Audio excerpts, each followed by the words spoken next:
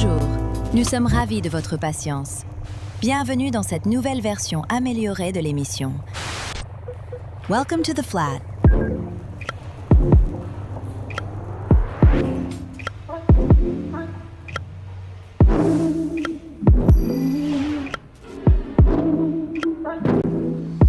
Footy from the flat is starting.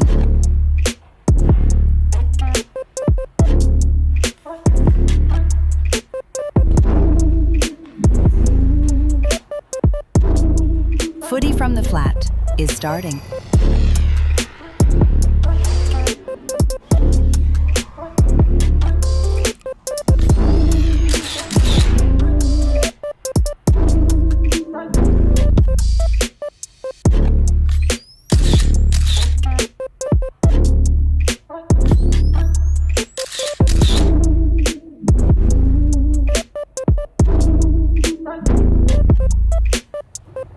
Footy from the flat is starting.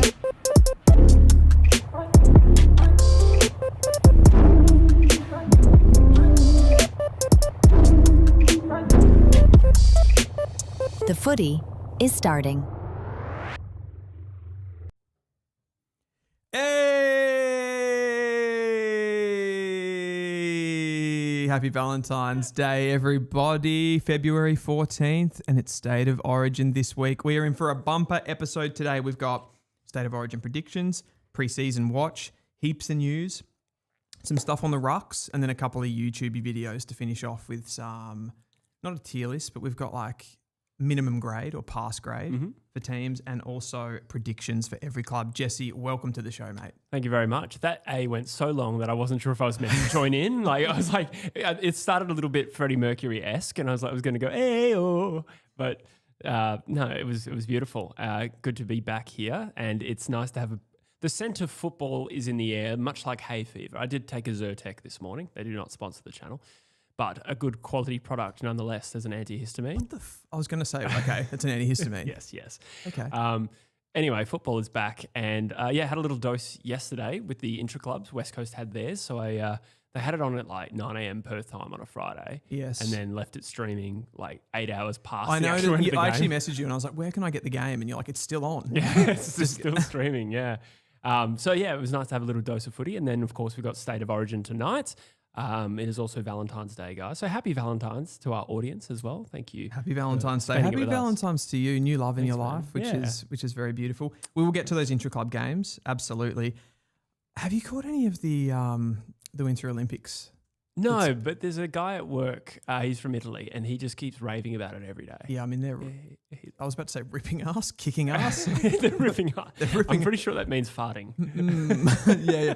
No, I was watching the other night this guy, this Norwegian cross-country skier. I think his name is like Johannes I want to say Klaber. Okay. Or Klaber, something like that. And this motherfucker is like skiing uphill in a cross-country sense. He's like basically running on the skis, pounding them, going close to 20 kilometers an hour up this hill. So he's doing, like if we were running normally, he'd be out sprinting you and I. Okay. Completely running uphill. And I've actually got... Ripping mad ass. I've got a clip of this guy. Like, I don't know if anybody's seen him in the comments. Let me know. But this like big, tall Norwegian guy running on skis, frightening, and I think he could probably play AFL. Wow, interesting. With this speed. I don't know if we've got the clip there, Vicar. Oh, it was a pre-prepared clip. There's a pre-prepared clip because I was so impressed by this guy. The athleticism was absolutely crazy. We've just got to see if we can actually get that up. I heard there was a bit of a scandal, and I don't know if it's true because I think I read it on Facebook, but I read it in multiple places. But was there some sort of scandal with male athletes injecting things into their phalluses to have larger junk? Yes. Yeah, this was an aerodynamic thing. Yeah. In this, I think it was a ski totally. jumping. Yes. But apparently if you had that extra mass on the, I suppose like it was part of your uniform. Yeah. But if you had a larger penis, they would build that out more, which would give you more area that was aerodynamic. Yeah, wow.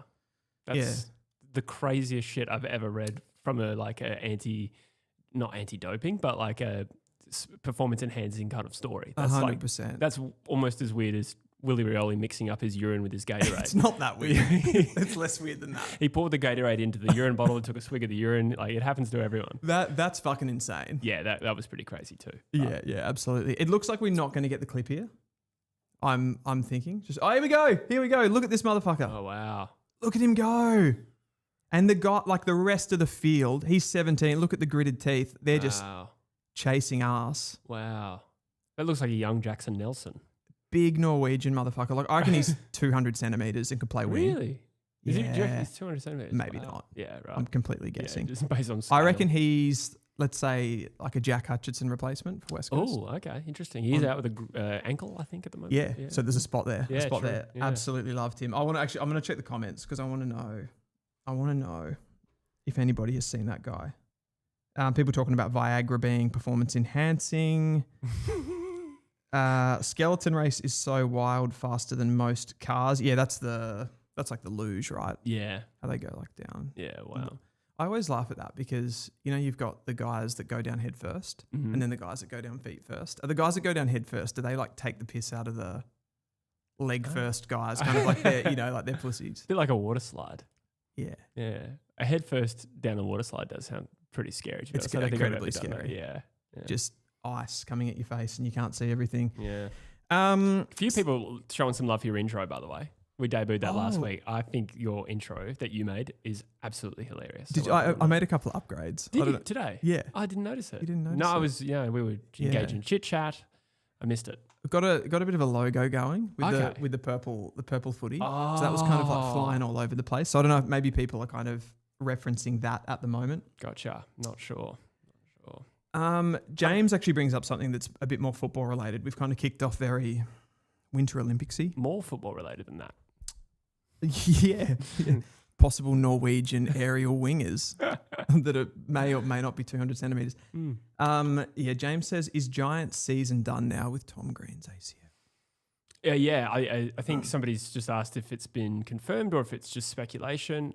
Generally, is more often than not at least a serious knee injury if it's not an ACL. Yeah. I do have grave concerns over GWS's midfield without Tom Green. 100%. If there's such a poor stoppage side, they're not going to have Josh Kelly, who I know is a different player to Tom Green, but both of those guys out. Suddenly it's like, thank God they got Clayton. I know, right? I know. Yeah.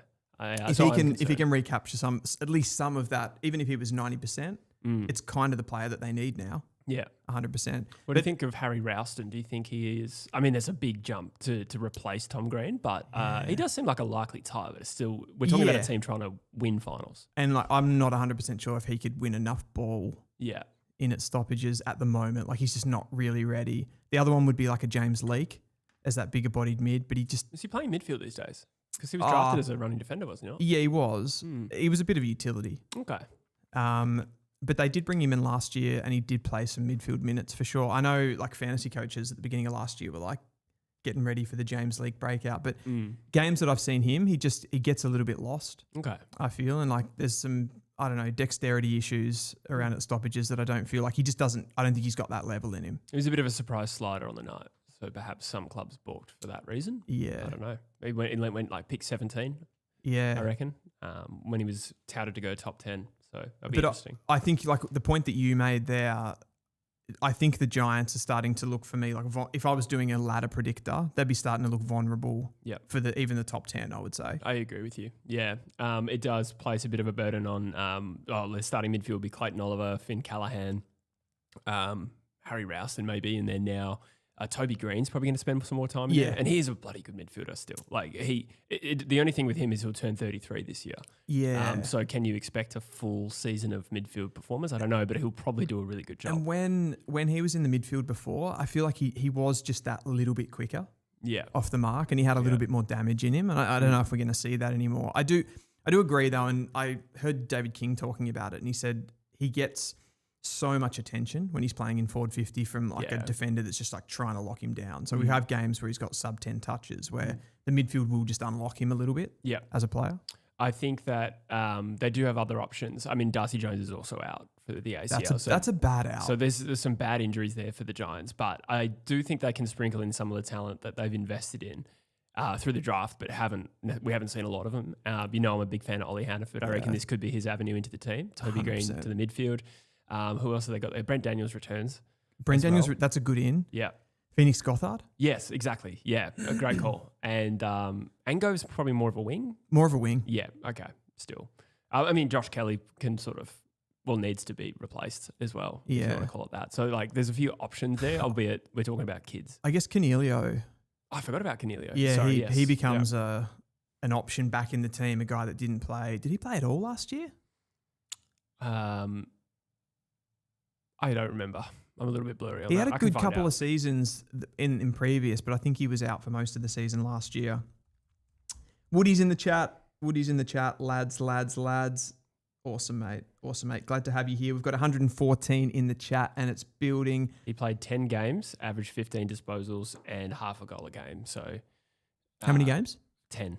Oh, okay. So played half a season. Yeah. 1 game subbed off. Those are still pretty low numbers. I presume a lot of that would have been forward. Yes. A lot of people talking about Tottenham being relegated. Is the EPL, is that likely? Well, where are they? I hate that United is now genuinely better than Liverpool. Yeah, I know, it's bullshit. Tottenham is 16th. Absolutely. They're 5 points clear at the moment. They just sacked Thomas Frank. Yeah, I did say So that. they're on the hunt for a new manager, someone to keep them up. But I don't know, like, do I give a shit about Tottenham? No, I couldn't care less. Yeah. Yeah, I don't really. If Liverpool aren't playing well, I'm pretty much check not. out. I'm not overly interested. Yeah. We do, Jesse. We do have a State of Origin game. We do. On the horizon. Mm-hmm. What are you thinking? I don't know if you want to start with predictions or what you actually think about the concept of State of Origin. I'm in the camp that it is actually, I think it works. Generically speaking, it works for the AFL, given, I don't know, like Australian history, I suppose. There is that state rivalry. I don't get it all of the time. Like as a Tasmanian, I don't feel like I have that sort of tribalism around state football or anything. So for me, it doesn't really work, but you can feel that, obviously. There's always talk of Vic bias and all of the other states hate Victoria. They're tribal about their own football clubs, right? Particularly, I reckon Western Australia is probably one of the bigger ones. So I think the product actually works from a rivalry perspective. What are your thoughts? Yeah, I think that, I think I said this before, but it needs some time and consistency before it builds that. I think when the State of Origin was a regular thing, we're talking 80s, and I think maybe even before that, the context of that was you had the waffle and you had the sandful and you had the VFL. And so there was a little bit more ego involved in terms of, our players, our league is the best. So especially when, the Vics that's what we call them in Western Australia. But the Victorian leagues, obviously the VFL would recruit a lot of those best players from those states. So you can see why there was a lot more ego and tribalism involved in, let's see how we go against them. It doesn't really exist in that same way anymore, that attitude between WA, Vic, SA, there's that state thing. But I do think that with enough repetition, this will become something akin to that. If it becomes a regular thing every year, suddenly you start thinking, I wonder how WA is going to go this year. They got slaughtered last year, but look how good Darcy Jones has been this year, for instance. And over time, it will build. That's the only concern I have, just the competitiveness of it, I would say. Sure. Because I think, like you said, that existed and it existed differently previously. But if you look at it now, do you remember when Adelaide missed the finals with a couple of dodgy umpiring decisions? Is this the Ben Keys touched Sydney? Yeah. Yes. And there was a couple of things that kind of knocked them out of the finals that year from an umpiring perspective. That became Victoria's fault. And that's just where people go. That was South Australia versus Victoria. It's unfair on our clubs, blah, blah, blah. So it always goes to that with football. And I think that's true. why in rugby, the State of Origin works so well, because we have those tribal lines, I guess political lines for the state line. So I think it works. But I agree with you. Overall. Ken Hinkley, though, came out during the week and said he thinks that the State of Origin should have had different coaches selected. They shouldn't have had AFL coaches because it gives them an unfair advantage to tap up players during their time with the players as coaches. So you're looking at Chris Scott, he's coaching Victoria, Dean Cox coaching Western Australia, Sam Mitchell's the Vic assistant, and Justin Longmuir is the WA assistant. He reckons those coaches have an unfair advantage because they get to connect and be with those players for while they're in the camp, and they can ultimately encourage them to come to their AFL clubs. It's a little bit like the guy who is unwilling to let his girlfriend hang out with good-looking friends. You know what I mean? That's where it comes from to me. Like, it's like, chill, just have some security in your own system, right? He's got an anxious attachment style, clearly. Ken Hinkley. I mean, look, I wouldn't. He obviously has more insight into the industry and how this works, because that wouldn't have even crossed my mind. The idea that, 100%. That's purely coming from his quotes. Yeah, exactly. And so I'm trying to think, have Port lost anyone big? So he referenced in this, because I think he's doing some media now. I don't know if it's for Fox or SEN, I can't really remember. But he referenced Chad Wingard, who went away with the to Ireland for the AIS Academy or whatever it is, when they make the Australian team. I'm not sure if it was actually like an Irish series, but he went away with Alistair Clarkson, who he said got in his head. Interesting. And brought him to Hawthorn. Interesting. I think those things are largely unavoidable, to be honest. I mean, I guess what we're not talking about not having state of origin, we're talking about changing who the coaches are. Yes, to non-AFL affiliated coaches. I think that's quite pleb though to do that. Yeah. To take that back and go, we're just going to get some, I don't know who you would get if you just get VFL coaches or up-and-coming coaches and give them an opportunity. If you're looking at coaches outside of the AFL right now, and let's say they have to be from that state naturally, you can go Nathan Buckley, Adam Simpson would be two good coaches for Victoria. It feels though, because they're not coaching currently, but that Buckley is actually at Geelong. Oh, true, he is too. He's at Geelong. So but if you did pull, I take your example and we pull them out of the AFL, does it then feel like there's not that, it doesn't have the same competitiveness because you're not really all in on it? It's like the players. It's like asking the players to come and then not getting the best ones. Yeah, that's true. Yeah. And when you think about it as well, players could also tap each other up. Sure. The Eagles nearly got Zaharakis, which never hit the media, but apparently Luke Shuey, who was his best mate, was instrumental in that. And then he eventually decided to stay and then won the flag the next year, which is mildly funny. But these little things do happen where players get in each other's ears. So, I mean, if you're worried about that, then the whole thing kind of crashes. You know what I mean? I totally agree with you. I'm a let it happen. Yeah.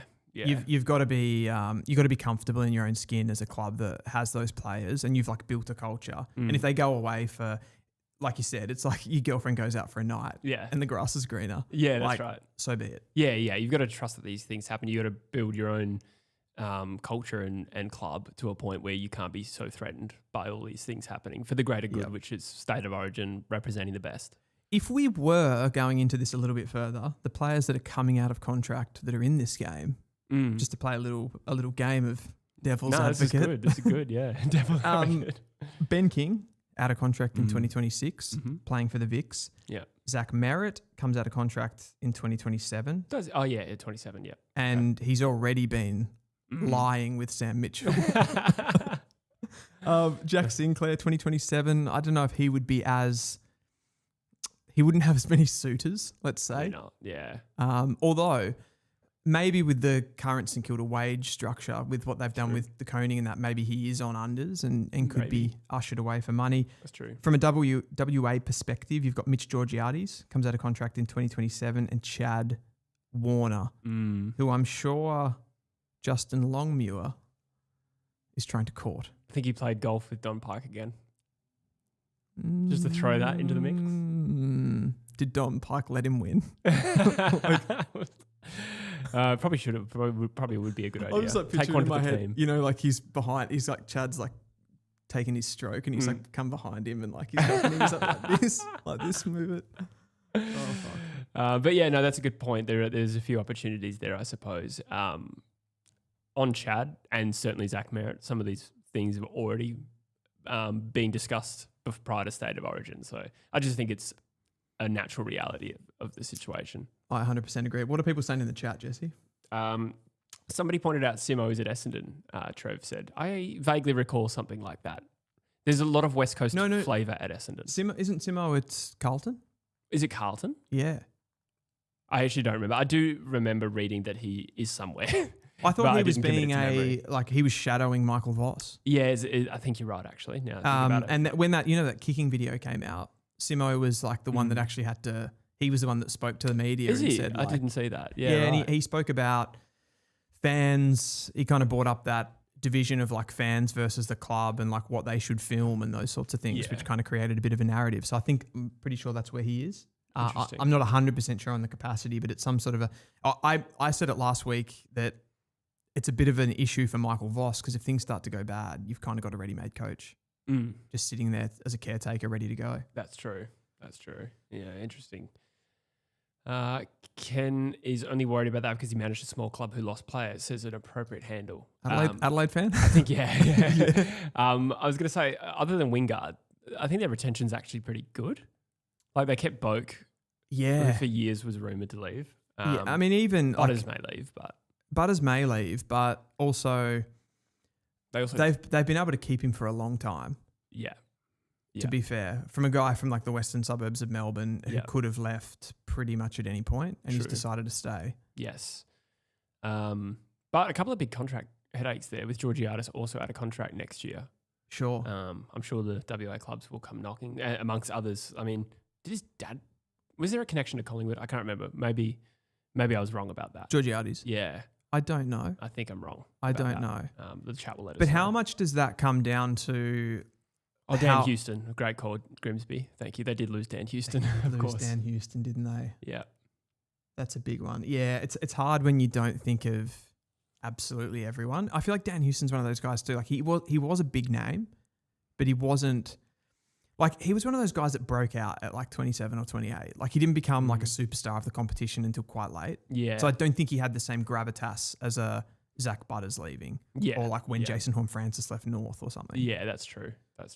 I did want to say though, I think as far as retention of some of these players like Georgiades and even Butters to some extent, like how much do you think this season and the expectations around Port Adelaide are going to play into all of that? Like what Josh Carr can do and deliver from a wins and losses point of view.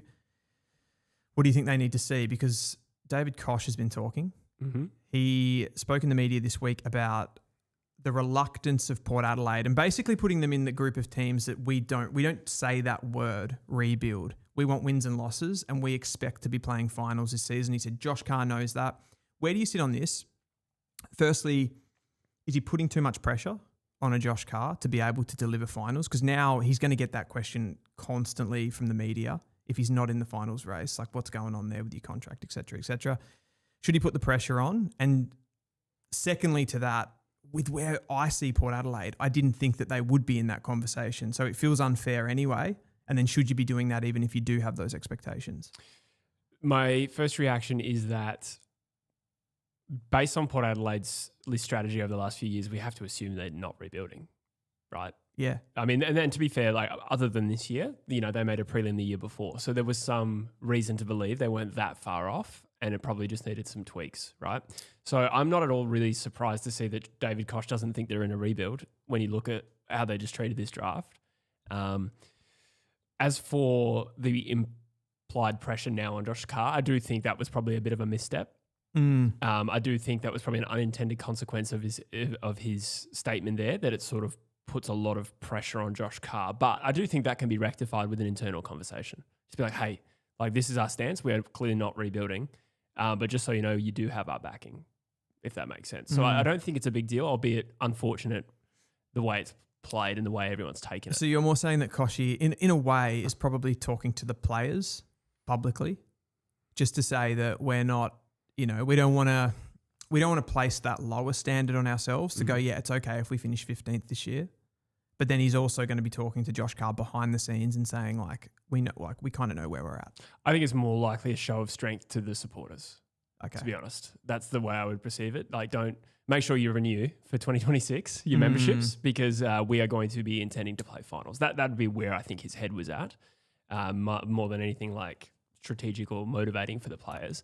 And as I said, like whether or not we think that Port Adelaide have what it takes to push up, I'm not sure. But their list strategy over the last few years does quite fairly indicate they're not in a rebuild. Yeah. What happens this year though will be huge. Obviously, Zach Butters, that's a bit of a what's the word? A sliding doors situation where 100%. Like if he stays, that will influence their trajectory, and even more so if he goes. And then you got Dougie Cochran in the draft. They get a free agency pick. They get a couple of first which we also have to talk about. We will discuss that there's as well. There's some news on that as well. But that could influence it as well. And then that in turn maybe influences a Georgiades in 12 months' time thinking, okay, this is where we're going now. We're moving down. I might leave, or he's like, how good is this Dougie Cochran kid? I'm going to stay and play with him in the forward This line. looks pretty exciting, yeah. So I think it's a big season for Port Adelaide as a football club overall. I did do a little bit of research and I wanted to see, you remember when Adam Kingsley and Craig McRae came into the competition, and they were two teams that finished down the bottom of the ladder under previous coaches, Nathan Buckley and Leon Cameron, and they shot straight back up into sort of semi-final, prelim final conversation straight away. The clubs were they were much more subdued in their expectations externally, at least for those. Like GWS basically said, this is a reset. It's about connection, standards, and identity. So they played a pretty media-friendly card that didn't put any pressure on. Collingwood, they said, we want to get as good as we can, as quick as we can. We don't want to put a ceiling on it, but it's a process. That was their verbatim quote. It's a very clever way of saying nothing. Yeah, exactly. I mean, they're kind of both. But I mean it as a positive thing. I mean, That it's was all well BS phrased. on some level. Yeah. It's just talk, isn't it? So it's cheap. But at the same time, it was just interesting. It was like, it was very David Koch, obviously. He likes to be that big dog in the media. But it's just interesting what that does to Josh Carr. And it's a really interesting season, as you said. On that free agency chat, if Butters was to leave, Cal Toomey reported during the week that we're basically starting now from pick 8 as far as compensation. So there's no way that even if Port Adelaide finish in the bottom 6 teams, for example, and they were to lose Butters, they wouldn't be getting the compensation dropping in there. I don't mind it. There is a little part of me that thinks of the Vic bias element, and it's like, of course it's us that got the rule changed. Yeah. After years and years of this being exploited, they're like, nah.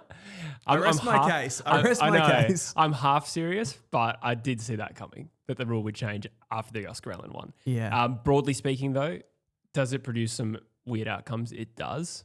And Oscar Allen for pick 2, certainly with his form going into that year, or throughout 2025 specifically, it produced a weird result.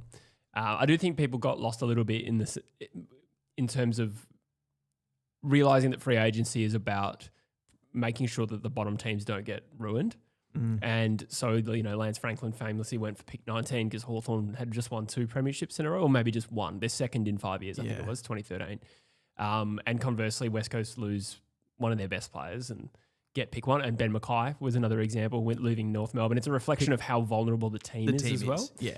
That being said, I'm pretty comfortable with it being outside the first 8 picks. That part of it, though, that you just explained, like that's purely ladder position. Yes. I feel like people get really lost in that. They go where have they pulled pick 19? Like that's purely because Hawthorn won the premiership. Exactly. So they just get the next pick after where they would have got the draft pick right. And same with North Melbourne.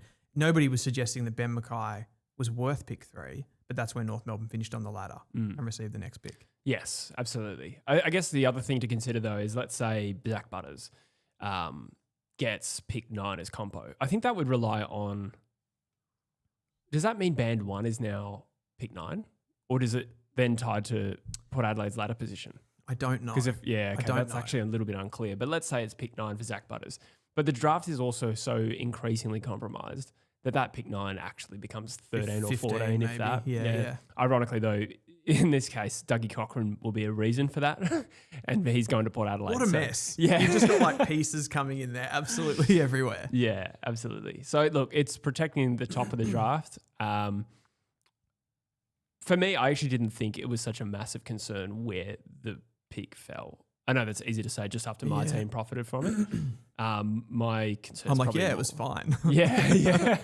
Ben Mackay pick 3, sweet. Exactly. That's true. We do have some bias there. But I didn't think the rule needed to change. I'm probably more concerned about clubs, and they're working through this and improving it, but the clubs paying fairly for their academy players. Totally. And while it was true that they are getting better at it, Gold Coast still took 5 academy players and drafted Avery Thomas in a year where they also got Petrarca.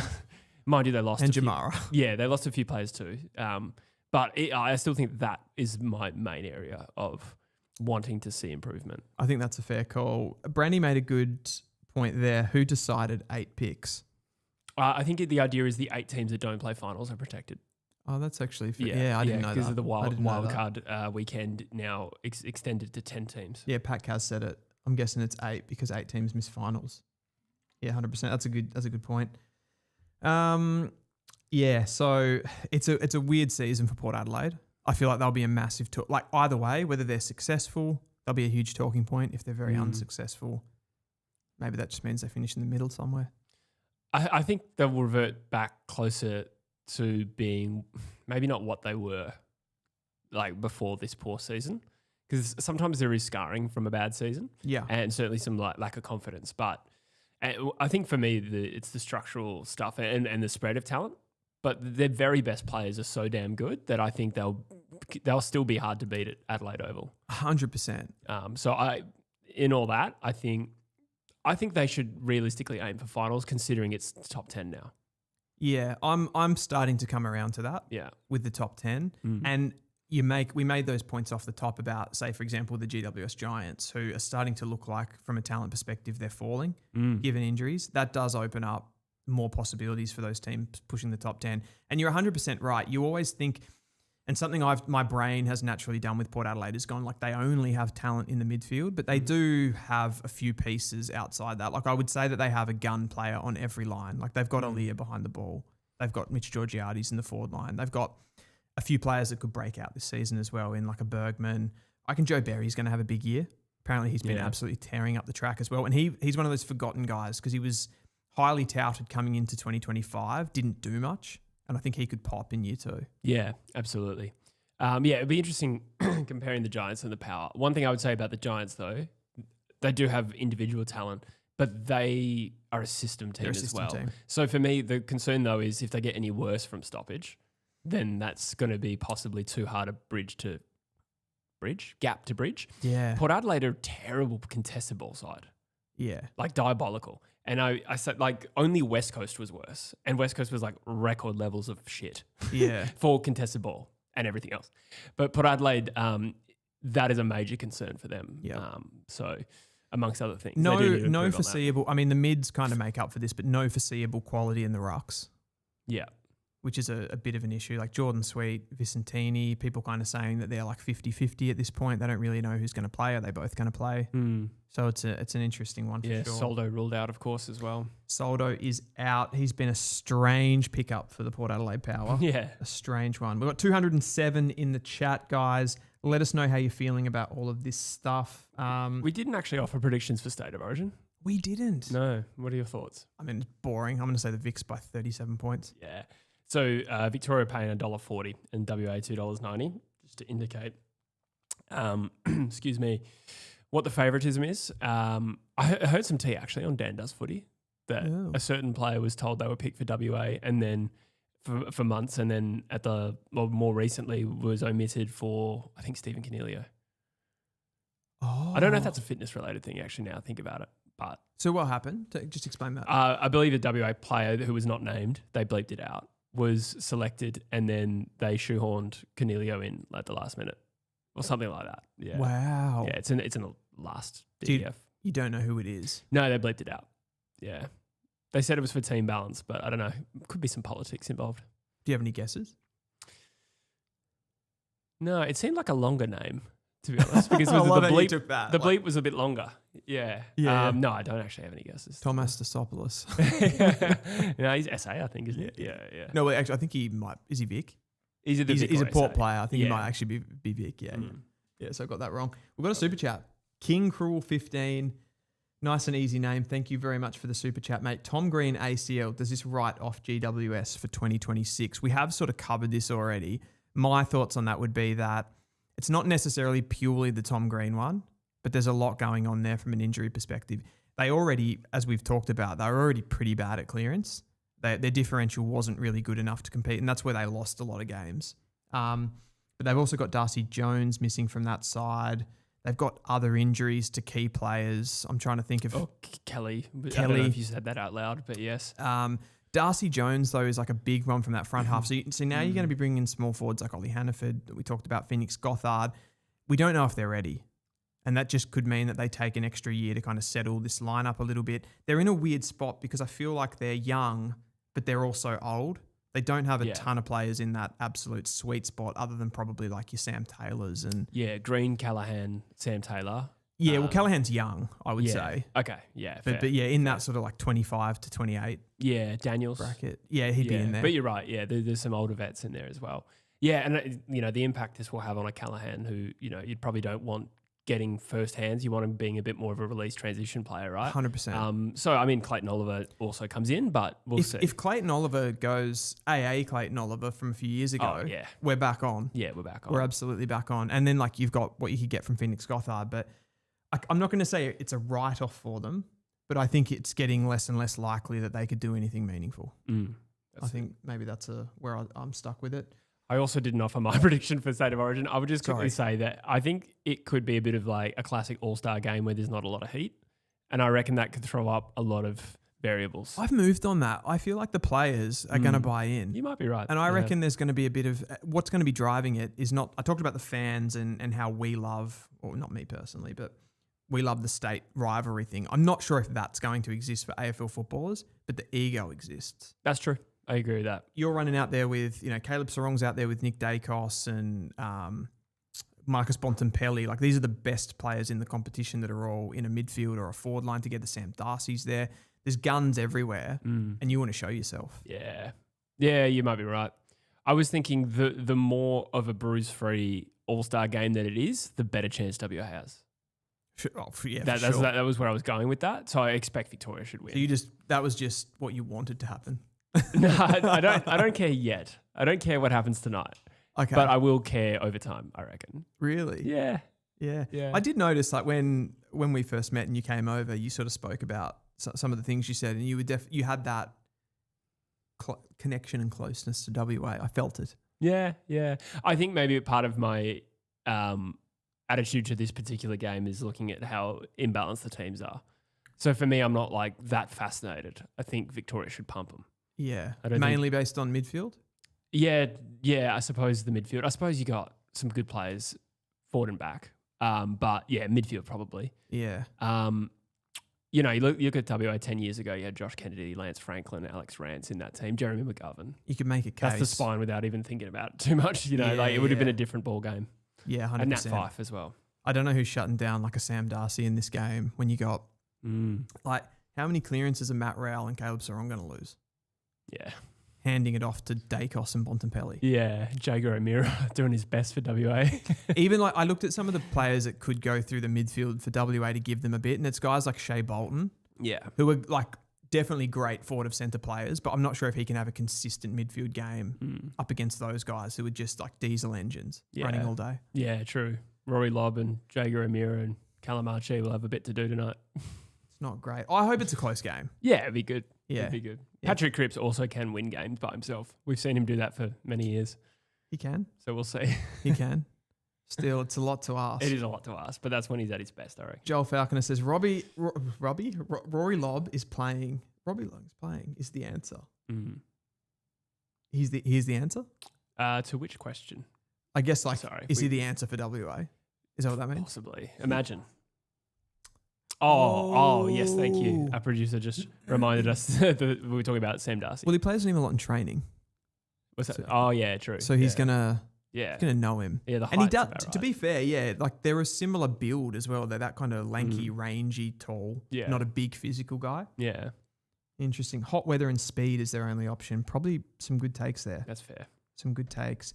Last piece of news that I just wanted to get your opinion on, and this is getting pretty old now, but AI in the AFL.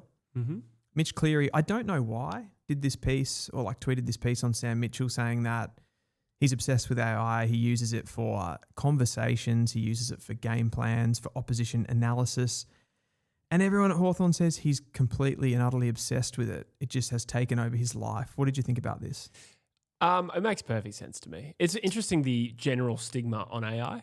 Yeah. It seems like it's very divisive. Like some people love it and use it in their everyday life. I also want to say here too that like I think that footy fans get that information and it's like it's ChatGPT. Yeah, like they would have their own internal software, right? That's actually like specific to AFL game plans. Yeah. Every app, every platform you use has their own version of AI. So I agree that it conjures the image that he's typing into ChatGPT. How do I tell this player he's dropped? Exactly. And I do love the internet for that too, because there was like so much funny shit if you went through like Reddit and stuff like that, like hypothetical, what he was typing in there, and those like long ChatGPT messages, like you got to be strong, and all that stuff, and like It is interesting though that, how the app works. It validates you for a lot of stuff. So it kind of tells you what you want to hear as well. It does. Which is an interesting one. But that is, of course, just the free version of ChatGPT. But I was playing with it last night, actually, ChatGPT. And what like define playing with it.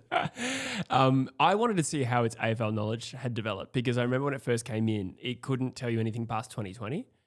And so I was just asking it, like, I don't know if sorry to cut you off here. Do you remember last year on one of the episodes that we did, I tried to pull an historical stat from ChatGPT and it was completely wrong. Yeah. And I went with it. It was something to do with teams who won the teams who were going out in straight sets. Yes. Yeah. Yeah. Like that. I wanted to make a point with that and I asked it and I'm like, that works perfectly. But that also goes back to what you're talking about, that if you at all are asking for something and you want it to be that, it'll kind of give you what you want. Yeah, that's right. But what I will say is player profiles are pretty good. Like, it will give you a description of guys who haven't played that well, and it will tell you if they're contested, if they're outside leaning. Yep. And so that was really impressive. And then I said, like, give me 5 predictions for the West Coast Eagles this year. And it said, one of the first ones was they'll pass 100 for the first time since 2020. And I was like, oh, that's good. And I was like, hang on, that's not accurate at all. We did it once, well, not many times to be fair, but we did it once last year and 3 times the year before that. So, you really have to take it with a pinch of salt. Anyway, getting back to Sam Mitchell. And and AI, sorry. And AI. I mean, I've seen a lot of the discourse about it. It sounds like a lot of the big sporting organisations across the world, including some teams in New York, I think he said, he went and worked with. Yep. And they all use AI in terms of like their data analysis and coming up with different ways to analyze the game. They'll use AI in very specific ways. I think that's all it is. I don't think 100%. It's necessarily. And I reckon it's like when you talk about the conversation starter piece, like he's got a lot on his mind, right? Like he'd be a busy guy week to week with all of the different jobs. It kind of just creates another person for you. In a way. And like, you don't have to think about those things like, oh, what am I going to talk to Cam McKenzie about today? Or Huswaite hasn't been playing. Like, how should I approach this? I'm sure he does stuff like that. Yeah, that's right. And you know, as a coach, Sam Mitchell has a particular personality. And then you've got 44 guys in the locker room who have different personalities and are all different generations. So I don't really have an issue with him leaning on a little bit to be like, how can I deal with people who are not like me? Exactly. You know what I mean? Exactly. I think you're 100% spot on. I think the thing that stood out to it for me was just interesting that I feel like since Sam Mitchell's come into the AFL, he's been able to cultivate this sort of persona of himself that he's very much like a very intelligent guy. Partly that's been to do with his success because he came in, everyone thought that rebuild was going to take ages. He bumped them up the ladder really, really quickly. But he's got, Kane Corns calls him a genius, for example. Like he's got that professor type thing going on in the AFL. And I wondered if the shoe was on a Michael Voss or a Justin Longmuir's foot, if this would be the same reaction. I feel like Sam Mitchell sort of gets there would have been more banter if that was Michael Voss, for example. That's a good point. I do agree with that point. But I think being intelligent is also being able to use the resources available to you. Totally. But appropriately, because you can obviously misuse AI for this thing. Yeah. But yeah, I feel like I have no doubt though that certain coaches would look at AI and if they're a little on the conservative side would go, no, I'm not doing that. It just doesn't, like morally it doesn't feel right. Like I'm not having a conversation with a player, for example, based on what AI has told me. It depends. It's like a moral grey area, I think. It depends how you use it. If you're using it to manipulate people and learn how to like manage people in that way, that's a moral grey area for sure. But it may just be about like dealing with a person who's maybe got a particular personality set. I wonder sorry, I'm going too deep here, but like I wonder how much psychological, because they have heaps of psychological data on the players when they recruit them. Yes. I wonder how much of that they're feeding to the AI to then say, like, I know this about James Worpel. He doesn't play there anymore, but for example, like, how should I approach this based on his character? Yeah.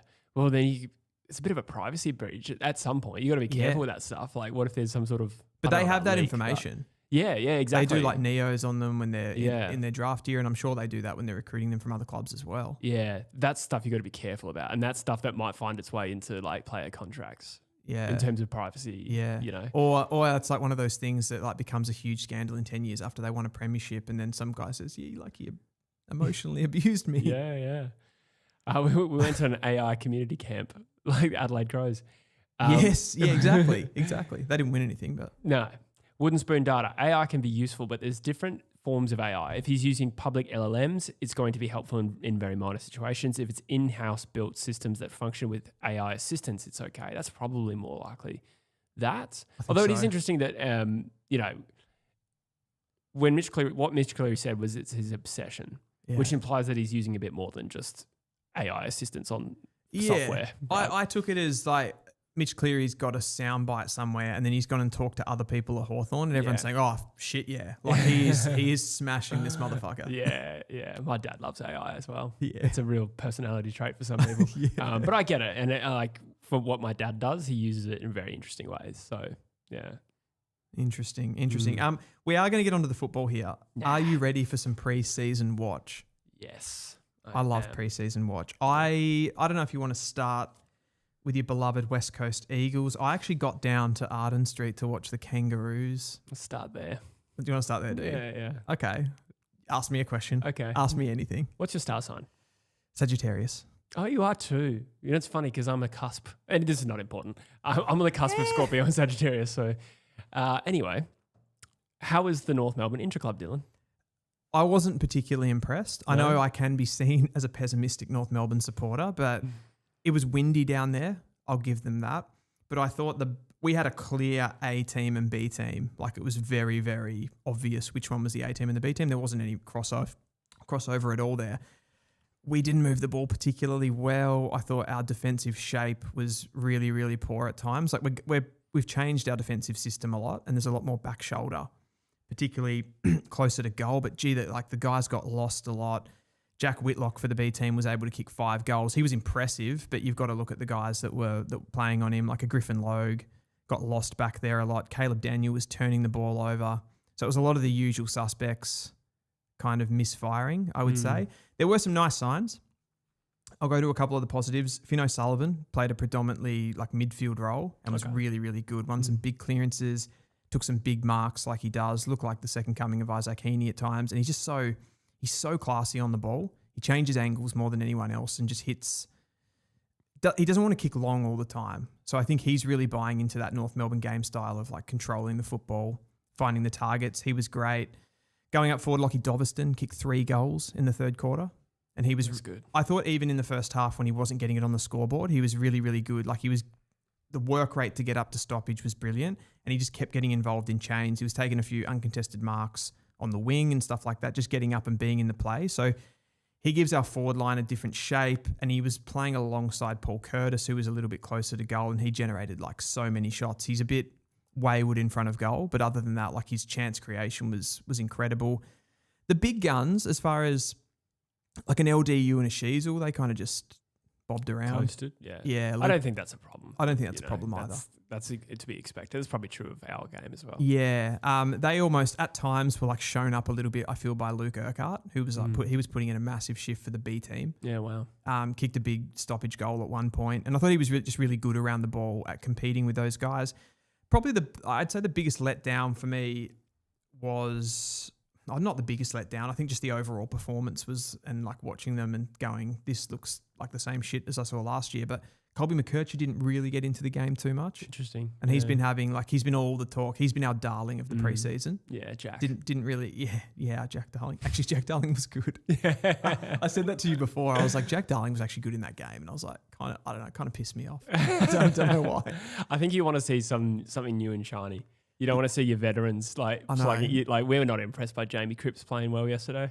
Yeah, I was sick of it. Exactly. So that's sort of how I felt about that. And I was like, I wish that was Jack Whitlock playing for the A team. I'd have preferred to see that. Yeah. Yes. I keep saying Jack Whitlock. Oh, Matt Whitlock. Yeah, that's producers. Just let me know. Yeah, Matt Whitlock. Sorry. Thank you. Yeah. Any more questions on that? No, I've heard far too much. No, I was going to say, like, what was the midfield mix? So LDU, Sheasel getting a lot of stoppages, and you said Foss. So any other midfielders getting time in there? They were the main ones. Yeah. I think Doveston might have gone in for a couple, but it was fleeting. It was Finn O'Sullivan, it was Sheasel, it was LDU, and it was Parker as the main ones, and Luke Urquhart. I forgot about Parker for a minute. Yeah, Luke Urquhart for the opposition team. Yeah, okay. That was the main rotation. The only other thing to note was the rucks. So no Tristan Sherry, going away with the Vic course, side. So it was Callum Coleman-Jones and Taylor Goad. How was that battle? How's Taylor Goad looking? See, I've been hearing a lot from North fans that Coleman-Jones has been the guy, but I thought Goad was better Yeah, okay. playing for the B team. Coleman-Jones was in the A team, to be fair. Yeah, that makes sense. Yeah, but I thought Goadie was better. Yeah. Power on restricted minutes, says Joel. Power was there. I think there were a few players on restricted minutes as well in the back. So the tools were Logue, Pink, and Comben in the back line. Smalls, McKercher, Caleb Daniel, and Riley Hardiman. Hardiman had a good game too, actually. Okay. Yeah. Nice. Yeah. Is he round one? Yeah. Hardiman? Yeah. Yeah. I reckon that's probably how they're going to go. Yeah. Based on preseason with those three running defenders. Do you know who you play in the preseason? Top of your Can't head. remember. No, you'll have two. Yeah. I can find we'll have to check that. Yeah. We'll have to check that. But yeah, no, I wasn't overly impressed with anything and didn't. Yeah, a bit disappointed with how we moved the ball, I think, and how we got to those, like when we kicked long and there was those contested situations, like our representation at ground level for that next contest worried me a little bit as well. And just a lot of mistakes. Like I'm not sure if we're ready to take that next step, which I was convinced that we would be. Yeah. Mind you, I mean, I go back to this famous preseason derby, 2024, and West Coast got like pantsed by like 90 points or something. Harley Reid had 7 possessions, and I heard a lot about it. Did they lose to the B team? No. So this is West Coast v Fremantle preseason derby, right? It looked diabolical. We nearly lost to our B team. This is not the same. Well, I remember Drew's calling me and just giving me shit for that preseason derby. Anyway, round 6, we flogged Fremantle. My point there is like, don't trust preseason form. Yeah. So I'm sure it'll be, especially when it comes to like skills and ball movement. Sure. It is a bit harder though when it's February. Like I think it's fair to say that when you're looking at a team that's been good and you're like, gee, that didn't look great compared to you've been in the bottom 4 for 8 years and you're like, well, is it going to get any better? Like I need to see something to show me that it's gotten better. Yeah, I feel you. Should we move on to West Coast? There's a few questions. Falconer says, honest player, Rowbottom style Urquhart. Yep, totally agree with that. And I saw something else.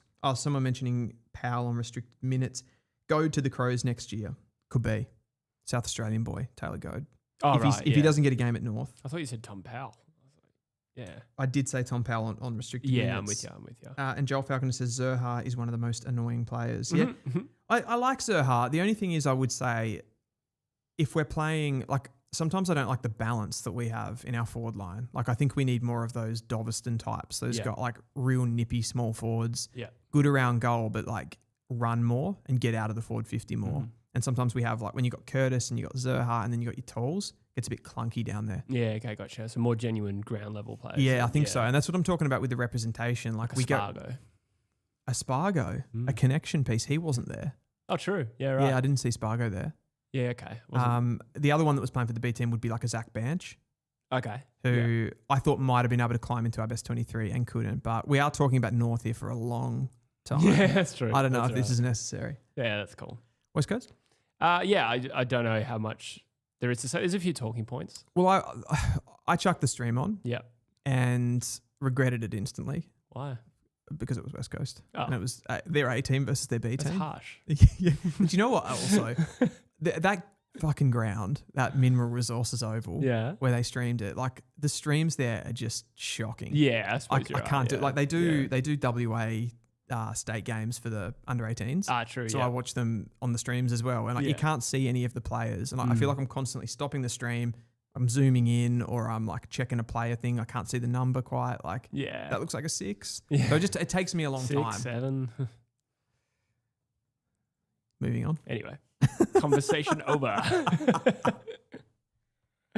Yeah. So yeah, it was kind of a bit of a bad experience for me, but I did like some things as well. But I want you to talk about West Coast because they're your love. Your Valentine.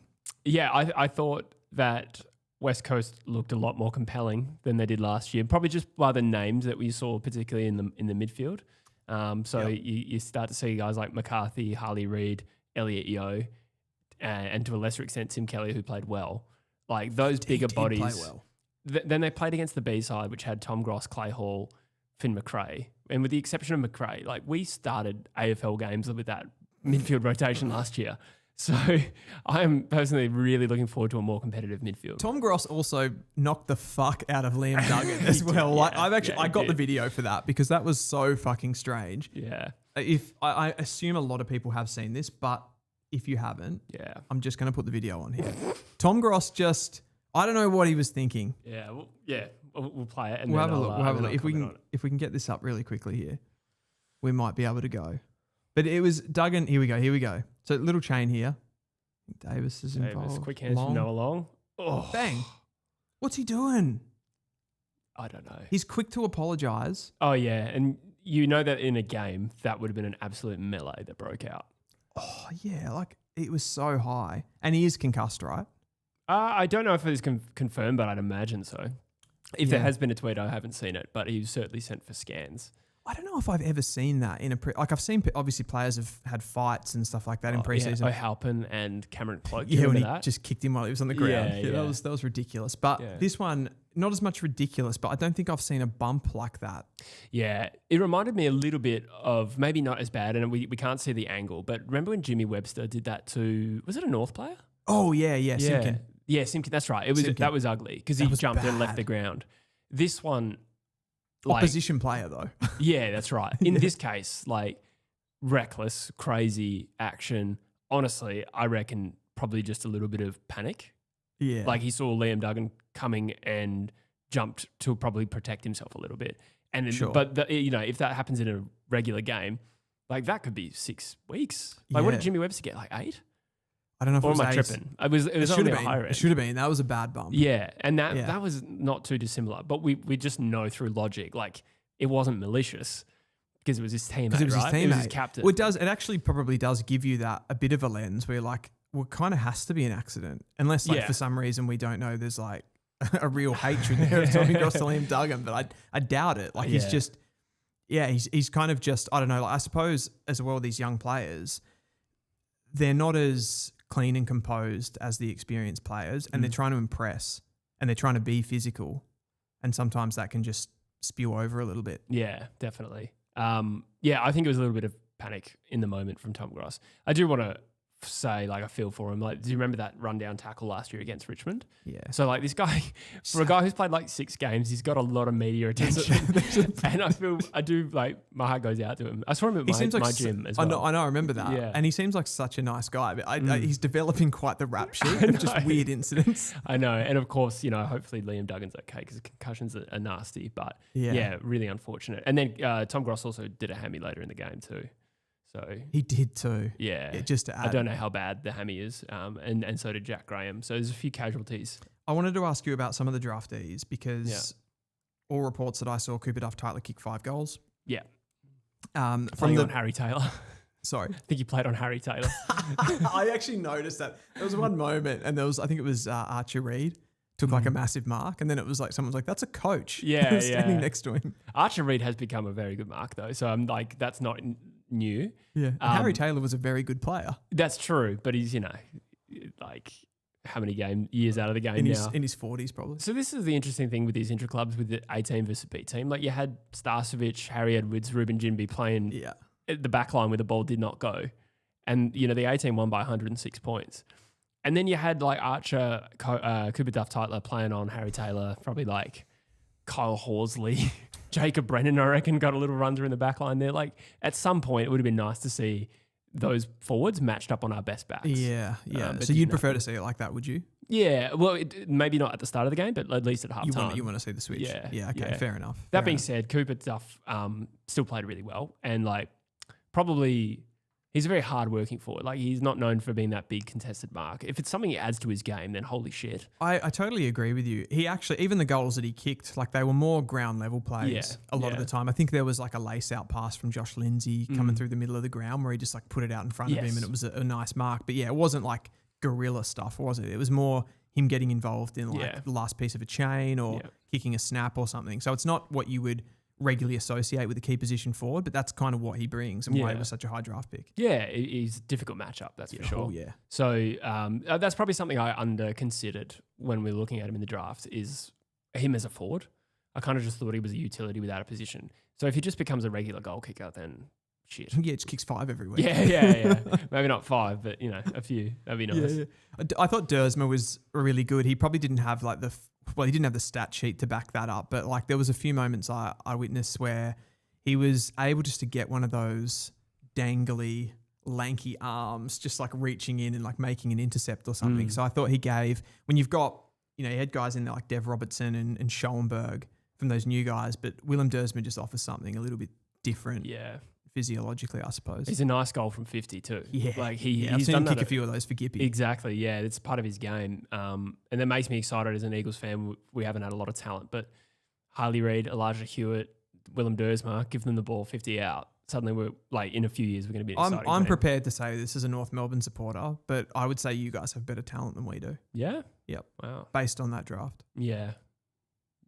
I'll take it. Yeah. I'm very bullish. Very bullish. God. Richmond. we'll I feel like Richmond and West Coast both have better talent than North Melbourne right now. So the final thing I did want to ask you on is just those 3 new signings, Schoenberg, Robertson and McRae. I thought clearly Schoenberg was the guy. Mm-hmm. So if any one of those guys is going to get an instant call up, it's him. But Robertson was also in the A's as well. But when other guys come back, do you see him getting usurped? Is it one of those guys? I think Schoenberg would be the first of the 3. I think, as we were saying before the show, I think the fact that he can play as a forward also makes him a little bit more pickable.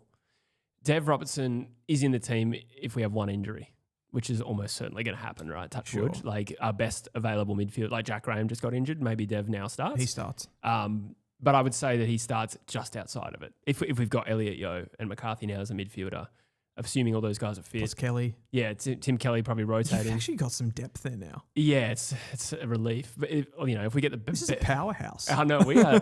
We are literally never going to die. People don't like what I just said. Hang on.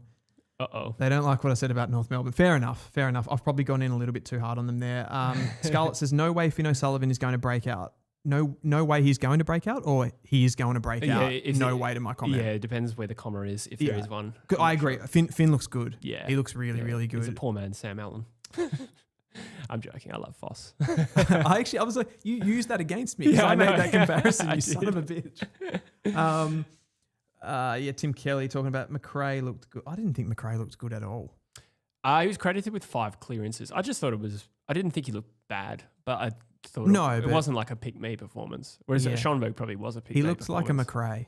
Yeah. Like he looked exactly like Jack McRae. Yeah. Bit sort of tall, hunchback, just gets the ball, kicks it and handballs it. Yeah.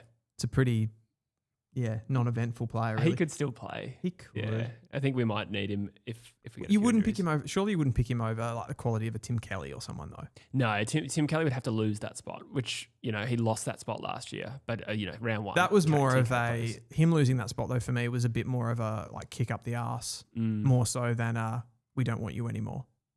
Yeah, but it's also the fact that we had no one else, and he still lost his spot. He lost his spot. Then we played Tom Gross, Clay Hall, Harley Reid as our 3 midfielders the all game. Got pants by Carlton, then we had to bring Tim Kelly back. Yeah. So now there's a little bit more jeopardy, but I also think he turned a corner at the end of last year. So I'm hoping we get a better Tim Kelly. He won a ground ball and like did a little move through the middle of the ground in that game, and I was like, yeah. He also did it against West Coast B-side. Stop saying that. But no, I agree. I am optimistic about TK this year. An appropriate handle says, for fantasy purposes, was Robertson good enough? I'll let you say that. I don't think he will get enough of the ball to be a really good fantasy option. It depends how he's priced. If he's priced as a rookie, then yes. But if he's priced at like 400K or above, like I don't think that's a good. I think I totally agree. And I don't know what he's priced, so that comes into it. I think you're looking at a guy like. Look at the numbers of a player like Toby Bedford for the Giants. I think that's the sort of player you're looking at with the Dev Robertson right now. Or even a Jack Graham for us. Yes. Like 18 possessions. It's a pressure guy that might come up from half forward, get a few stoppages. He might have a game where he gets 15 tackles and just pops, but other than that, I think it's a Hail Mary. Yeah, agreed. I do want to shout out Josh Lindsay. He's a very good ball user. I know everyone knows that, but like it was nice to see him do it in a game. Yes. Like for us. Against the B team. Yeah. But I mean, like, regardless of his opposition he's still hitting those kicks to lace out. Yeah. I know there's less pressure, but still. Like, he is a very talented kid. Absolutely.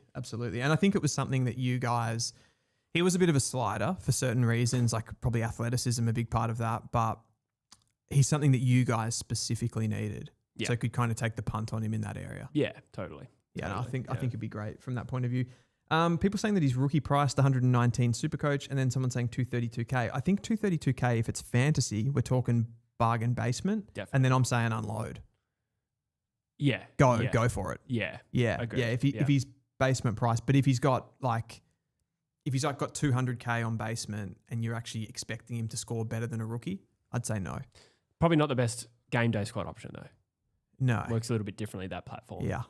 So make sure you are joining our Game Day Squad League. The link is in the description and there's a promo code TRUE26. We are all about the game day. A couple of other preseason watches. We've kind of covered West Coast and North extensively. And we have a super chat. I've seen a big yellow thing come up in front of me here from Lewis. Thank you, Lewis. You've given us a lot of super chats, man. So thank you so much. He says, morning, boys. Should West Coast make a play for Georgiades or are they fine with Waterman, Shanahan, Williams, CDT? Kind of answered your own question there, as their tools. Also, do they have the salary cap for him with Warner and Neil? Okay, Jesse. That's a good question. That's a great question. I don't think so. I reckon West Coast have the forwards now, particularly Waterman, Shanahan, CDT. Archer Reeder's second ruck, so you're already carrying an extra tall. Bailey Williams and Jack Williams as depth.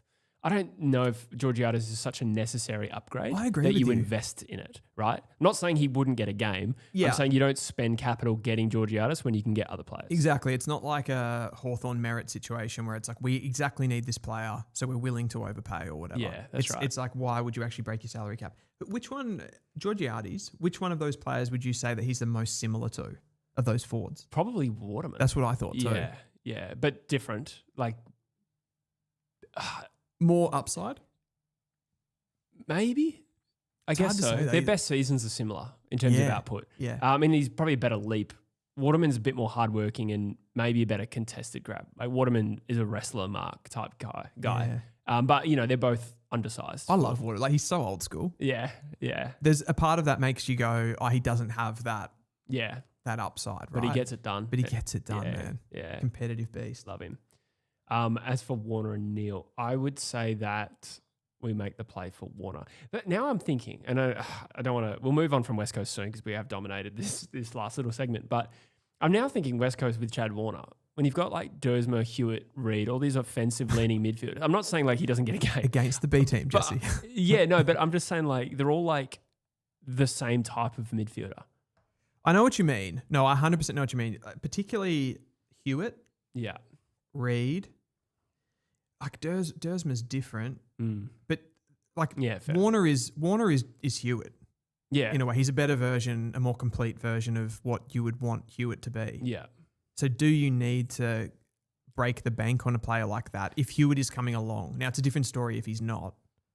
Yeah, true. But I think your midfield isn't a midfield that you're going, it's got no speed and power, and we need to bring in a Warner who's got that explosiveness. I sort of agree with you again there too. Yeah. Like, I'm not saying don't do it. We're getting to the point here we're going like, the West Coast team, it's already too stacked. It's got too much talent. No, I just meant it's the same argument with Georgiades. Is like, it makes sense if we go after Sam Taylor. Well, that's what somebody else has put. I was about to say that one makes sense. Which one? Sorry, Sam Taylor.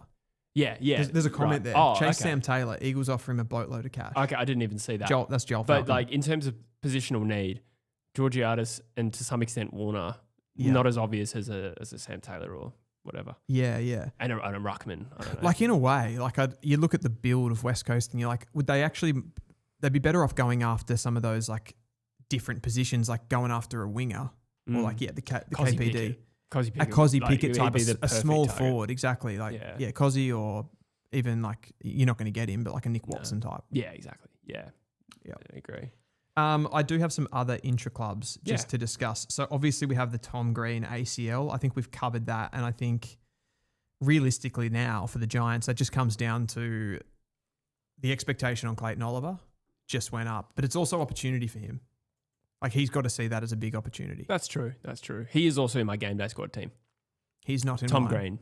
Tommy Green. Yeah. Oh, no, I have Clayton Oliver. I have a platinum Clayton Oliver from years ago. The replacement. I do actually have. Yeah, never mind. I'm sorted, guys. Yeah, I have a Platinum Clayton Oliver that I got in like 2023. I forgot about that. I love that. Another super chat, Jesse. Tom Newen, thank you, mate. Thank you so much. Hey, Jesse, I watch the Intra Club. I see a lot of young talent. Are you as excited as I am? And what do you think of Gross KO Duggan? Thanks, mate. We did cover that maybe 20 minutes ago on here. I think it was an ugly looking thing. I don't think it was malicious. 10 weeks, unfortunate. I did get excited though.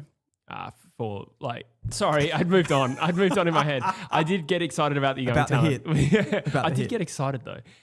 No, I got excited by the Intra Club. This time of year is the time to be optimistic, and I'm just hoping we're better than last year. So I reckon that's a safe bet that we're going to be better. I don't know if it's just because like there's no jeopardy in it for me, but I watched your Intra Club and I was just a lot more enthusiastic about yours than ours as a North Melbourne fan. So take what you will from that. It's easy for me to be excited when it doesn't mean anything. Yeah, that's true. That's true. Yeah, I feel you. Tom Green did an ACL. There's just some other players that also played in Intra Clubs. We didn't get to watch them all, obviously, but there was a few interesting positional moves, if you want to call them that. So Archie Roberts played well in the midfield for Essendon. Is that a permanent move, do you think? I don't know. I don't like. I like it for his development as a player. Yeah, and I think perhaps that's more of what this is because he played so well as a halfback flanker. Do you really want to rob Peter to pay Paul? What does he give that, say, with their current midfielders in Cordwell, Durham, Parrish, and like Merritt will still run through there a little bit as well, plus their new younger recruits? Like, do you think he offers anything particularly different? Like, he's a good, smart footballer, uses the ball well. I don't know if he has like the pure athleticism to play modern day midfield. Yeah, I would agree with everything you just said. Sometimes there seems to be, I don't want to call it a fascination, but there seems to be a lot of midfield like moves.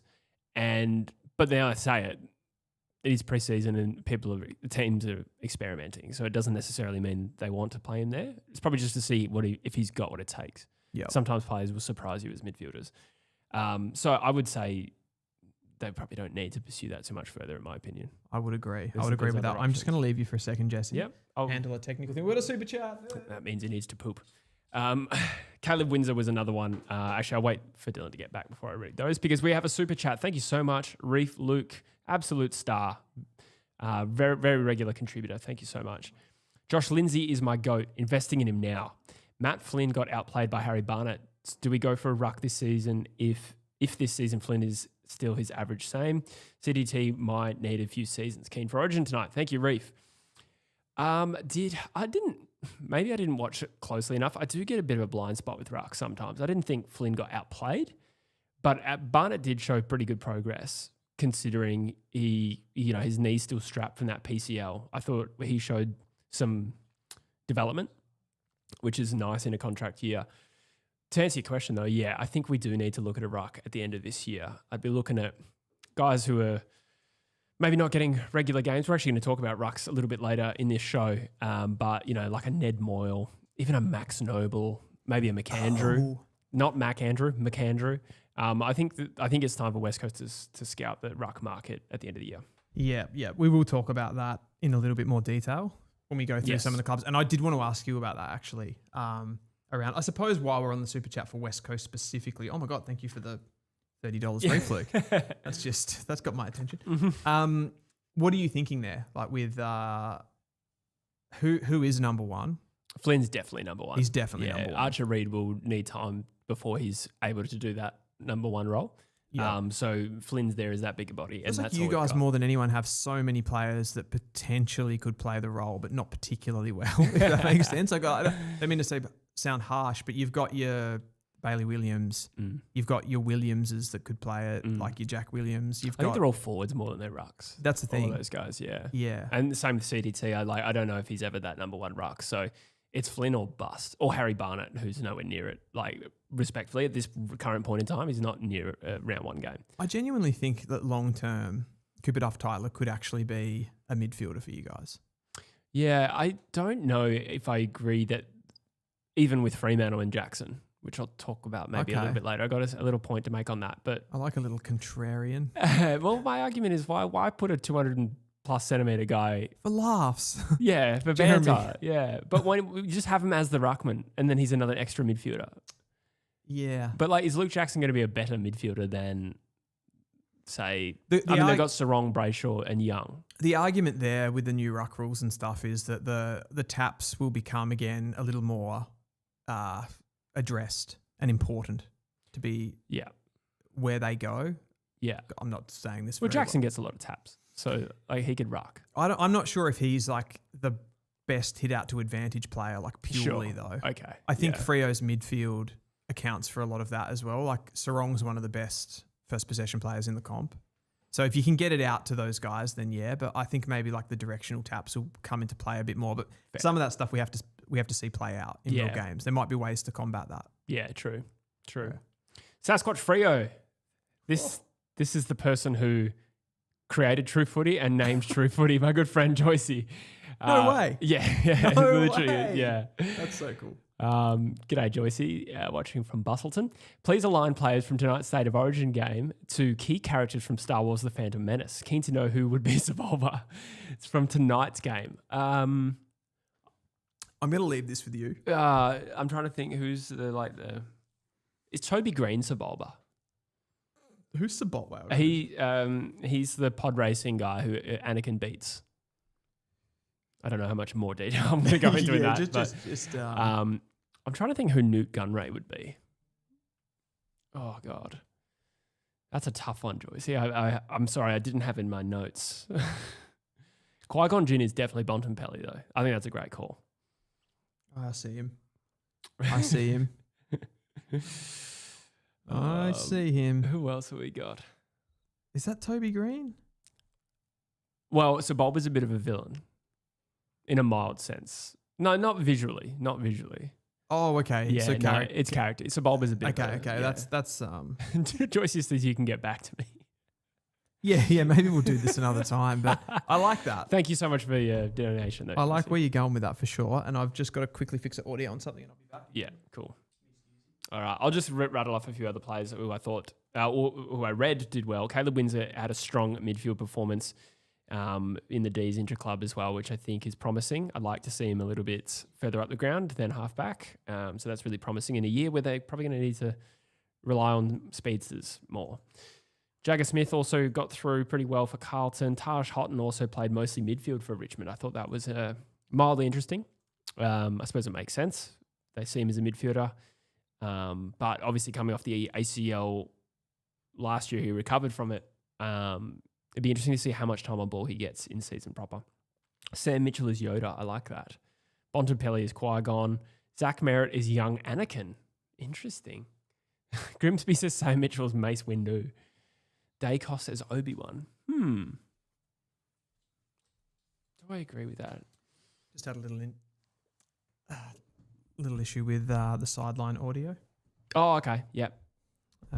But we're back on now. That's all good. Thank you. By the way, guys, we are also simultaneously streaming audio only to Sideline FM, where you can find us. So I might actually go to. You're going to tinkle? Yeah, Tinkle. I am. It's been an hour and a bit, I reckon. It has. This feels like major segue of the stream right now. That sideline.fm link is in there. So if you want the audio only version, slightly ahead of the YouTube one, you can jump on there and get that if you're not watching along as well. I wanted to talk about clubs and their pre-season darlings. I mentioned before that North Melbourne had Colby McKercher as that player, the one that's kind of getting all of the social media attention. They're putting them out there. They're kind of putting a lot of pressure on these guys at the same time. But every club, I feel, or at least a lot of the bottom clubs with talented young players, have targeted a player to be like the savior of the club through preseason. Like, this is the guy that's breaking out. So the ones that I've got, I think Richmond as a bottom team, probably the two that are jumping off the page for me there are Sam Lawler and Taj Houghton. I think they have been the Richmond preseason wizards. Melbourne have gone for Cozzy and Latrell, but that's kind of transitioning, I think, into Caleb Windsor, who is now the new guy. Obviously, this comes down to preseason performance and the fans get talking, but then the club kind of gets behind it and starts to push it heavily. Carlton is easily Jagger Smith. Like, that one doesn't need to be spoken about much at all. Adelaide, Josh Rochelle. Dan Curtin probably was the guy before Rochelle, but now that's just gone into Josh Rochelle. West Coast have gone Harley Reid, Tom McCarthy, I want to say. You could probably share that between those two. I think everybody sort of understands that this is the year for them. Colby McKercher at North. Sydney have gone pretty heavily down the Charlie Curnow, Errol Goulden route, I feel.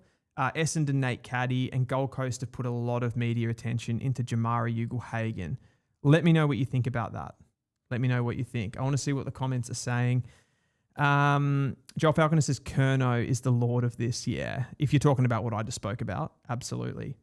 Spinkscape says now CDT. Yeah, 100%. It's going to transition into CDT for sure. But I agree. Tom McCarthy is getting so much preseason love. But I have said, I think on field it's been Tom McCarthy from like the match sim stuff, but also like there's been a lot of like Harley Reid, how the pennies dropped and articles written about him and stuff as well. So that's kind of, I think that's played into it. Reef Luke got Dacos to sign my WA polo last night. He wasn't stoked. I like that. Little troll. Sam Cumming getting a lot of praise, says ZZGW8WV. Sam Cumming is a beast. I saw some clips of him at Richmond's Intra Club yesterday, and he was taking on the big dogs. Like he was taking on a Taranto, a Hopper, these experienced players, bursting tackles, stepping away.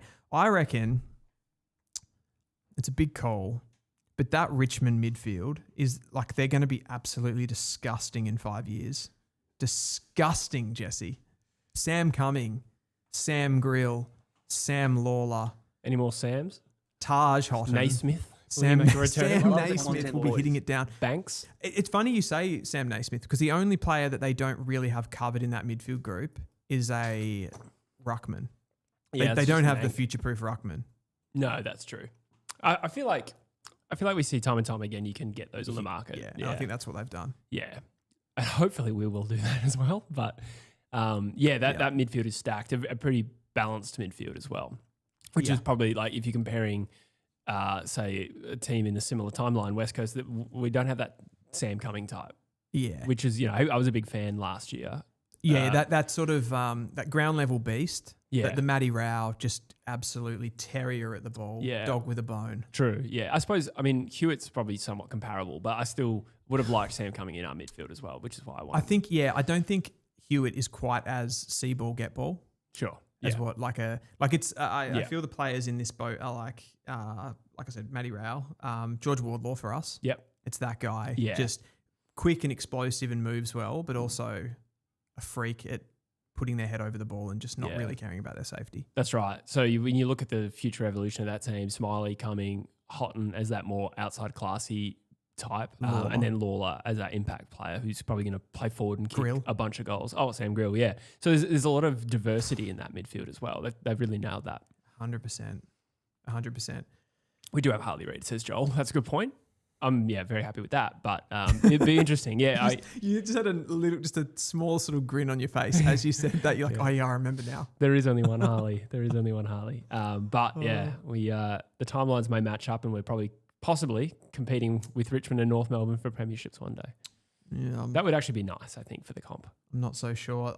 When you were in the bathroom, I spoke about players that the clubs are glazing in the media in the off season. Like for you guys, it's kind of been like Tom McCarthy. Yeah, I've contributed to that. The buy-in is real, but there's a few other people saying. So Reef Luke's saying for you guys, Lindsay as well. I feel like Lindsay only since that practice game. I haven't heard much about him previous to that. Yeah, agreed. Yeah, from the at least generic media glaze. Yeah.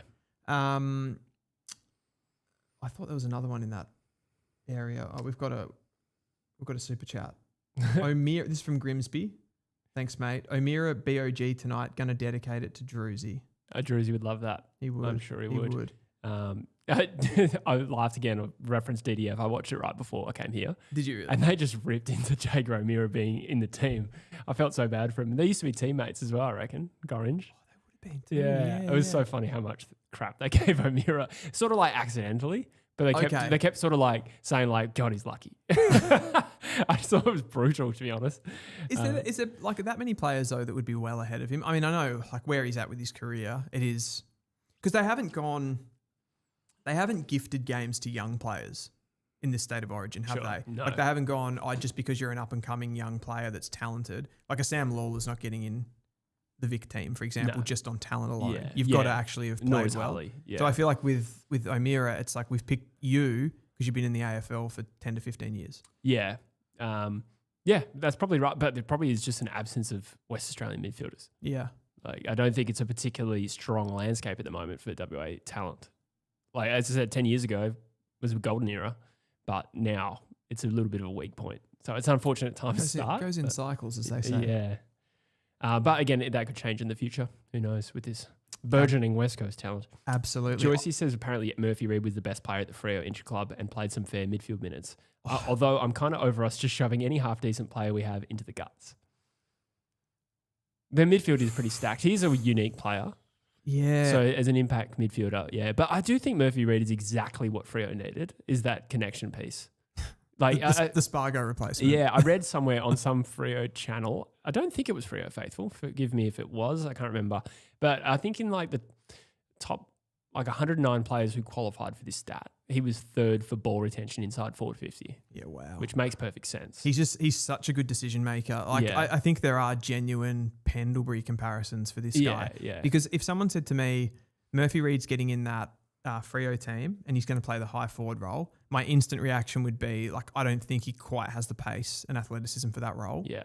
But he just seems to make it work. He makes it work. He makes it work. Yeah. I saw a training clip of him the other day and it was just this, again, to use that word, but like a disgusting pickup in traffic, kind of going the opposite way. And then he was able to like flicker. He was able to flicker like no look behind the back handball to a player on the run who didn't even have to break stride. Yeah. Like just that sort of stuff. And it's, I think when you watch those guys, sometimes those things, when you're watching them as a draftee, you can go, is that actually interchangeable to the AFL level? Like, are you going to be able to do those no-look handballs? And is it going to work? It might work at Coates League, where you can put a ball into space for someone, but at the AFL level, you're going to be under more pressure. You're going to make poor decisions, but he just keeps he doesn't. No, he's a class above in that area for sure. Yeah, absolutely. Yep. I also saw somebody just write up a little bit further that they secretly think I hate Hawthorn. I've never picked up on that. I don't think it's true. Yeah. I mean, maybe. I do get a lot of shit for like hating clubs that I don't actually hate anyone. Yeah. I would say I'm usually pretty positive about the Hawks. Like I say, I'm a Sam Mitchell fan. I like the way that they move the ball. Yeah. I think both of us get hate from Port fans right now. We haven't been very positive on them. Has anyone? That's a good point. No. And Carlton for me is the one I get. I always get Carlton. Yeah. Always get Carlton. But I'm probably more bullish about them this season than I have been in other years. Yeah. Fair. I think they could be a team that surprises a few at least. I think it's the drop of expectations a factor there. Because when you're considering them against like the other powerhouses, you're like, oh, did Carlton stack up? Yep. But now that we've collectively all dropped our expectations, we're like, well, they probably won't actually be that bad. And if their players get fit, and you know they brought in a bunch of role players as well, that could actually The thing is with Carlton, they always do fundamentals really well. Yeah. And I think that's always going to hold them. Like even their drop off this season, they dropped to 11th on the ladder, but like they weren't actually that far. Like that's not that big of a fall, if you know what I mean. That's right. They did have some poor performances. Lost to Richmond and got not pumped by North, but did North get like well in front and then we lost? We won the game by like 9 3 or 4 points. Might have even been that, but no, we thrashed them in that game. Yeah. There was maybe a little bit of a late scare because it's us. but it should have been more. Yeah, 100%. That's true. I did want to go into this ruck conversation. Yes. Before we do that, I do just want to shout out a partner of the channel at the moment. Bets.com.au is a site that provides free AFL previews and analysis, and it also lists current bookmaker odds for anyone who's interested. You can find articles on sports in general, but football stuff, and some of our work also makes its way onto that website, which I share on Instagram as well. Some really nice content on that website. Please continue, Dylan. Love it, mate. Love it, mate. And if you want our stuff in written form, as Jesse said, you can find it there. Rucks. I want to talk rucks because I feel like we could see some changes in 2026. We know that the ruck rules are changing. We're looking at how you can grapple at centre bounce is different. We've got a few less stoppages in the midfield zone. How is that going to change? And which clubs that, perhaps didn't have like that dominant ruckman already, the one that wasn't clearly number one, could we see some of those guys get usurped? The first one that I want to talk about, and I think maybe the most likely to get usurped, I'm looking at the Adelaide Crows. Riley O'Brien signed a 3-year deal last year, which was surprising to a lot of people because I think he was one that was on the outer anyway. We saw his finals appearances too. Kicked the ball off his shin. Not a good look. Covers the ground pretty well, Riley O'Brien, but like he's definitely a one-dimensional ruck, right? Like he doesn't really get after it very well at ground level for a modern day ruck. Doesn't have good speed, doesn't have good ball use, so he can't really connect very well. It's just the pure hit-outs. He's a very good hit-out ruckman. But the new rules and the fact that he can't jump off the ground, he doesn't have the athleticism to do that, I think he's going to hold him back a little bit. And they have a guy named Lachlan McAndrew who was in the A-team in their scratch match yesterday. Wow. And was Rob playing seconds? Seconds. Wow. And McAndrew smacked him up apparently. And he's been smacking him up all preseason, 209 centimetres. So he has a natural height advantage as it is. And like I said before, those rucks now that can use their athleticism, but also if you can sort of control the space and with that extra bit of height, you've got the ability to be able to do that. You can really direct the taps more so than you've been able to do in other years because of the rule changes as well. So I think this is perhaps a bit of a natural progression, but also because of the rule changes, it elevates it and it quickens it. So whether Adelaide have the balls to actually be able to pull that trigger, I don't know. But I think it's likely. The Intra club is pretty indicative, I reckon. The fact that, I mean, we do also now play with 23 players on a field, which I think there's been a lot of discussion about how that's going to be used. I've read that some clubs are thinking of using it as like a unofficial sub, so some player doesn't actually come on at all. But you could easily just use a tall in that space. So we've sort of been working under the assumption we're going to see extra rucks picked. Is there a scenario where they play both? The issue with the extra running player is that you don't get any more interchanges. Exactly. Yeah. So like playing that extra ruckman, you can kind of just take some of the the aerobic burden, I suppose, off your main ruck. Yeah. And it gives you a bit of structural protection as well for an injury, right? So like you don't necessarily have to get shorter if your main ruck goes down, you got another ruck there, or you can play one of them forward if you need to create a mismatch. I also see it as a potential part of the game where maybe like in certain situations to protect leads, you've got that extra tall to put them behind the ball as an aerial threat. So if you start to lose stoppage, you've got an extra tall that can intercept. Yeah, that's true. Like Max Gorn could be freed up by... Yeah, you could put the extra ruck in and just sit them there or he does that anyway, something. but yeah. Well, sure, but then you've got a ruckman... Say like if Melbourne did it and they had like a Max Heath or something and they brought him into the game, it's like we'll throw Max Heath into the ruck just to fight in there. Gorn goes behind the ball. We've got a bit more protection. Yeah, absolutely. Brian O'Brien seems to be one of the more slaughtered rucks in the competition by their fans. He's not aesthetic, is he? No, the fans in general have been talking him down. So, that would be an interesting one. I wouldn't be surprised to see him find another club. It could be at West Coast. Like, that's how bad West Coast are. Well, you would take Riley O'Brien? I reckon they would, yeah. Surely not. Then again, I wouldn't have thought you'd take McRae, Robertson and Schoenberg, and you did. Well, I think it depends on who's available on the market. But, yeah, I think so. An appropriate handle says Rob had 6 hit-outs and McAndrew had over 30. Is that right?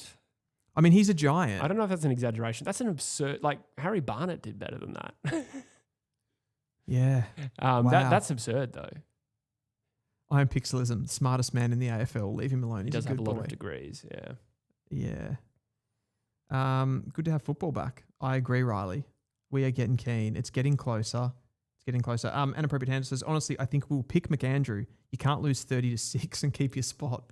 I don't know if they'll be judging it purely on that, but if there's a pattern, I think Riley O'Brien was potentially on the outer anyway. Yeah. So you don't need that much of a... Yeah. You know what's funny? Like I didn't think it was going to be McAndrew that replaced him. I thought they might have just gone for like a smaller... It's kind of like you guys with the forward players. Like they might have gone for like a Toby Murray or a Finbar Maley. Oh, yeah, true. Somebody like that to play that extra ruck role. But I think they'll do that with McAndrew actually leading the line. So... Appropriate handle says, I swear to God, I was counting the hit-outs, 30-6 with 5 inconclusive. Wow. That's crazy.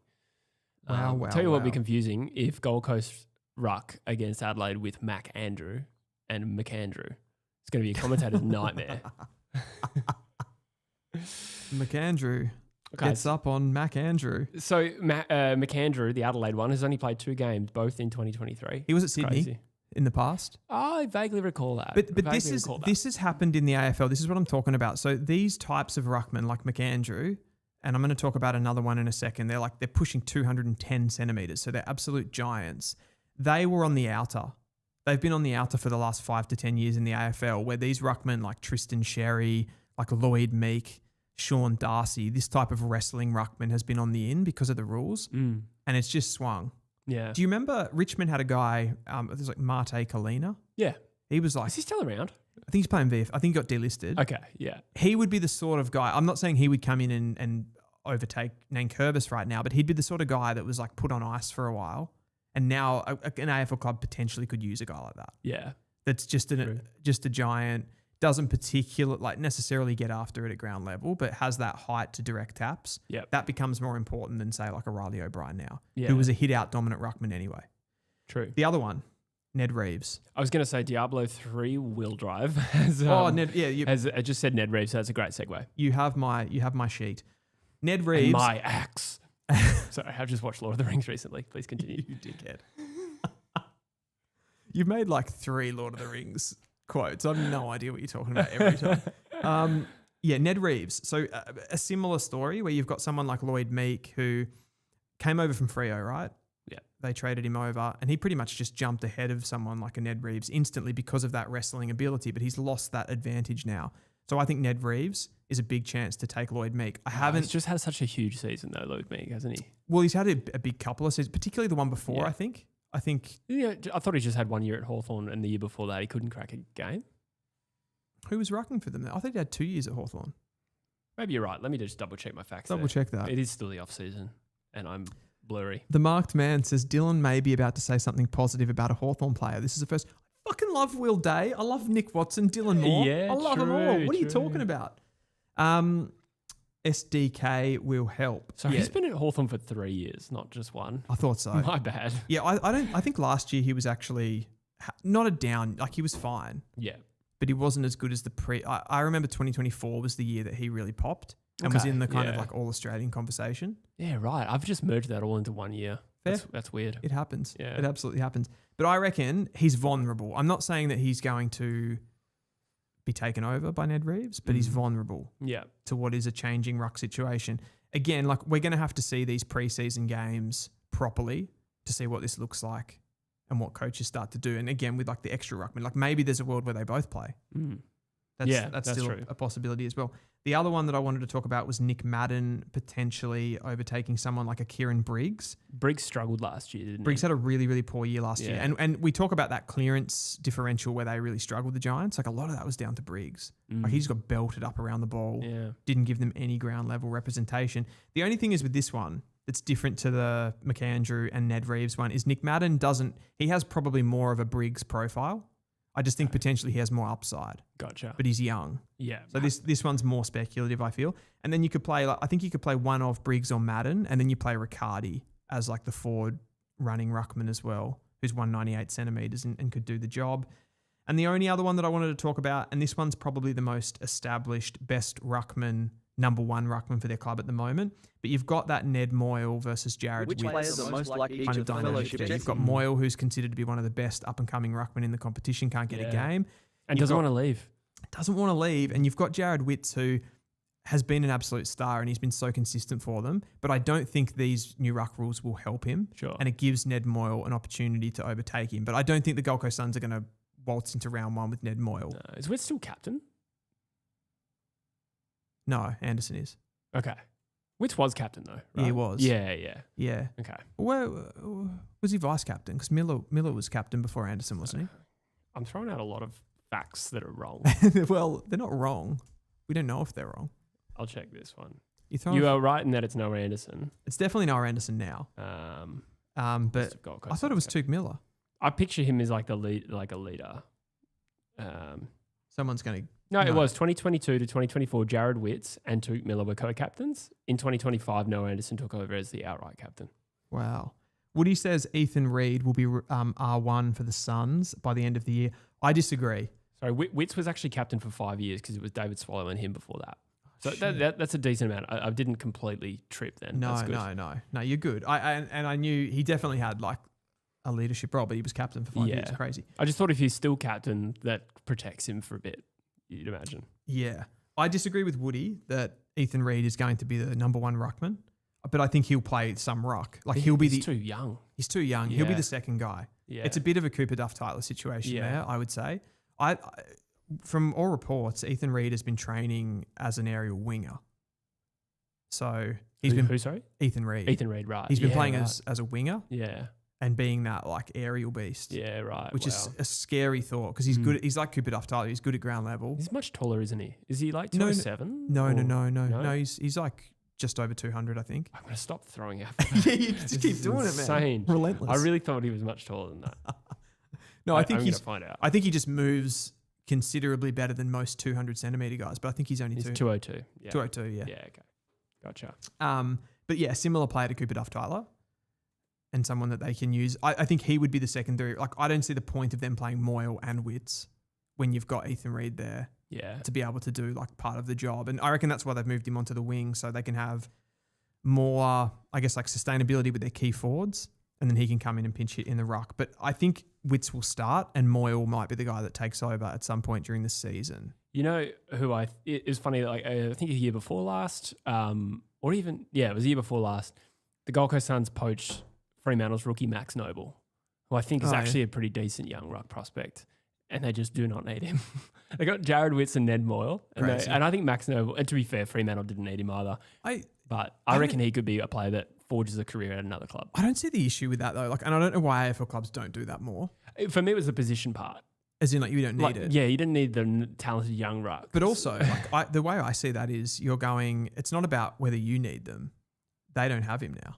Yeah. So most teams need, like, if there's one position on the field that a lot of teams you go, shit, they don't have that position, it's a ruck, right? Yeah. Because it's a bit of an afterthought and you can make way without it.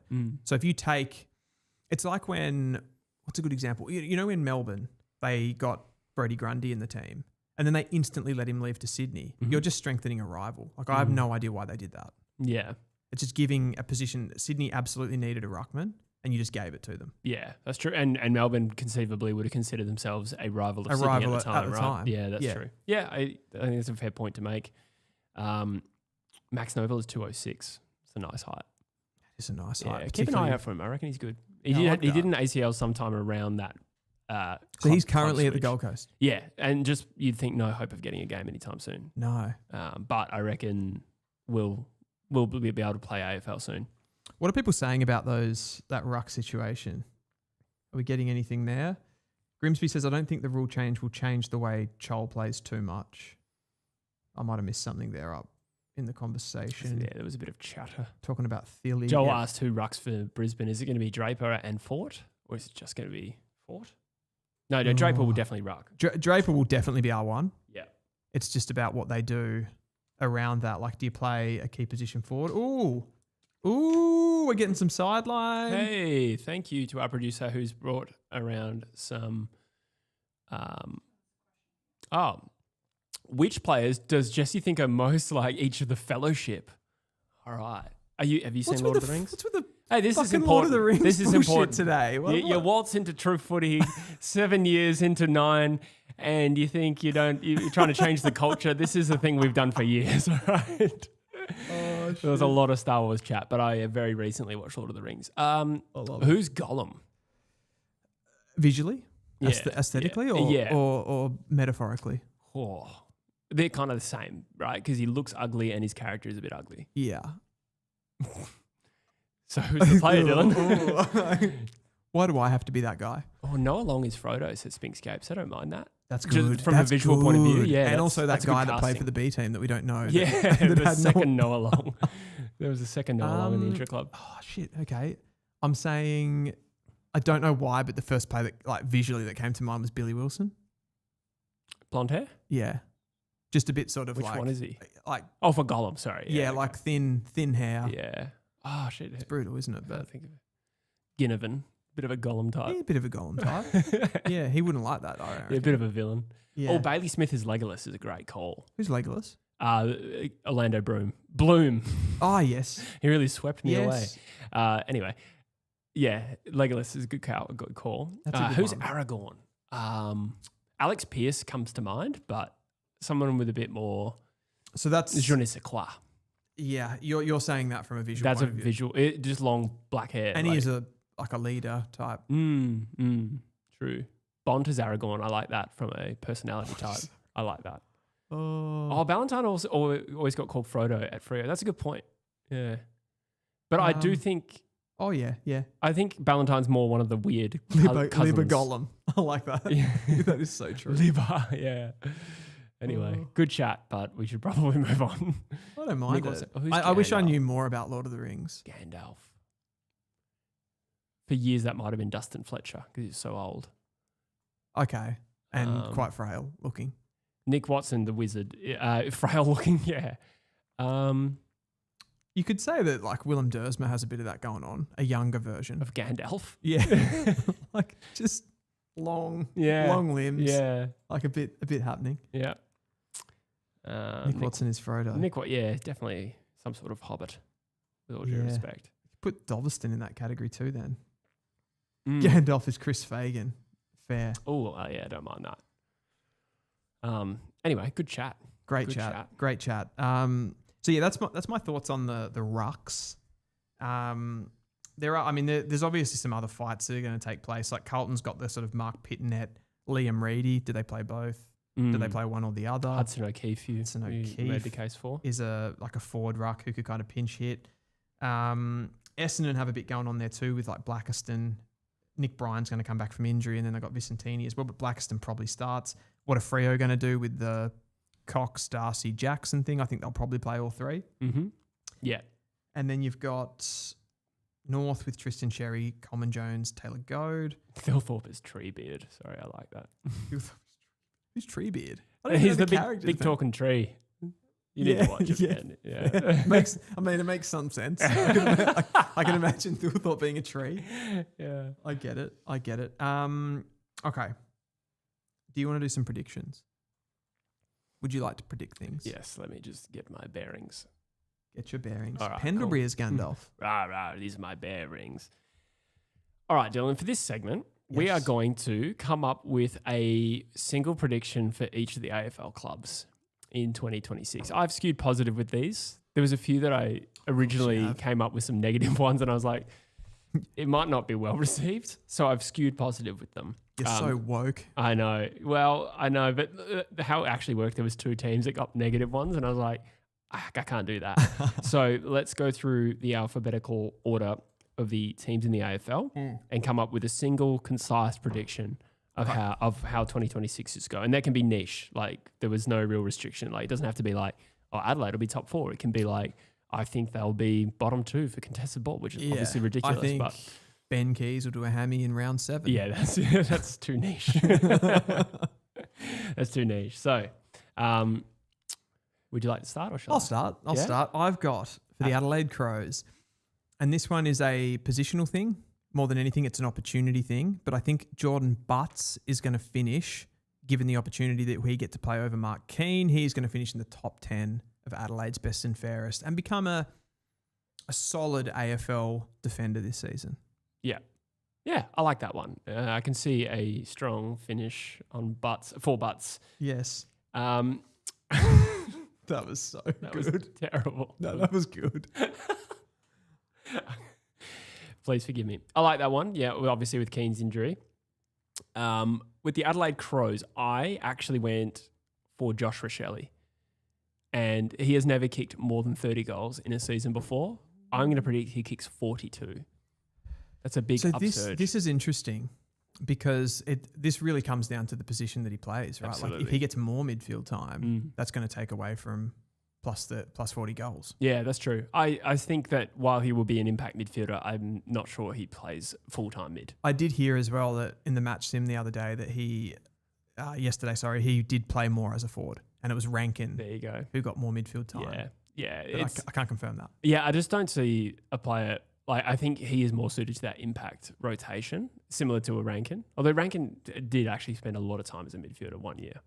Was it last year? I think it was last year. He did. He still, like, they always, the problem is with teams when they have a player like that, it's like same with Cozzy Pickett. You can put them into the midfield, but you're always going to get desperate for goals when you really need to search for them. And those are the guys that can kind of unpick the lock. So I think he's too good a forward to not play in the forward line. That's what I think too. Yeah. And like they've got the workhorse guys like Benny Keys, Alex Neil-Bullen. They'll probably play like a peddler who will just do all the grunt work, open up space for a Rochelle, and then He's so efficient. Yeah, he'll have a great season is my prediction. I like it. Yeah. I like it. Brizzy.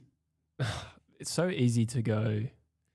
Like, What was the there's no first- tell me- exciting prediction. Tell me the first thing that came into your head. It might not be your prediction, but like what you start to like things just start to flow. 3, 2, 1. No idea. Really? You go. Will Ash- Three-peat? Will Ashcroft, Oh. 3 norms. Oh, It just wouldn't stop coming into my brain. is that what you've got?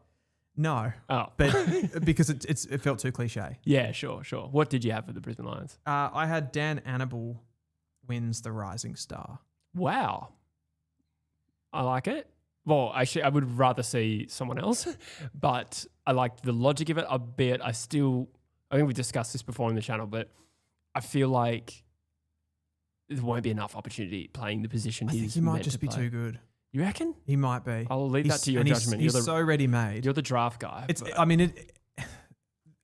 a prediction. It's a bit fun, right? So am I convinced he's going to? No, because he might end up stuck This on a video's going in a half-forward. time capsule. Yeah. We can react to it. Mm. That would actually be fun. We should actually do that. Yeah. Bring it Yeah. up in the recordings. But yeah, I'm going to go with Dan Annable to win the Rising Star.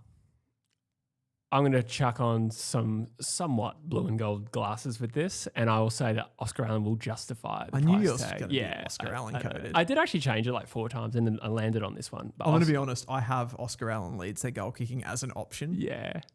Well, it's an interesting one because they actually, Logan Morris and Ty Gallop, in particular Morris, kicked a lot of goals. Yeah. Ty Gallop played well. But I think Oscar Allen is a gun. I think he'll kick 55 goals in my prediction. I like it. And I agree with you. We do have a super chat there to jump into from Joel. Joel Falconer predicts, thank you, Joel, West Coast that Noah Hibben-Hargreaves finally gets drafted mid-season draft. I did think it was interesting that he got recruited by Subiaco.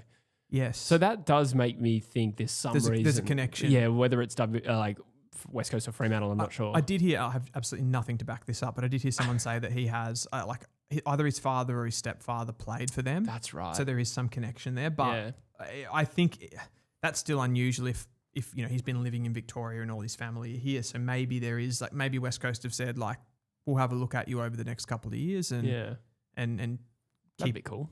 Keep it open. I was going to say, Indy Kirk also just joined the Mighty Perth Demons Oh yeah. as well, which I thought was so niche. Indy Kirk, that's Brett Kirk's son, for those unaware. Very niche. Very niche. And no injury rush pushes for a this. Yeah, I think that's a fair call.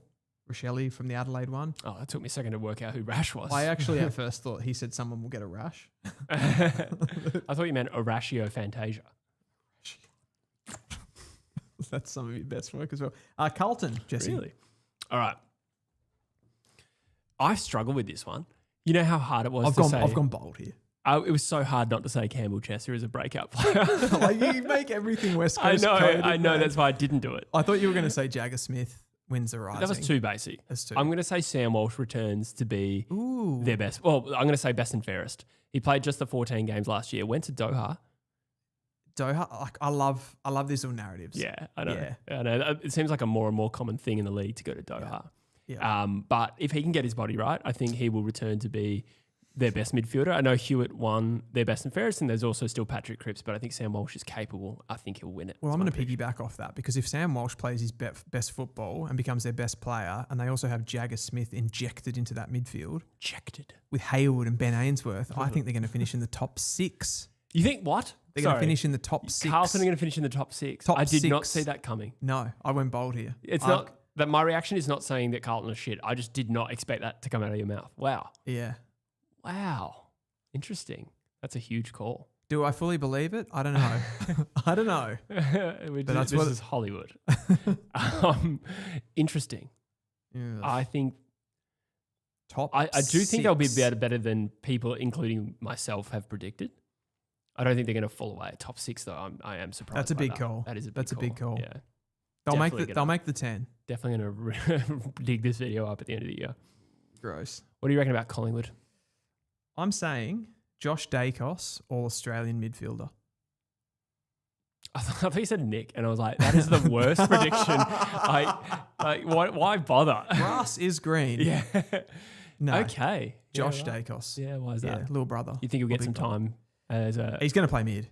Yeah, so not on the wing because he was an All-Australian wingman, wasn't he? All-Australian winger, Yeah. but he's going to go inside, become one of their most important players, which is also going to unlock Dan Houston from the back line. But more about Josh Dacos. I just think he can. I think he showed us last year that he has that potential. And having Nick to be able to take the most heat will let him to be able to run free. And I think he has high-end quality in him as a mid, and the modern-day game suits him. Yeah, I like that. Mine's a bit of an off-field one. I think they will sign Ben King as a free agent. Oh. That is my prediction for You've Collingwood. been fucking massive on this one for ages. I stick to little narratives and I drive them into the ground, so what of it? Didn't you hear me before when I said that the coaches, Craig McRae's not one of the coaches. That's true. You can't tap him up now. That's true. I just think it makes so much sense. Do you though? I do. Not for Ben King though. Why would Ben King come to this? We've been Collingwood's talking a about powerhouse and he they're a gets back to powerhouse Victoria. club, of course, but they, at the moment where their list sits, we're talking about them basically sitting on like this pendulum that could fall the wrong way at any second. Why would he want to come to that when he's got everything that he has, all the riches of the Gold Coast? Well, Rich is an interesting one because I think Collingwood could offer him more money. They could offer him more money, but Would wouldn't you you think want- that the team is right in contention? You're right. yeah, You're right. well, why do you play football then? Yeah, but let's not act like Collingwood is like bottom four. No. Right? Like they made it prelim. Yeah. And sure, they need to sell a future this year. It needs to go relatively well. But to go and play for Collingwood and be an integral part of that team with Nick Dacos, it helps build the brand to then also recruit other players. And Collingwood's going to be this revolving project. I don't think they necessarily have to fall away. I see it from Collingwood's point of view. Yeah. I don't see it from Ben King's Well, point I think of view. Ben would. They just need to sell that to Ben. Come play in Victoria with your brother, not with him, but like nearby. Yeah. I think he's gettable. I don't. Okay. I don't. Well, I don't think Carlton's finishing top 6. That's my prediction. That's a shit prediction. yeah, fair. Cool. Okay, I like it though. Did I? No, I did it. Yeah, Josh Dacos. Essendon. You go. I mean, this is actually a pretty shit one. Should I even say it? I struggle with it as well. Nate Caddy becomes a top level player. I didn't even go as far as saying he'll be all Australian. I thought that was too far, but like I think he'll announce himself Okay. in season 2026. It is Nate Caddy. I also had a Nate Caddy one. I put he'll kick 35 goals, which I think his previous best is like 17. So that's a pretty big jump if he kicks 35. Or maybe it's 20. I think he should at least be aiming for something like that. But I also put he'll kick 35 goals, but Essendon finish bottom 4. Yeah. So yeah, it's fair. a two-pronged one. Fair. Yeah. So I couldn't put like 50 goals because I was like, I don't think Essendon will be good enough for that. They've also got Langford and Peter Wright. And they, whatever your thoughts are on Peter Wright or Langford as forwards, they do kick goals. Yeah, I think definitely their system this year, though, will be geared around Caddy kicking the most goals. I think Peter Wright and Langford will be more foils to take major defenders, give Caddy the best possible matchup they can. Yeah. And then he's going to get in behind and kick plenty. Yeah, he's a good talent. I think like Jacob Farrow would be another one. If I wanted to give like a different sort of a lens on Essendon, I think Farrow is looking like really strong out of those draftees. Yeah. So something around him playing well, but I haven't got a specific prediction. Maybe that's why they play in Roberts more midfield if they got Farrow. You reckon they'll play Farrow off half-back? Yeah, well, yeah. It's Rather than potential both of and like developmental for Farrow while giving Roberts more responsibility. Yeah. I think these moves can be just purely developmental, and it's not like Brad Scott's not saying, I think Archie Roberts is a midfielder, but he's saying that might help him in the long term and it'll also help Farrow. True. Good call, Freo. The Fremantle Dockers. I have gone for a two-pronged one again. I'm going to say Fremantle will play in a prelim, but they will give up on the Luke Jackson to the midfield experiment. I like this. So I think Fremantle will play finals. I think some of the criticisms around them were probably system, not talent. Yep. But what they do well is lift for big games. Now, they did lose a final. I don't think they came into that game with the right mindset after a huge win against the Bulldogs. That was an outstanding effort. But they have this ability to not, never give up. They're a bit like that. And I think they could finish 5th, win a home final, win an away semi. They'll play at prelim. It's my prediction. So then what are you basing that improvement on? Well, I think that they are already a good team if they can continue to move the ball more methodically. Okay. You know, So you they're a think bit it's more of a control team. System-based. Yeah, they found some bad habits last year. And I think they won like 15 games, didn't they? 16? Yeah, they're good. Definitely a good home and away. After I don't think they need to improve much. Pretty poor start. Yeah. Yeah. So with my prediction, they don't actually need to improve much at all. See, they just need to win 2 finals. I feel a little bit different about the Dockers because I feel like a lot of their late wins were these big vibey wins. Well, that would be my argument for them making a prelim. Because you can win finals on vibes. You can win finals on vibes. I'm actually sounding like what I'm saying is coming out really backhanded. I actually think Fremantle will be a good team. Yeah, you're kind of like, yeah, they'll be good because they're shit. No, I think that their team is very talented. Hayden Young is probably, if we were talking about an individual variable, probably the biggest one if we get a full season out of him. Luke Jackson can still improve as well. I think significant jumps based purely off maturation of players is tough though. As in, all of a sudden we're going to start competing for prelims when we lost an elimination final. That's my only thing. No, I mean, they were 1 point off that. Yeah. Right. Like, I don't think they're that far off. No, but prelims are decent. Yeah, it really would then also depend who they get in a semi-final. Yeah. Like if it's Collingwood at the G, they're probably a better chance than if it was Brisbane at the Gabba. Exactly. Because they can beat. So my flip side to this is that I think they need a new look in that midfield.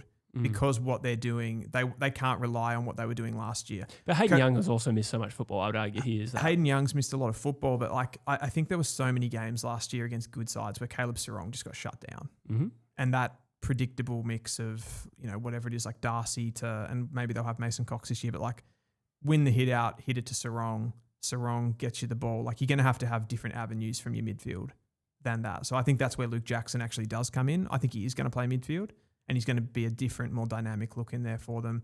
With, like I said, if I did that Instagram thing for the WA footy, jumper punches, right? Yep. Jumper punches.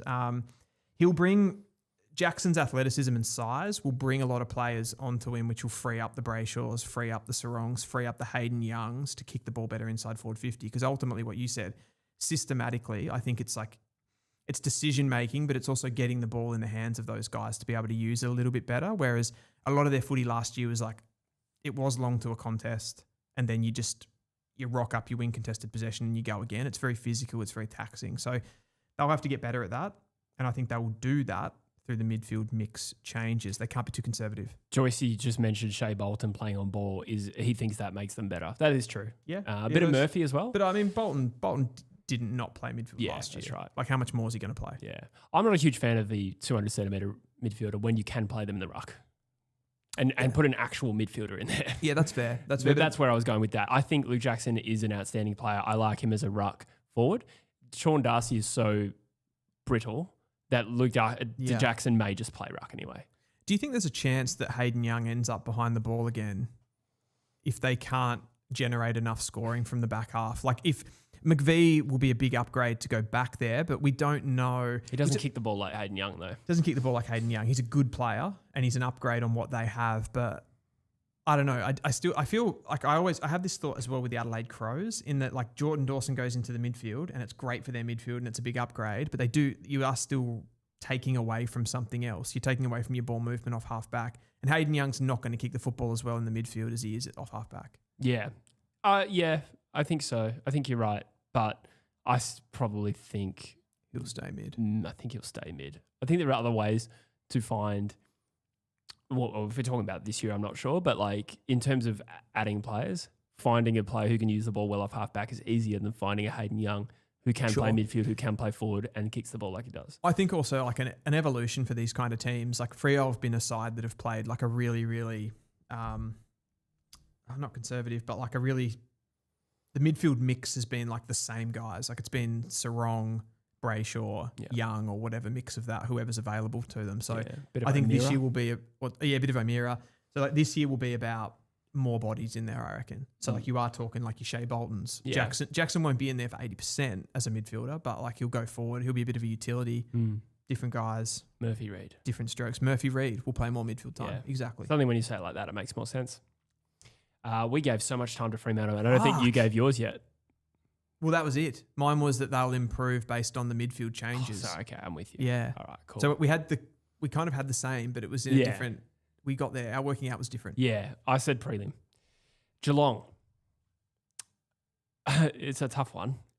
I I went Ollie Henry to return to form with 40 like goals. that. That's a good one. Yeah, a bit of a forgotten player. Yeah. I think he had a down year, at least one down year. Yeah, because when they won the flag, it was his big year, and I reckon he'll get back to that with 40 goals this Jeremy season. Cameron out opens up a bit more opportunity. Jeremy Cameron will play He got injured, didn't he? Recently because he broke his arm in the grand final, but I thought he was I fit. think he's been injured again. Oh. It might not. He might be back before round one, but I think he has picked something up. I was originally going to say Shannon Neal, and then I realised Shannon Neal kicked 44 goals already last I year. said Shannon Neal 60 plus goals. Oh, I like that. Yeah. Yeah. Is that your prediction? That's my prediction. There you go. I like that. Yeah. Gold Coast? I put we'll be top of the ladder after 6 rounds. Oh, fuck you. Did you put the same thing? No. Oh. That's just bullshit. Why? No, look at their fixture. What does that even mean? I went through their fixture. They'll have Geelong at People's First. Okay. I reckon they win that. They actually always beat Geelong. Yeah, they do. Yeah. Yeah. Then they play West Coast at People's First. A real 50-50. Yeah. Richmond at the G. Melbourne at the G. Didn't they lose to Richmond in Melbourne At last Marvel. year? I reckon the G makes it different. Damien Hardwick curse. Yeah. Yeah. Sydney at Gather Round. I'd probably say I'd tip Sydney in that game. And then they have Essendon at People's First again. Okay. So I will just say that they'll be on top of the ladder because their percentage will be hot. Okay. But I'm not predicting to finish top, but a 6th of the season. Fair enough. 6 rounds of the season. Yeah. That's a quarter of the year. What are you tipping them? Let's macro that a little bit. What are you tipping big picture? One final win. Again. So you go real big with the top of the ladder after 6 rounds, Yeah. and then you rein it in heavily. Yeah. Well, if I say they're also going to win the flag, then the 6th round thing doesn't sound cool. Or it sounds less cool. Fair enough. People are saying that Cameron has a quad injury. Thank you for Seems to be. clarifying that. Chat. Yeah. I thought that'd happen. I don't know how long it's going to keep him out though. Joel Falconer says Leo Lombard to do something special. I reckon that's a good shout because he's a forgotten player as well because of the injuries that he had in year one. I've gone though, Bodie Hewland, AA. Wow. AA. Does that sort of player usually get AA? Yeah. What does I he reckon need he to takes do? the Josh Battle role. He keeps a combination of small, medium, and junior talls very, very quiet in multiple games and just becomes the dominant medium sort of lockdown defender. He probably gets, I think, a little bit more ball this year and becomes a little bit more of a distributor as well. He But kind of needs to, I think, because for All Australians specifically. I do think AA is a little, I say it's nuanced. It's not at times, but I think with Battle kind of got that role last year, right? And he was just shutting guys out of the game. And then you had, Andrews and Taylor were the other two that got AA? Yeah. So there's a spot for him. There's a spot for him. I love him. Yeah. I like it. Alcoholics Anonymous. Yeah, exactly. Next, we have the GWS Giants. I am going to predict that given there is no Josh Kelly for most of the year, no Tom Green. Oh, wait, no, you Darcy are Jones. doing the same. Yeah, this was actually a negative one. I'm going to say they failed to play finals, even the top 10. Good. I think there were so many issues with the Giants last year in terms of the way they play and like their system, which is also like one of their best assets, worked against them where they were so bad at defending the opposition. Yeah. I think if their stoppage game gets worse, they're more vulnerable. Yeah. My only backflip to that would be that I don't know if their stoppage game can get worse. Because it was quite bad. I mean, unless you take out Tom Green, surely. Yeah, I know. But it was bad. It was bad last year. I suppose. Which is interesting. But I'm on a similar wave, but I'm actually tipping Clayton Oliver here. And this is very contrarian to, I think, how Clayton Oliver's been viewed. But given the news to Tom Green and Josh Kelly and these types, I've got him finishing top 3 in the Giants' best and fairest. The Clayton. Wow. Top 3. That's a big call. I like it, though. I see the logic based on everything we discussed. But I like yours. I like the fact that you've got them falling out of the 10. I think this might have to be a bit of a regression year for them. Yeah, if it wasn't last year. They did finish 5th, so it's a big drop. Yeah. But even competition. They could have finished 10th last year. Yeah, to be fair. Yeah, there's a big gap between their best and their worst. We have the Hawthorn Football Club. Hawks. I just realised how similar mine is to Fremantle's here. I'm going to say they will again, for the second year in a row, fail to make the top 4, but still make a prelim. Oh, you said that about Freo too, did you? They failed to make the top 4. I actually didn't explicitly say fail to make the top 4, but I implied it. So you got two teams going out in straight sets. Yeah, I guess so. Yeah. I guess I have to stick to that now. Yeah. Yes. Now when you put it like that. Yeah, I just think Hawthorn, Obviously without Will Day. That is possibly overblown, but still a factor. They did come 8th last year. It's a factor. To finish in the top 4, I think it'll be tough for them without their best playmaker for the entire year, but too good to miss finals. And when he comes back, touch wood, I'm sure he will, they in finals will prove themselves to be a very good team, and they'll at least make a prelim. I think you're right. I think, again, they're another team where it's like it's sort of difficult to see where they naturally improve. Like the only thing would be, which is mine, is they get a Cam McKenzie breakout into that midfield. Or Connor McDonald. Did you see the comments actually from Sam Mitchell the other day? He said Connor McDonald's been training as a midfielder under the known fact that he's playing as a forward. He's like, so all of this has been a massive waste of time for like people watching it. And so I don't know. Like I always thought Cam, like for a Will Day replacement, Cam McKenzie makes a lot more sense to me. Yeah. But fair. I'm sure they'll put bodies through there. But yeah, I've got McKenzie breaking out. I think it's hard to see where Hawthorn naturally get better overall. But they're a good team. They're already a bloody good team. I think they were like right up there with the top teams in the comp last year. Yeah, I think making it to the Final Four is a fair reflection. But it was so even that like I wouldn't exclude the teams just below. I mean, they were better than GWS. Yes. Yeah, interesting. Did you give one for Hawthorn? Yeah, I just said Cam McKenzie. Sorry, you did, like, Sometimes they are merging into each other. I know. Them. And I'm not being very... Some of mine aren't very matter of fact. Sure. They're just like Cam McKenzie breaks out. Yeah. Gotcha. It's a bit wafty. No, fair enough. Melbourne. I have North Melbourne. No, it's Melbourne, sorry. Yeah. My prediction is that Bailey Humphrey will request a trade to Melbourne at the end of the year. Boring. Okay. Damn it. I thought it was You couldn't think of anything else, could you? I couldn't think of anything positive. Jefferson breaks out and becomes a dominant key position forward. I mean, it could happen. I don't have enough of an opinion on Matthew Jefferson. I haven't thought about him since he was drafted. Oh, he kicked a goal in the first 11 seconds recently. Last year, I think it was. So that was the last time I thought about Matthew Jefferson. He's also, along with Windsor and the Pickets, he's been like a bit of a preseason guinea pig. Yeah, okay. For putting him in the media. I do like all their young talent. But I just couldn't think of an adequate prediction for that. Well, I've gone an incredibly different flavour. I've gone with Melbourne, make a play for that 10th spot. Wow. Yeah. Wow. I like their talent. Yeah. I like their talent. I think this could be one of those seasons where you don't have a lot of expectation. A new coach comes in and they actually overperform. And I'm not saying that they're building here for a premiership or anything, but I just think they could surprise a few. Yeah. We talked about the team. We talked about the Giants sliding. We talked about we don't know where Port Adelaide are. You've got a lot of teams around that could kind of go either way. Yeah. I'm not saying that they'll make the top 10, but could they actually surprise a lot of players if these Windsors and Harvey Langfords go to another level? That's a good team. And there's still experience there. They are still one of the older teams at the comp. I think the top third, because you've still got Max Gawn and Cozzy Pickett. Now, but the other thing is they've also lost. Yeah. Don't know if he's on the same level as the two I said. No. Sorry, you were going for quality. I was going for experience. Sure.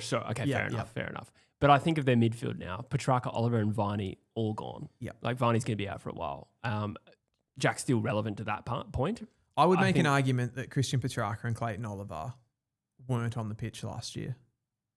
Petrarca played last year, didn't he? He played. Didn't they both play? I'm saying just the real versions of them. Mentally. Sure. It's not as though they're replacing the 2021 versions. Yeah. Fair. I still think. Anyway, this is actually relevant. I think I'd be shocked if Melbourne finished top 10, given they finished 5th last the 2 years before that. But I think I'd be surprised, but I'm sort of saying that they'll be make a play for it.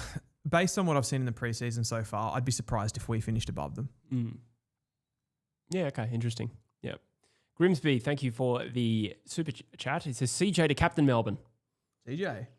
He's looked good in preseason. I don't know if he's enough of an established player in that team to take over as captain one day.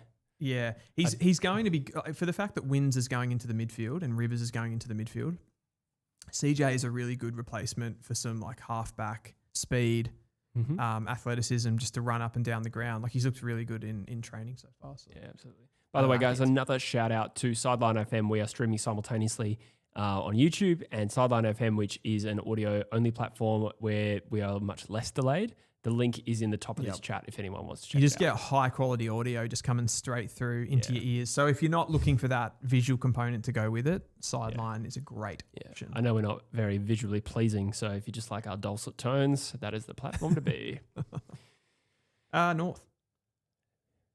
I did skip North accidentally. Okay, Colby McKercher top 2 in the Sid Barker. That was my prediction.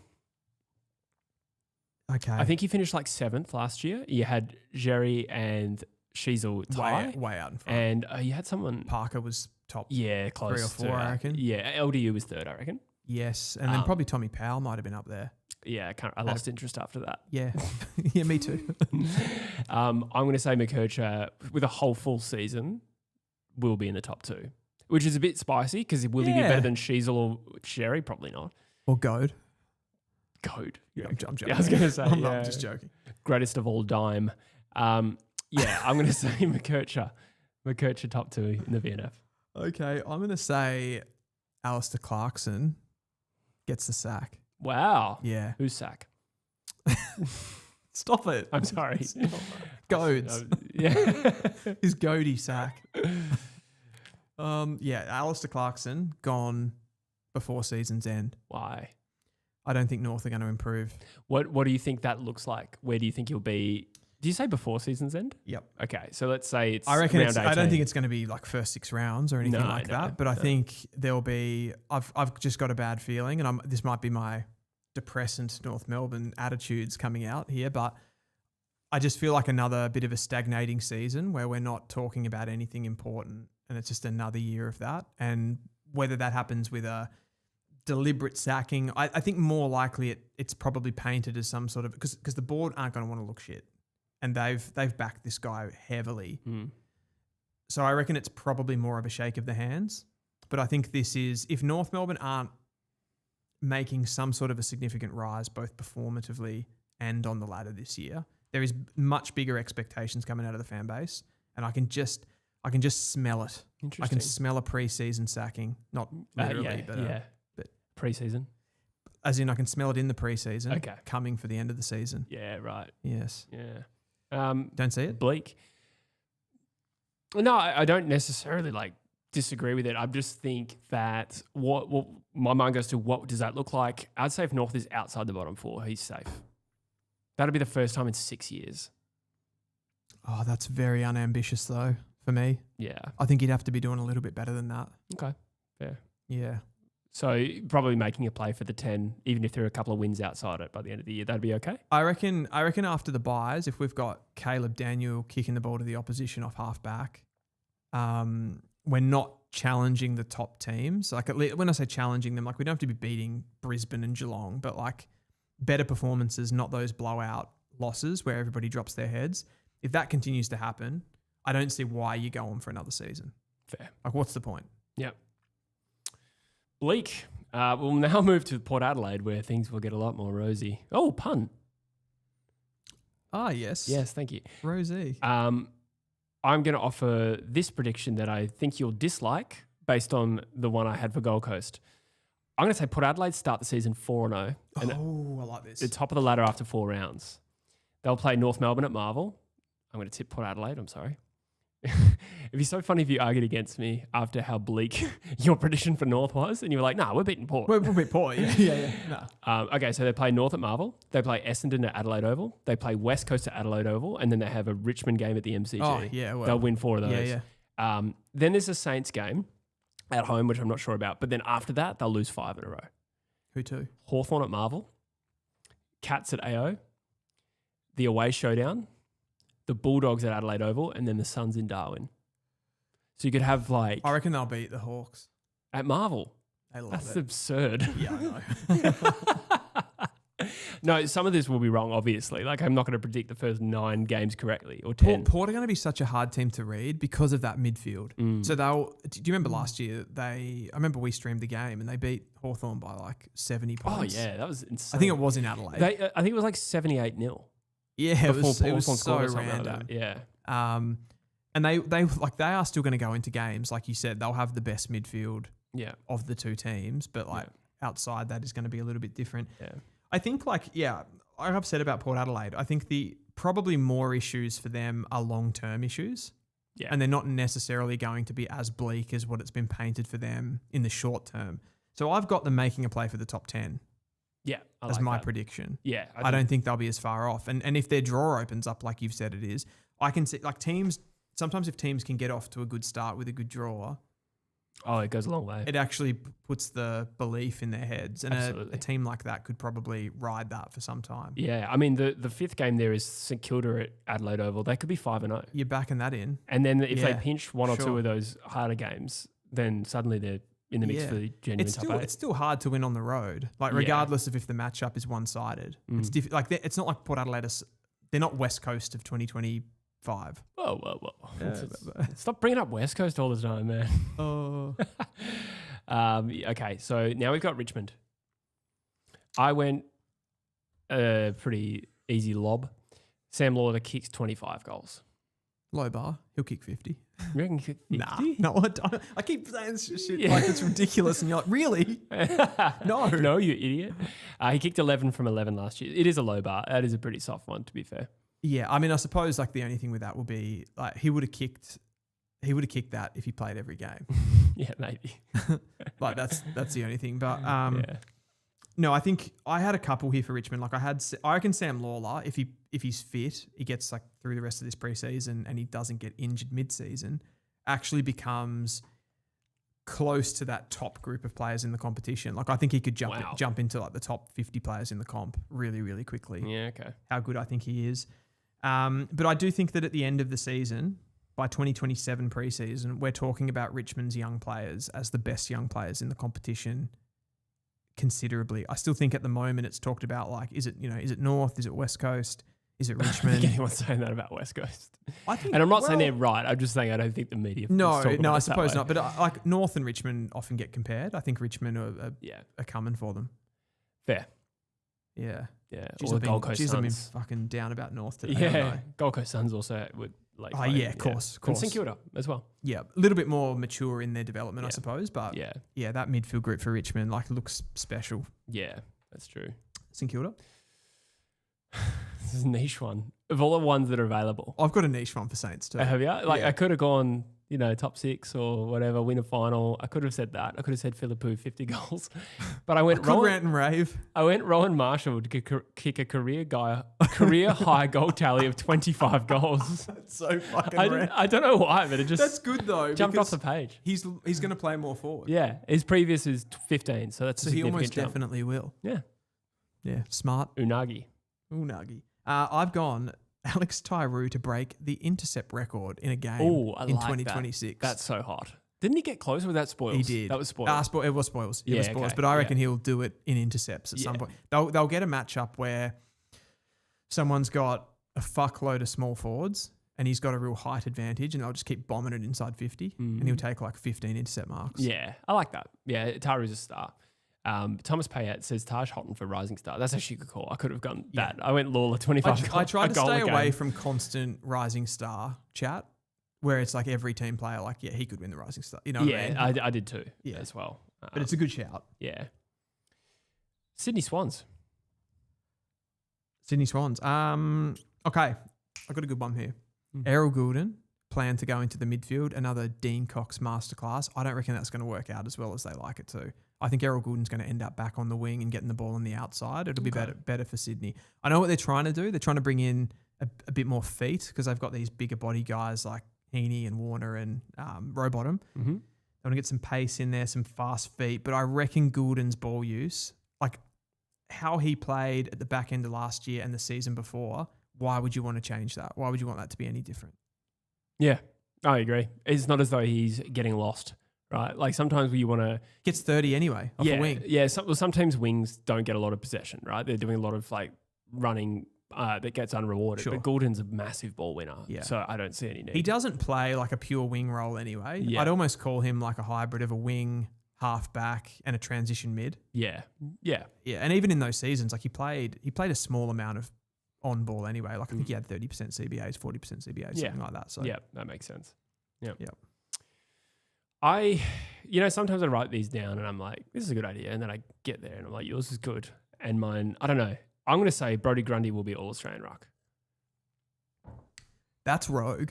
Do you think so? Because he was clearly second, I thought, last year. Yeah, but the ruck rules are changing, and I reckon he'll be one of them. True. I actually did not consider that. Okay. I don't know. I think he still wins a lot of footy as like a transition sort of midfielder as well. Yeah. So what I think is tricky though with the Brodie, like a lot of Brodie Grundy's work last year, kicked a lot of goals from forward stoppage. He was really good at follow up. Kind of like in a similar way to Tristan Sherry, right? I worry about those rucks, how they keep the ball on the inside of the contest as much with big guys. Like if you've got a Lockie McAndrew or a Ned Reeves, who's like 209 centimetres, or a TDK that's like jumping all over you, it's harder to keep the ball on the inside and keep it close to you so you can impact. That's what I worry about those guys. Yeah, you might be right. I'll back him in because Back him in. I've already said it. Back him in. Yeah, just double down. Fuck it. I want to hear your West Coast one first. Okay. I have got here, maybe a little bit niche. I like this guy. I liked him at Brisbane, and I think he blossoms at West Coast. I have got Brandon Starcevic. I don't know if West Coast are going to be good enough for him to get All-Australian as a distributor, but I think he turns into a Dan Houston, Port Adelaide, where he's just the main playmaker for you guys. Wow. Off half back. He's both one of the best things about Dan Houston was that he could lock down opposition defenses. And he could also go and, win the ball and attack and kick goals. I think Starcevic can replicate that a little bit and be a bit of a B+, A- grade Dan Houston. Wow. I did not expect that. I feel like I see him more as that defensive general. Like he'll be a bit of a Shannon Hearn. Don't see him on the ballers. No, well, I just think that West Coast now have Josh Lindsay, Tyrell Dewar, Ryan Marrick, who can probably do those offensive things a little bit I just better. think Starcevic is so composed. Like Yeah. I agree with you in the sense that like you wouldn't say that he's purely as good a kick as like a Josh Lindsay or anything like that. But Lindsay's also in his first season, right? So that probably expectations need to be tempered. I just think he's so poised, makes good decisions, and he's going to like he'll grow into this role. At Brisbane, he was just a piece in a very successful large puzzle, but at West Coast, he can be the man. Yeah, fair enough. I wouldn't hate it. You'd love it.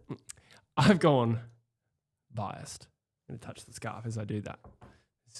Okay. I predict West Coast will have 4 Rising Star nominations. Okay, before I knock that down, let's go through it. Yeah. So I'm going to say Dersma, Yep. Lindsay. I have a list of 5 that I think likely 5 realistic ones, and I'll say 4 will get it. So Lindsay was one of the names. Bo Allen. I didn't have him. Okay. But eligible, yes. Lindsay. You didn't have who did I say before? You said Dersma and Lindsay. And they were both there? Yes, yeah. Okay. Duff Tyler. Yep. Shanahan. Oh, Shanahan. Shanahan's eligible. I was looking at midfielders. So, okay. So summarize CDT and Dersma. Now watching CDT play, I think he will play round 1. Yeah. I think he's talented enough to get a nom. If he plays enough games, he'll pick one up. We're talking pick 1 and 4, not a huge call, right? Yeah. Josh Lindsay, I think, has the tools to get involved a lot and look good. Yeah. So that's it. And then Shanahan, we both really like as a key forward who will get opportunity. Yeah. We're just talking about a nomination here. I think Lindsay you could see as a bit of an Archie Roberts type. I know he wasn't last year, but just being really consistent and finding the ball off halfback. Yeah. And it might be a later season one. It might not be like round 4, he wins it nom, but he might get it in round 18. Yeah. And other players that would be eligible, you'd be like Tom Gross, he'd still be eligible, would he? Yeah, he'd be eligible, but I would say the more obvious one is Hamish Davis. Yeah. To get, again, we're talking late season. If he just puts in, when they give out consistency noms, like he'd be an option. That's 5. I will say my prediction's 4. Any chance you got a sneaky 6th one or something with a Sam Allen coming back off a knee? I think he'll be unlikely to play, so to be honest. It would be nice. It would be nice. Yeah. Okay. Yeah, I couldn't think of one off the top of my head there. I think that's all fair. Yeah, I think I've done enough with 5. Yes. So the doggies. Bo Allen would be the next one. Yes, the Western Bulldogs. I went real vanilla here. So did I. I went Sam Darcy wins the Coleman. I actually wrote down 2, so I'll use the other one that wasn't that. Okay. So I wrote Sam Darcy kicks 80 goals. Yeah. Or 180. Yeah. And then my prediction was Zach Butters will request a trade to the Bulldogs. Bit vanilla, but that's why I added 2. Yeah, no, that's cool. But I don't think anyone's been that confident I've got a bit of a feeling that he won't, even though I know he's a Western Bulldogs supporter and he comes from that area. I've got a feeling that won't, like, what's really going to stop him from going to a bit more of a powerful club? That would be my take. Yeah, it would only just be the loyalty to the boyhood club. Yeah, which we don't see a lot of. You don't see a lot of that. Yeah, you don't. So Yeah. I just thought I'd spice it up a little bit. Yeah. But it could be Hawthorn. Could be Hawthorn. I mean, it could even be like, I'm going to be the man that brings Carlton back. Yeah. Who would you want to play for if you're Butters? You'd probably go Hawthorn. If I was Butters, The Bulldogs would be fun though, but Hawthorn has the big club stature. I'd be worried about the Western Bulldogs more from Yeah. a You have more lead- security with the Hawthorn. Even though the Bulldogs are a pretty stable club though. They are. Like, They've relatively been good speaking, for a long yeah. time, haven't they? Yeah. And I think that's like been unfair on some of the leadership there, but there's a weird instability there that just feels like it's there. It's almost like with Bevo, it's like a dictatorship that like could crumble any moment, but it's also like everything's really, really structured and Anyway, I think I think maybe Collingwood would be the most likely. Fair. You know, plays with Nick Dacos. Yeah. Starts the rebuild. Ben King. Yeah. Benny King. I need to go and piss. Okay. I also need to go. So you do that and I will wait my turn. Not like last time. Sasquatch Freo says, with new rules, Matt Flynn will be top 10 ruck by end of year. Joycey, I love you, but I looked it up and Matt Flynn was the 22nd rated ruckman in the competition last year for hit-outs to advantage. No, it was just overall rating, I think. 22. There's only 18 clubs. Rogie says, if I'm Butters, I'm going to the Pies. Don't ask who I support. Don't worry about it. Could be viable. That's one of those things, like if Collingwood have the budget to get Ben King and Zach Butters, I think they could. They could. With the retirements that are impending at Collingwood, there could be money to play with. You get them as a package deal. Suddenly both of them are more likely to pick Collingwood. That's all I'm saying. Mind you, I said Butters to the Bulldogs anyway. State of Origin winner, ask Sydney. I am thinking Victoria should win. I think they should win.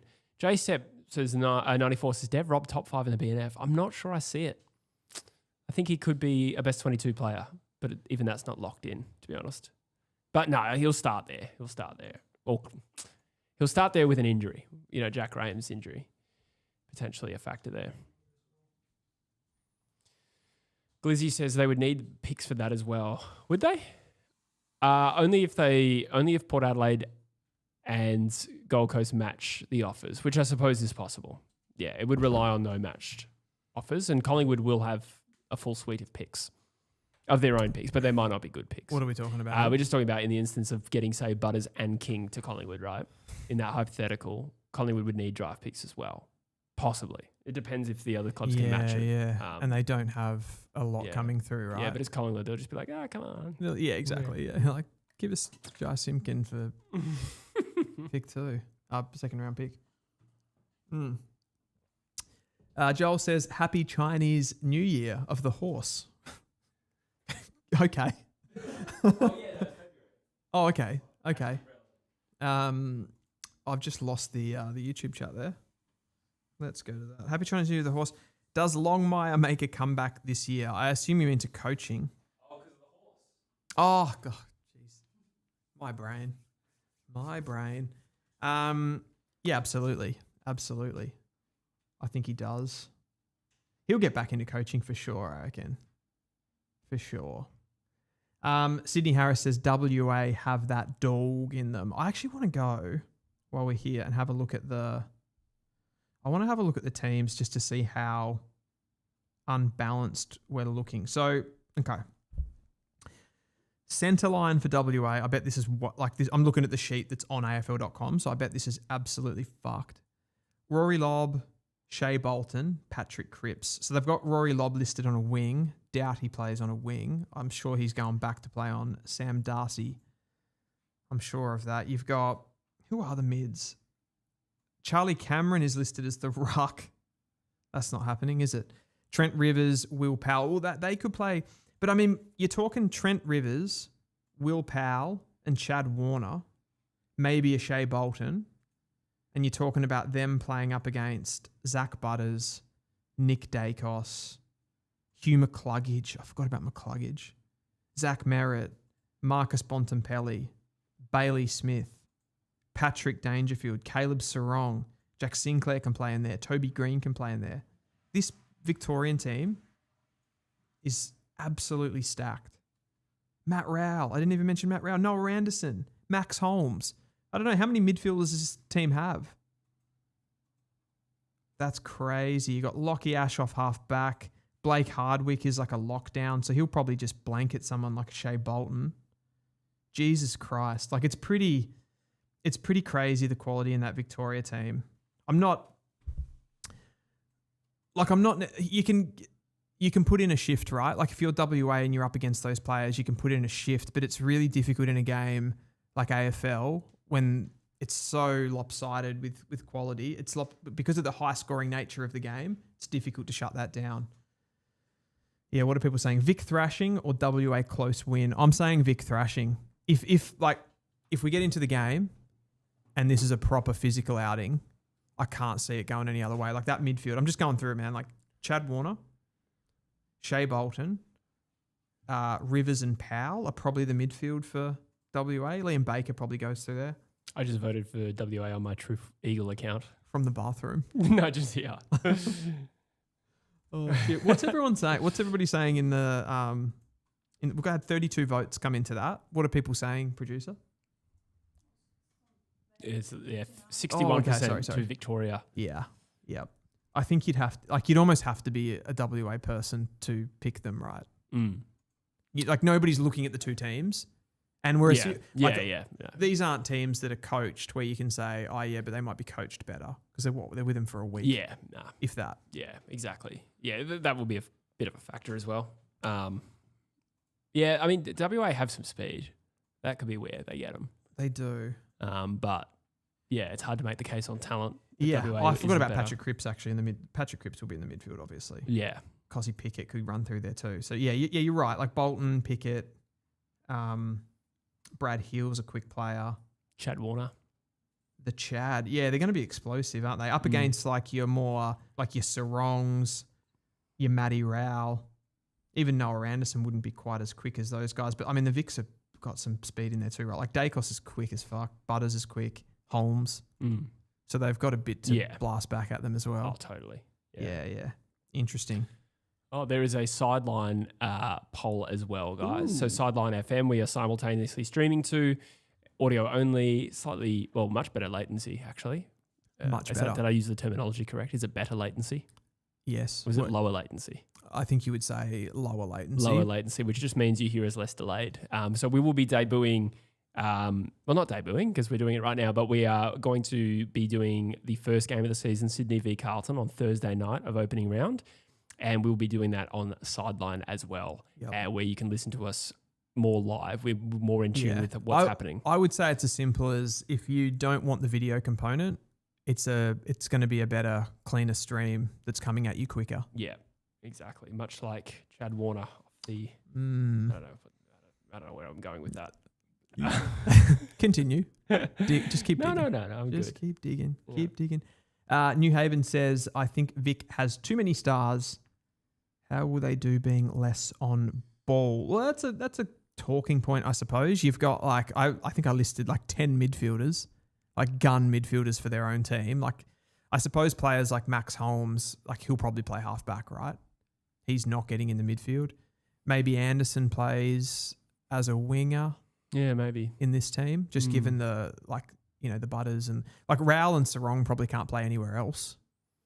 But then you have to get the balance right as well with that, like with having more on-ball players. But yeah, it's an interesting WA one. do have Liam Baker and Jake Waterman, so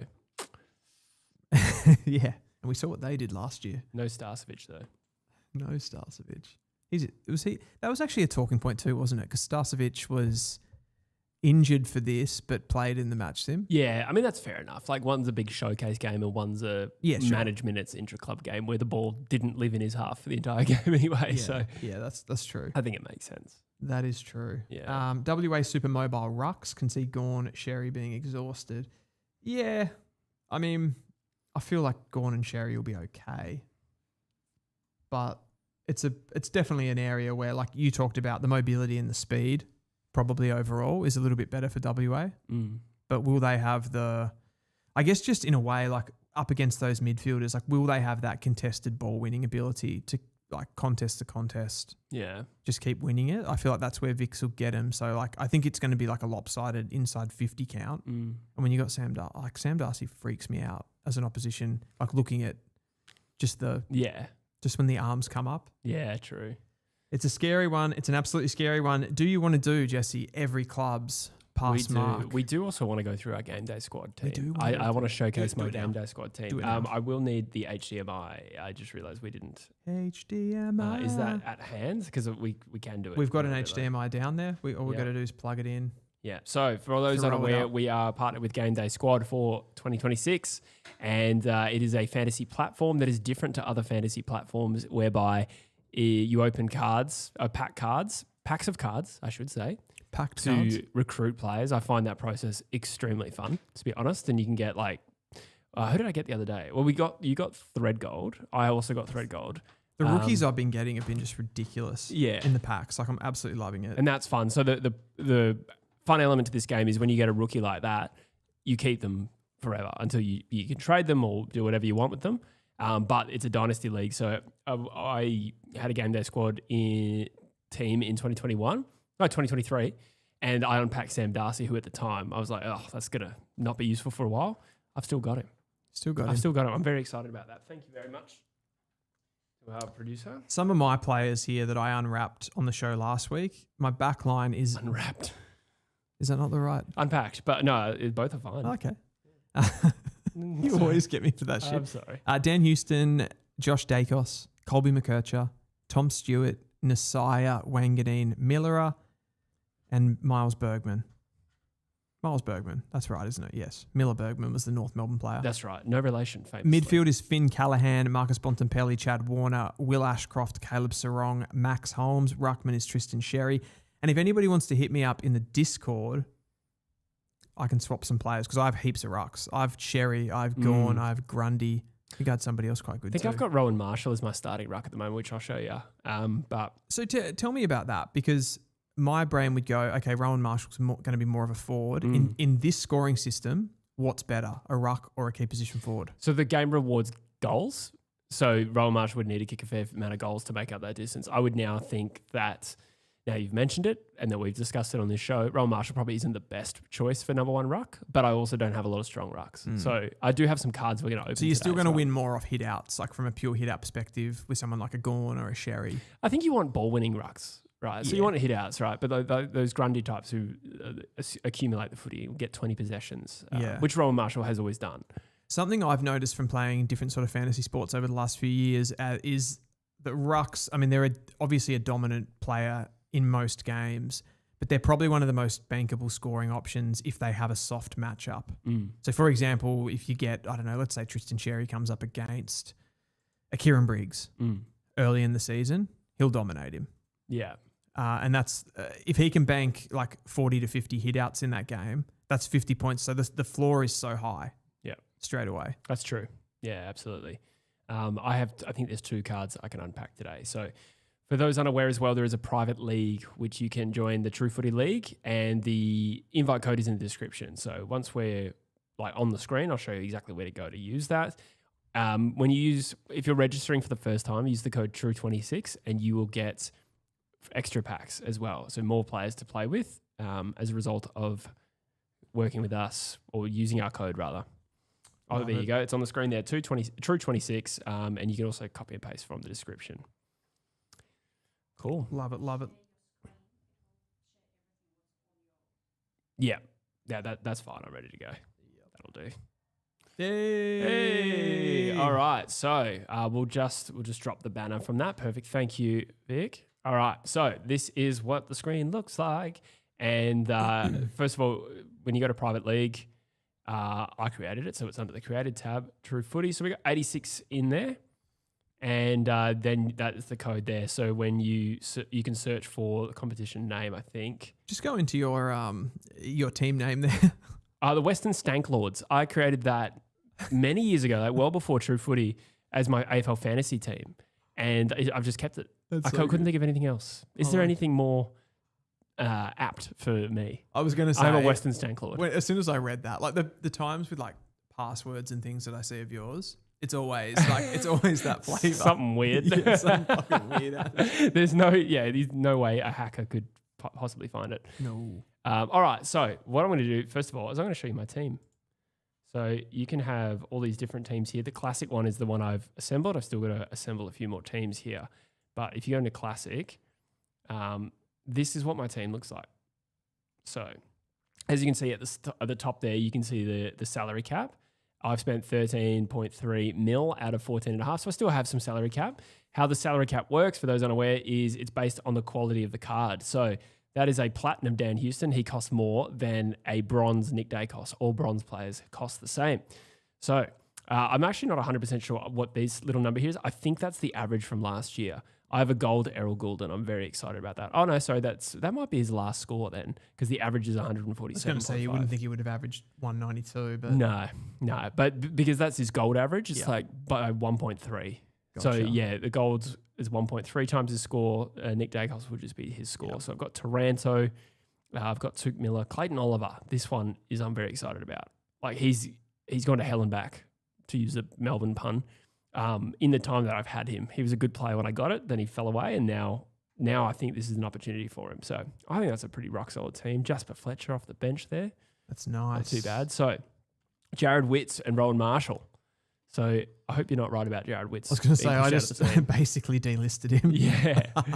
But I've got Treloar in my forward line as well, which I'm happy with. He's a forward in this game. Petrarca, Sam Darcy, Jeremy Cameron. So I have to find out whether he's going to play opening round. Probably not. I mean, my take with this would be like, rather than looking at it from a week to week perspective, you don't want to get too set and forget. Like, you're looking at matchups and you're going, which like a Sam Darcy doesn't have a suitable matchup the team he's playing against. You think he could kick 6 goals in this game? Load up on him.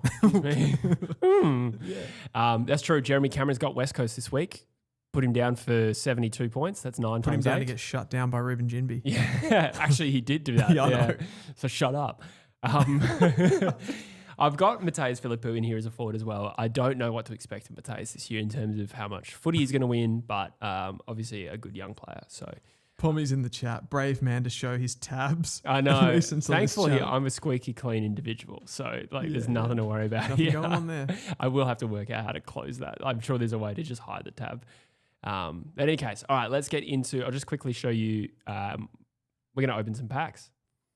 I got a bunch here, so we'll do this together. There's something childlike about this, isn't there? I love it. Just opening a pack. It's so fun. What have I got? The Jeopardy. I've already forgot what it was. Was it midfielders? Oh, I got 9. I believe that Tuke. everyone gets the start of season ones. Dempsey. Wait, can you play Tuke as a forward?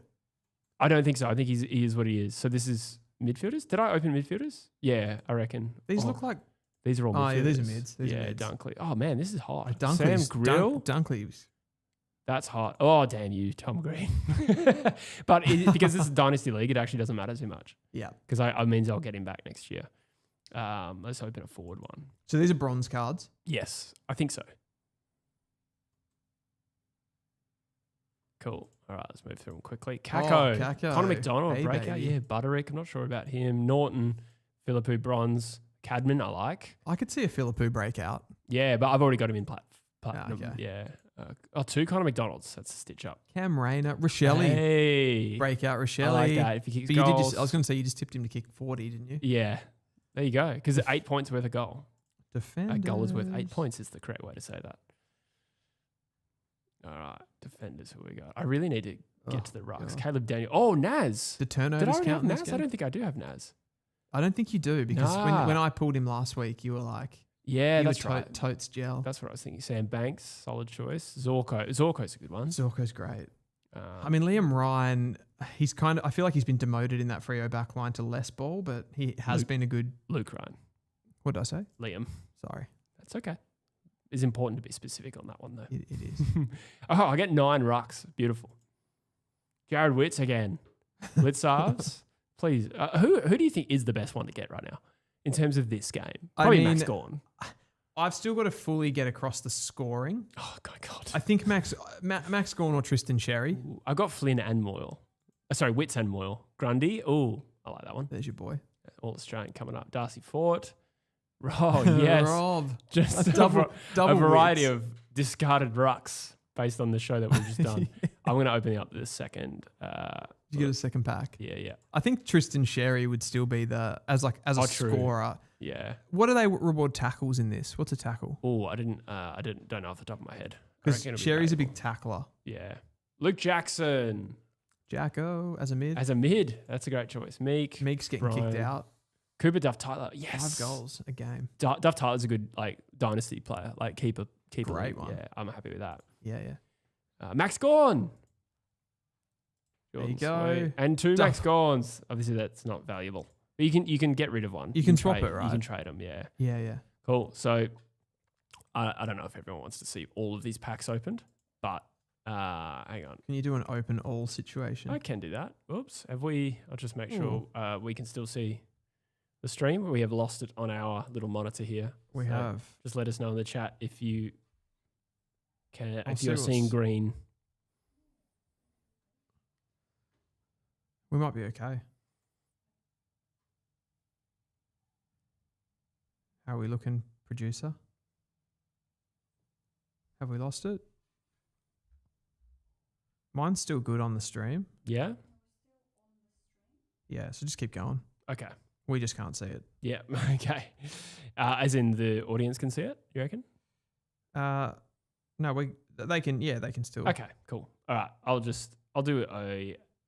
Forgive us, guys. We just had a little tech blip, and I'm just gonna hit open all. Cool. And then open all for the purposes of this, and then we're just gonna see if anyone makes my team. Cool. All right. So competitions. Can you pop us back on Jesse's screen, Vicar?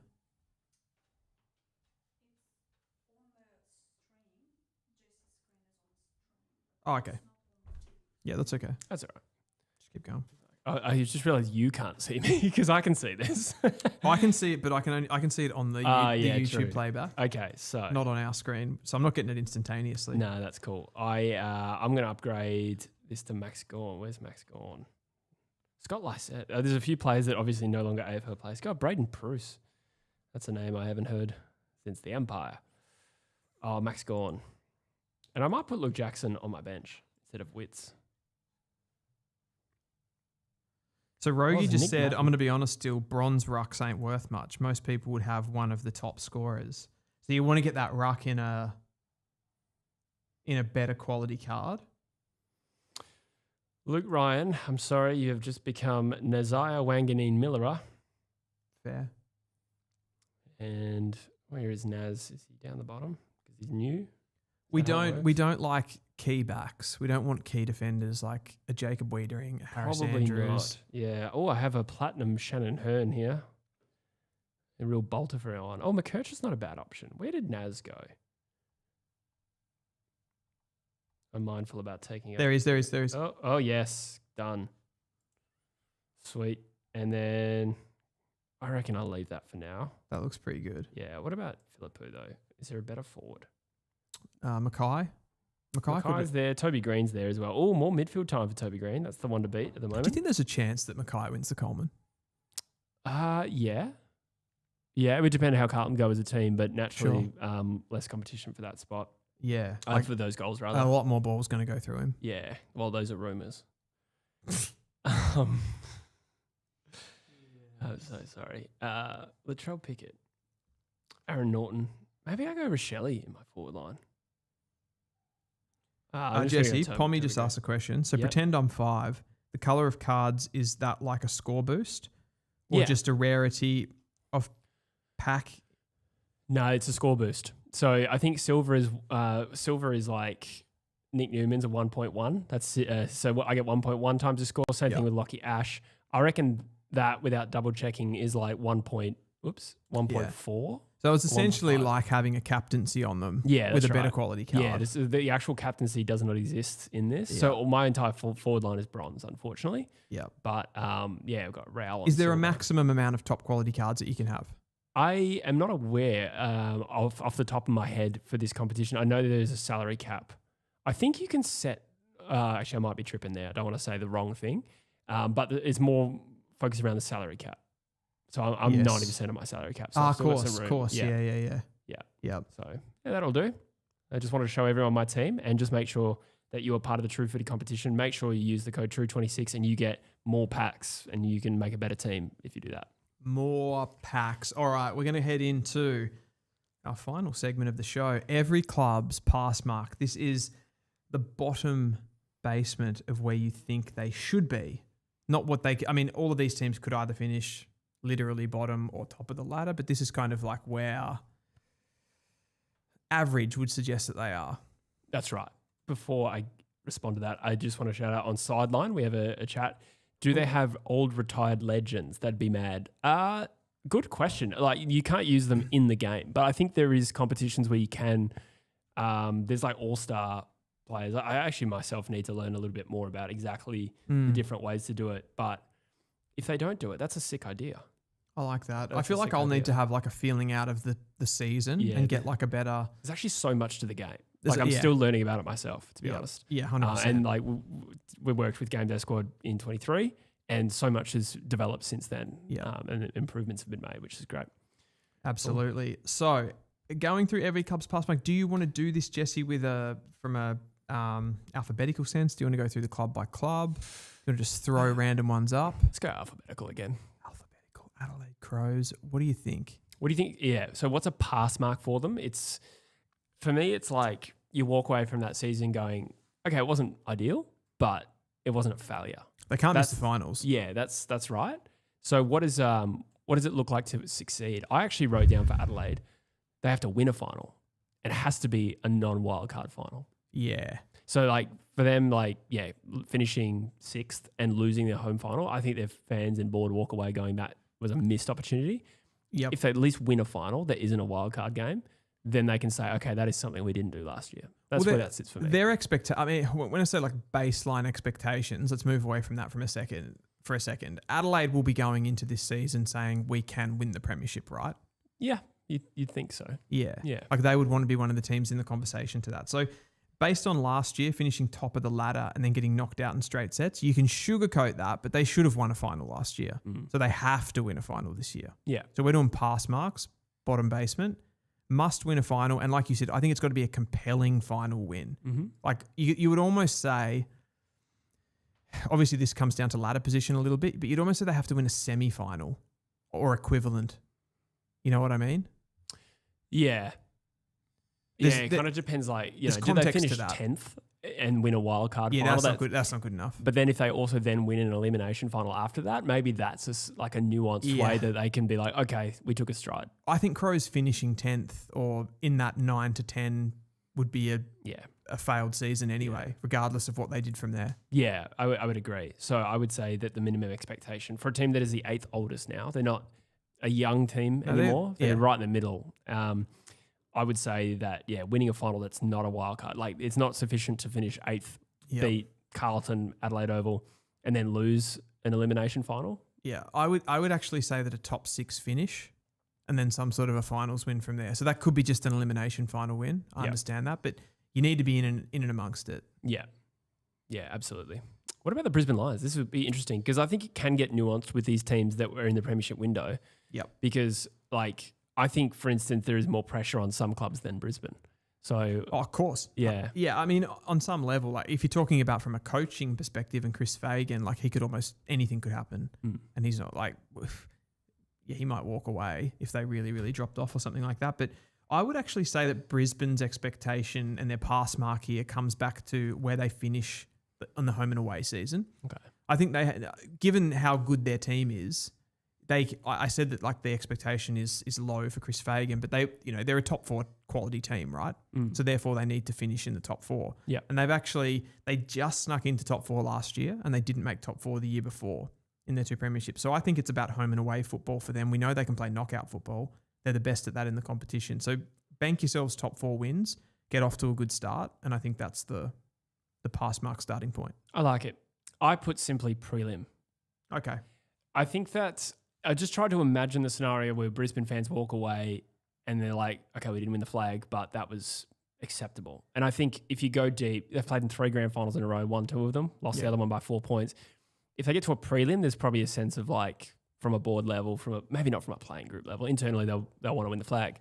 Yeah, but it depends what we mean by not meeting their expectations too. Like, what are we saying? Because they're obviously going to go for the three-peat. Like that's exactly what they're thinking 100%. of. And they'll feel it as a failure if they make a prelim. But like once the dust settles, we don't walk away from a prelims going, gee, Brisbane fell short. Yeah. But if they go out in straight sets, if they finish fifth and lose a semi-final, that probably is like, we could have done a lot better. Yeah, it's disappointing in that sense. I think though, like from where this Brisbane team's come from, I think it's unlikely that they would go out in straight sets anyway, just based on their history. But even if they did, I'm not sure if that would actually be the disaster that you think it is. Yeah. But you'd still walk away going, oh, geez, disappointing. that was flat. Yeah. For sure. That's why I've probably I've made the narrative more around home and away football, because that's where I think they've struggled. So that's the improvement scope for them. Yeah. Yeah. I mean, we know that they can win anywhere, anytime. Yeah. But you want to make that run into finals not the hard way again, because they've done that before. Yeah, you wouldn't want to be coming from seventh. Yeah, just with travelling again. Like, I know they can do it, but you'd rather stay in Queensland. This is going to be a relaxed premiership. Yeah. We want this to really be calm and enjoyable. We want to put on the cruise control. Yeah. Yeah. Cool. What about Carlton? This is where it gets a little trickier or spicier, if you want to call it that. Okay. I've got pass mark for them, top 8, and win a final. That's the pass mark. Yep. Wow. You don't think that their expectations should have shifted with the loss of Charlie Curnow and TDK and Silvani? Do you not think there'll be a bit of a reset on what they think they should achieve? I don't think so, because I don't think they've. I think they've still. They don't see it, at least internally. I don't think they see losing the players that they lost as a downgrade across the entire team. They see it as clearly. They see Charlie Curnow as a top player in the competition, but I think they think what they've brought in around that, as well as the younger players and the injured players that they get back. Because remember, they had a lot of injuries last year too to key personnel. So getting Newman back and these kind of guys, I think they secretly think they're ready to play for it this year. I don't know like how far. I think on quality, looking across their entire team, it's not. You're not talking prelims or semis or anything like that, but they still see themselves as a top 8 side. Mm-hmm. And I think Voss is still going to be heavily scrutinised and judged, both externally and internally, on where he finishes. It's not going to be good enough just to be like 12th. Mm. Yeah, it is a little bit different when we're talking about a coach who's probably or has been there for a while. Yeah. If it was a first-year coach, maybe we'd be speaking differently, but because we know Voss has some impetus to perform. Yeah. I put just play finals. I think if they even just make the wildcard weekend, I would say that there's a stabilisation there. But I think it also comes down to how they play. And it's messy trying to weave that into these kinds of videos. But I think Carlton need to improve the way they hurt teams on the outside rather than just being a stoppage That's team. about that balance though, right? About the personnel that they've brought in, the players that they've got back. Are they internally in a way still thinking that they're actually a better team than they were last year? That's probably where I sit. And I do think because of the drop-off, we think that season was a lot worse than it was. There were still some pieces to hold on to from the way that they played there too. Yeah, that's true. What about Collingwood? This is an interesting one. What is the pass mark for Collingwood internally where they can walk away saying, okay, we got that about right? I found this difficult with Collingwood, but they have to put themselves in premiership contention. Okay. I don't know what that looks like. I think it's too hard to say you have to win the premiership, but in a way, they have to kind of win the premiership, right? Like they don't have to win the premiership, but they have to be there. They have to be there to win it. They can't be, again, like similar to what we said about Brisbane, they can't be coming from 7th or 8th. I think they probably have to finish top 5 or 6. Whether they do that the long way, you think it'd be unlikely with their ageing list, but I think they have to move a few magnets, make the team look a bit different, bring some young players in and still perform really, really well. Mm. I actually put make the grand final. Okay. Well I think that's the fair. scenario for me where they walk away going, okay, let's say they lost it. They go, okay, we threw everything at that. But I think if you build the list in the way that you have with Collingwood, your chips are in. I like it. And I think if they fail to make the grand final, no matter what happens actually, they're going to have to re-image their list. Now that might not be dropping down the ladder and building through the draft. It may mean trying to sign one of those free agents, maybe multiple free agents. They're going to have to re-image their list. But I think this is a bit of a last shot with this exact group without, this is probably, save for like massive list changes, this is the last chance for Pendlebury and side bottom. Some would say that's already come and gone, to be honest. But I think I think you're spot on because you're not keeping all of those guys. Yeah. If you don't have those expectations, so I think you're right. Yours is a bit more tangible than mine in saying putting themselves in premiership contention. That's making a grand final. Yeah, I think the oldest team in the comp can't say we just want to make the final four. So they're certainly not in rebuild mode or transition mode. I don't feel there's not enough youth coming through. So that's it. I think that's a good one. Essendon. Yeah, opposite end of the spectrum. Essendon, a club that have sort of embraced a rebuild and coming off a year where obviously there was an injury, decimation of the list, and it's really hard to get a read on exactly where they're at. So with that being said, what is a season where they walk away from it and feel good about it? Again, when we talk about these younger clubs, we're going to be talking about the way they play, how their young talent's blossoming. But for the purposes of this video, I went a little bit more objective. Matter of fact. And I just put, they can strive to avoid the bottom four.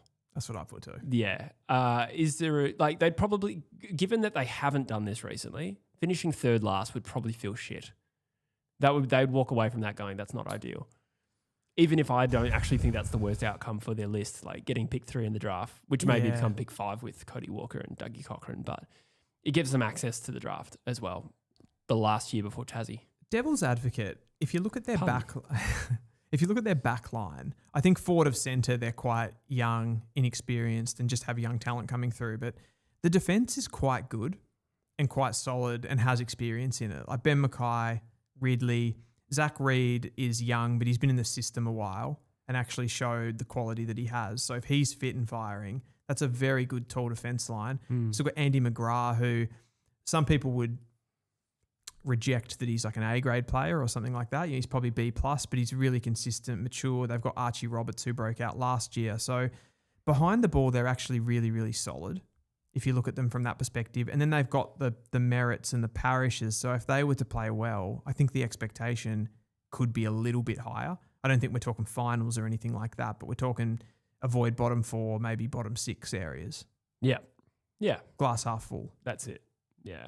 I mean, they finished bottom 4 with an injury decimation, so they can strive to improve on that. That's fair enough. The Fremantle Dockers. We spoke about them for ages in the last segment for some reason. Yes. I made it the same as Adelaide, win a non-wildcard final. Wow. I think that's the minimum expectation. That's a pass mark. Yeah. Because it is something that they didn't do last year. That's true. But it wouldn't be progress as such. I would say that if they went and made a prelim, they should be stoked. So it's somewhere in like the middle. Yeah, I put prelim final, and it's mainly because I saw last year, if you're talking about building on 2025, then yes, that would be improvement. But did they not underachieve slightly last year? So why are we lowering the bar based on what they did last year? I don't know if did they underachieve? I suppose they lost their first final. They won a final like 2 years before. Yeah, you're right. And then they bottomed out a little bit, and then they came back up. So like I think you wanted that. You wanted that sugar hit of winning another final last year. And then the natural progression there would be talking semis or prelims, I would have thought. So in the scenario where Fremantle finished 5th, they beat West Coast in the first elimination final. No, they beat, St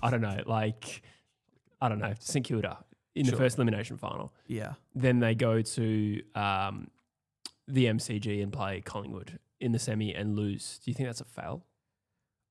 I think it's disappointing. It's just, yeah. Yeah, it's stagnation. I know you're grasping onto linear improvement there, but I don't know if linear improvement necessarily in this case. I think it's just, for me, it's somewhere in between making it through the first week of finals and making it to a prelim, because I feel like it's too lofty an expectation for a pass mark to make a prelim. But maybe you're right.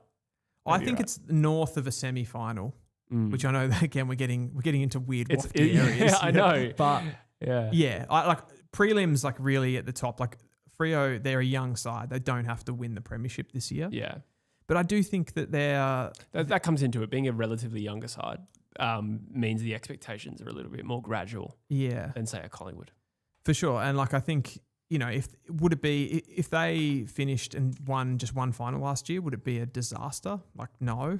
No. You can always bounce back if you can get the troops together. But I just think it would be based, if you're just narrowing it to this season and saying like, what would you be really stoked with as a fan or happy with? I think you're more shooting at prelim. I agree. Prelim territory. I agree. I think the part I got stuck on was the semi-finals, not a fail. Yeah. So that's why. But I think we're basically in agreement there. So either way, we Fremantle the expectations are starting them. Got stuck on them for a long time again. I know. Geelong, this should be fairly simple, I would have thought. For the Geelong Cats, what do you think? Win the flag. Yeah, that's exactly what I put. Yeah. And it's different because it's apples and oranges with some of these clubs because we only put that expectation on Geelong because they are good every year. Well, almost every year. Again, it's like it comes down to the fans and the club. Like people that are working in Geelong and people that live in Geelong and follow the club. Are they stoked with a semi-final? No. That's a disappointing year. I mean, they just lost a grand final. Yeah, I'd love to be them. Yeah. That'd be a lovely place to be where losing a semi-final would be like, fuck. Yeah. Like we wasted that year. Yeah, that's it. I think that is the mindset of that football club. Yeah. Which makes it a little bit different to most clubs in this competition. To a Freo, let's say. Yeah, that's true. So given that they just lost a grand final, even losing the grand final next year would be another failure in their minds. Definitely. Even if it's not pressure on Chris Scott in my opinion. It's like go back to Brisbane, right? After they lost to Collingwood. Yeah. If they had lost the next flag, do they think that that's acceptable? No. It would be devastating. Yeah, exactly. Yeah, I mean, even just removing the emotion out of it though. Like, I think Geelong, the expectation is to win the flag. Sport is about learning and then improving, right? Like that's kind of the... Oh, that's not how we do it at my club. Same. That's what I thought it was about anyway. Oh, let's go to Gold Coast because they're a bit more... Je ne sais quoi. Je ne sais quoi, yeah. Yeah, what is the expectation on Gold Coast? The external expectation is that this will be their best season following their best ever season in 2025, which saw them win a final and actually get pretty close to a top 4 finish. It was pretty tight there. Yeah. So to win a final last year with a relatively young group still, I think they're in bottom half for age and experience. Damien Hardwick, obviously at the helm, Christian Petrarca, Jamari Ugle-Hagan, Zeke Hewland, Dylan Batterson entered the club. There's a lot of talent there. I still think, though, it's like the opposite of Geelong, that because of the club and the history of the club and the expectation, the implied expectation, I think we scale it back a little bit. I actually think Gold Coast only need to win a final again to have passed. If they consolidate it, I think that's a pass mark given where the rest of their list is at. I get what you're saying because of the club, but you've also got a 3-time premiership coach and a bunch of winners that have just been injected into the... Yeah, but it was longer a time. 4-time, actually. It was a longer time ago. The amount of... The sheer quality in that team is getting a little bit ridiculous and they're coming into their prime. It's not like they're even overly young, although they have... They also have the legacy... Sorry, not the legacy piece. They have the longevity piece there as well with those Ewlands and Pattersons, but like they're ready to go now for me. I think for them... A bit, again, like what I said about Brisbane, in that I actually think home and away football is more important. I'm not sure if they need the tangibility of a prelim final, but like finish top 4.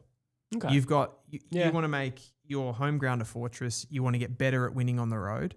That's what 2026 is going to be about. And if you can bank a top 4 spot, you'll probably win a final anyway. Yeah, that's right. And you might be a sneaky chance at a prelim or a granny appearance. Yeah, in the instance where they finish 4th, lose week 1, they win a semi, they lose the prelim. That's getting to the prelim and only winning one final. Yeah. So both can be achieved in the same Exactly. day. So it's more about home and away football, and your draw is going to be slightly more difficult. So that's going to show the improvement that you can finish in that top 4 best teams in the comp. Yeah. I guess for me, I was thinking consolidate this year is the minimum expectation. So they pass if they replicate this season again. Sure. But I get your point that they should certainly be striving for top 4. Absolutely. Yeah, I would agree with that. I find it difficult to... I think it's funny that crossroads game between them and Freo last year. Like I actually think they're incredibly similar teams. If anything, I think Gold Coast have more talent. Maybe as a club, they've got even less history, even though both clubs are probably in a bit of a strange situation with that. Like they don't have a lot of that to draw on. Yeah. And that's good, can be both good and bad. But yeah, I feel with the fight, like they can kind of use that.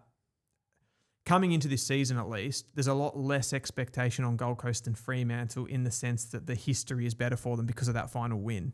Does that make sense? Yeah, it does. I'm sorry, I'm busting. Go, mate. Take a break. We're at G. Yeah. So then we have the Giants after that, but take the chat. We have the Giants. I mean, you could in saying all of that, I'll let you go to the bathroom. I'm talking to the chat here, but you could say with Gold Coast that you could put prelim final on them, I think, and you could purely base it on the quality of their players, which is unbelievable. You've got a Noah Anderson, Matty Rowell, 1-2 punch. You got Touk Miller going through there. Bailey Humphries, another year older. He was dominant in the final series last year. Christian Petrarca comes in there as well. There's like so many levers to pull from a coaching perspective. They've probably got one of the best back sixes in the competition. The forward line with Jamari Ugle-Hagan, if he can get everything right. So you can't, I don't know, like you can pull on the fact that they're not a big club and they haven't had success, so they don't know how to win and all those sorts of things. But I think there's enough experience in that team, and then you combine the coach and how much winning that he's done in the past. I think you have to set the expectations pretty high. Otherwise you're just constantly playing for the future. So I'm not a massive fan of that. I'll just jump into the chat here. Dylan's been speaking to some deluded Carlton fans. Maybe I have. I have been doing some like statistical profiles of teams lately on my own channel, and I was impressed. I mean, there's always been an element to Carlton's game that has lacked a bit of nuance, and some of their like decision making around contested areas has been really bad, and I think they need to work on that. But at the same time, they were so good at some fundamental things last year. Like the contested possession was really, really good. Their stoppage work was really, really good. I just think they need to get some of those mids into better positions to be able to kick the ball. I think Jagger Smith's going to help with that a little bit with some of his movement. He'll be a bit different in there with like your big ball winners like your Paddy Cripps and your George Hewitt types. Not sure where Chera ends up in this midfield, but he's a bit of a difficult one. So I think they've got some more levers they can pull. New Heaven says, do you think there will be more changes to the draft system considering the top 8 thing? I'm not sure. I think they're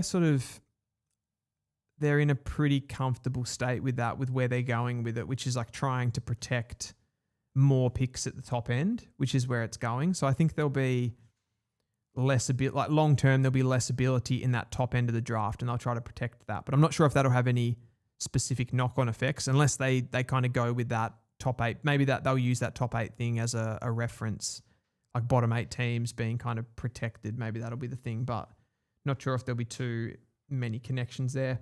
Rocky Koala says, Jesse gives me Ramsey Bolton vibes. Who's that? Wow. Do you know who that is? Yes. That is very unflattering. He was an absolute maniac murderer. Okay. Surprisingly cute. No, I actually don't know. Had charisma? I've never had that one before. Okay. No, he was an iconic villain. As soon as we got off the stream last week, I got a text from my mum saying, it just said, Borat and Kevin Sheedy. That's so good. That is so good. For those who missed it, we got compared to Borat and Kevin Sheedy lookalikes, which that's not the first time I've caught Borat. It's the first time I've caught Kevin Sheedy, for fuck's sake. Yeah, I think that one's unflattering to you. I don't think that's not good. Mind you, Sacha Baron Cohen probably isn't. He's a normal looking guy. Yeah. He just but it's Borat specifically. It was worse for me. I don't know. You don't want to get compared to Borat. Oh fuck's sake. We are at GWS Giants after covering the Gold Coast Suns. Lower class Brum is just laughing at me. For GWS, I actually do factor in Tom Green's recent suspected ACL. I actually don't think that's been confirmed. I factor that in. I think you have to reframe expectations, in my opinion, given how central he is to what is a weakness at GWS. For me, I think GWS prior to that would have been hoping to make the Final Four. I was going to say I had prelim down. See, I have reframed it to just play finals. I didn't change mine, but I think I agree with you. Yeah, okay. I think they are such a good side when they're on, and I feel myself repeating. We do long podcasts, we repeat ourselves a little bit, but I think they are a good enough team to go deep. The tricky thing with them is that they're a bit more, comparing them to like the Gold Coast Suns and the Freo Dockers, there doesn't feel to me that there's that like natural improvement constantly with them because of the way that their list is set up. They've got older guys that could be retiring. Like what happens when, say, Jesse Hogan goes, when Lockie Whitfield goes, like important pieces to their ball movement and their key forward line, they're going to be fine. Like I don't think they're going to bottom out because they've got lots of talent coming through as well. But with this team and how this team works at the moment, they're probably like Toby Green's another one, right? the Josh Kellys and the Stephen Cornelio. So it's like there's like a tipping point there for this team to win. Otherwise, they're kind of in a transition mode again. Yeah, I would agree. And I think there's just some flaws to the way they defend as a team. And again, repeating my concerns about this stoppage game, I just can't see how they can get it done, particularly without a playmaker like Darcy Jones this year. So I think this year is going to be a real in-between year for the Giants. And I think if they walk away just having played finals, they can take a breath and go again. I think that's fair. I think like JSEP94 says GWS win a final pass mark. I think that's probably fair too. And I would consider that anywhere in the 10. They are a good team anywhere as well. Yeah, so I come finals, and I know their recent finals record is really poor. Like they had two at the straight sets, and then they had last year against Hawthorn. They made a great comeback, still lost the game and finished 5th and bundled out in the first week. So despite that, I still think, put them anywhere. Put them at the Gabba in an elimination final, and they're a chance. 100%, they're a chance. They beat Brisbane at the Gabba last year. But I just have too many concerns about what their floor is and not what their ceiling is. And I'm just putting them smack bang in the middle of the comp. I like it. I think win a final or make finals is very fair. Hawthorn, higher expectations here, I think we're saying. I think so too. You could apply the same logic with Will Day missing such a big portion of the season, but it's not an ACL. No. So he will return. And also he hasn't been playing. Yeah, that's right. Exactly. We have an idea of what Hawthorn are like without Will Day. And still quite good. The midfield's like, it's not top end by any stretch, but it kind of does a job. And what it is a bit of a vulnerability. I don't think to the same extent as the Giants, who we're just comparing because we just did those two teams in a row. So we know that Hawthorn side can play finals. I think when the game is there to be won in a final, I think they've proven themselves to be, they rise to the occasion. We saw them win 2 finals. They beat GWS and they beat Adelaide at Adelaide Oval. So 2 interstate finals as well.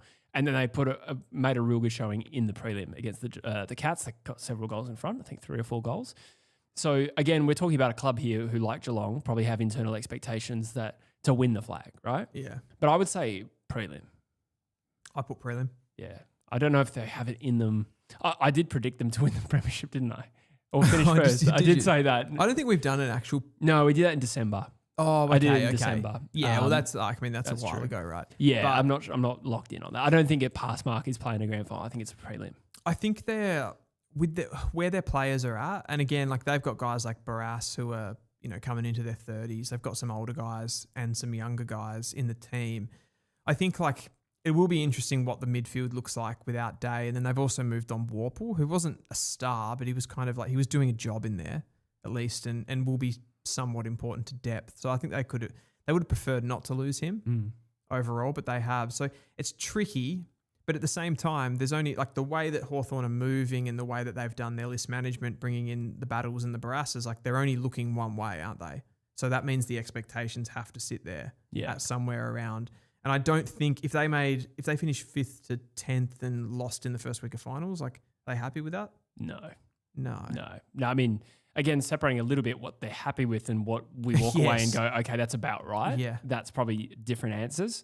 Because Hawthorn, I think in Sam Mitchell's postseason address, he said, like, we're here to win premierships and we consider that a failure. I'm paraphrasing a little bit. He said that about Hawthorn. So internally, we know that that's what they want. But I think realistically, given it, they haven't improved the list through moves. Like they tried to get Zach Merritt and failed. Yeah. Lose Warple, again, not a massive loss, but I think to achieve the same outcome would be a pass, which is a prelim.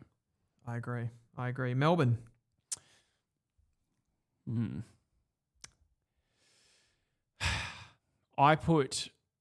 We obviously have different expectations of what Melbourne can achieve this year. I think they will be more exposed than previous years without some established players like Christian Petrarca and Clayton Oliver, who again we acknowledge are not the 2021 versions, but still important players that need to be replaced, and they're probably going to be replaced with, Jack Steele probably covers Jack Viney, who's also out. Yep. But it suddenly puts a lot of stress on guys like Harvey Langford, Xavier Lindsay, Caleb Windsor, Trent Rivers. I think there's a lot of good talent there. I have very low expectations about what they can achieve this year. I would say that Melbourne's pass would be 6 wins. Oh, you've done it from a wins perspective. I did there, yeah. I like that. I think that's fair. I put avoid bottom 4. Okay. As a pass mark. I think if you're flirting in that bottom 4 area, you've probably had a under expectation season. Like, would that mean anything as far as like what they do behind the scenes, no. Like, I don't think Stephen King's job's going to be in any jeopardy regardless of what happens. But That's right. Yeah. I do think you've still got to have some internal like metrics, and you've still got to have like a high expectation on yourself to not just completely fall away. Yeah. And I think that's kind of where Melbourne sits. So I said that they could make a play for the top 10. I think that's like high expectation area. More likely they're sort of in that pack just outside the bottom 4. Like 13th, 14th. I think so. Yeah. Well, that is where they finished the last 2 years, and my logic is, I think Max Gawn's also not missed a lot of footy, if I'm not mistaken. Like, No, he's been a factor, and he's carried that team at times. Yeah, he's had a few things like where he's played seasons with injuries, but he's mostly played. That's another one. If Gawn, touch wood, doesn't play a lot of footy, then you reframe the expectations again. You're like, well, Gawn didn't play. Sure. But you've also, like, I mean... Which we're not in that situation, so maybe that's dumb, but... I know what you mean, though. Cozzy Pickett, though, gone.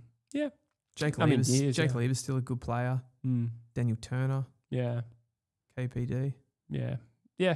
No, they definitely have talent. That's not my concern. I just don't... It's just where they're at now. I don't think we can expect much of Melbourne, given what they've just been through as a club. Orc Enthusiast says, pass Mark 5 wins for the Ds as a fan and just play a more attractive brand. That's true. Happy to cop a few beltings if we're actually entertaining. I like that. That matters. Yeah, I think back to West Coast in 24 had 5 wins, and 3 of them were early in the season and our senior players fired, and then lagged 1-2 games. We had a 5-win season, but you also know what happened the following year for that context. But the second half of the year was so bad that the 5 wins didn't really feel like a win. Yeah. So again, the way these wins happen and how sporadic they are, it is important. As a North fan, like, I'm more of a guy that likes my losses to come unattractive. I like the combo. Yeah. Play bad football and lose. Like, that's kind of where I'm at. I like it. It's just turned to shit. Speaking of North Melbourne. Oh, we're next. We did allude to this a little bit throughout the show, but we'll recap. What do you think is a pass mark for your club this year? Compete for the top 10. Okay. Be a mathematical chance to finish in the top 10. Let's put a marker on it, like round 15, we're in the mix. Okay. What if you lose every game after that? Yeah, that'd be shit. Obviously there's some context there, but I think, let's say round 20 then. Round 20, there's still 4 games to go, we can mathematically finish in the top 10. Let's say that as a better thing. I know I've just lowered my expectations internally here for this person, but I think that's what the club still has to aim for. Yeah, fair enough. I would say 8 wins. Okay, so you're going for a wins perspective. Yeah, because North under Clarkson won 3 games, then 5.5. 8 would be another significant jump, I would say. And I don't think there's been enough reason to believe there's going to be a bigger jump than that, personally. So my expectation is like, why are we now expecting North to make that jump just because they've been bad for a while? Yeah. Is there just some impatience? We're still talking about the 14th oldest side in the competition, which makes them the 4th youngest. Again, I lean heavily on the age stats, but the point I'm illustrating there is it's still a young group. A lot of their best talents are the ones drafted in the last 3 years. So slow and steady, and I think 8 wins would be slow and steady progress. Yeah, I think the slow and steady's been already, like, the reason I think the jump needs to be bigger this year is because we've failed expectation previous years. I can't remember which club were we talking about. I think Freo were talking about how them underachieving the year before doesn't mean that you can set the bar lower the following year. I feel like that's North are in that same boat. Yeah. It's funny though, because you're putting higher expectations and slaughtering them more. Yeah. You're like, they're shit, but it should be here. I get that. For me, it's more being pragmatic about what can we really expect from this North group. Sure. And I think 8 wins would be okay. I think that keeps Clarkson his job. And then that becomes 10 wins the next year. Touch and go. What if we're at round 16 and we've got 3 wins? In danger, yeah. In danger. I don't know. Then it comes into the question of what's the best process here, a caretaker?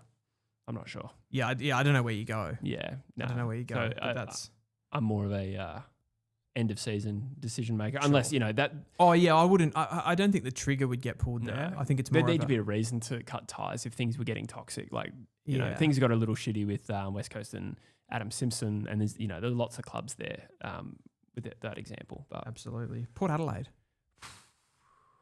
Well, I think David Koch has answered this one. I think really, yeah, I think that's a pass mark in their eyes. I think they've indicated that. Yeah. But playing finals is top 10. Yeah, it is. In my head and in reality as well. So I wrote top 10. I think if Josh Carr finishes 10th and plays in wildcard weekend, I'd say that's a pass for his first season. So if they finish 13th, what do you say? You're saying that's. I would say they'd walk away really disappointed with that season. I don't think Josh Carr gets the boot, but no. Like I think they AFL coaches barely ever get sacked. So like we're kind of talking about. I mean, when I say that, not compared to a regular person in their job, but they barely get sacked in the pantheon of world sport. I reckon the balance we get is right. Do you? I think the Premier League is too trigger happy. I think Premier League's way too trigger happy. I think when I say we don't get the balance right, I know why we don't get the balance right for me, because we don't have a conveyor belt of coaches to pull from. So like the conservatism comes from not having anyone else to put in the job that's better. That's the issue. But if we did, like if we had another professional league that had coaches and, different people to pull from, even from like other sports or something, we'd do it. But we just don't have them. Yeah. And then there's also, at the risk of going on a tangent, like salary cap implications with the football department spend that doesn't exist in clubs and leagues where clubs are privately owned. Yeah.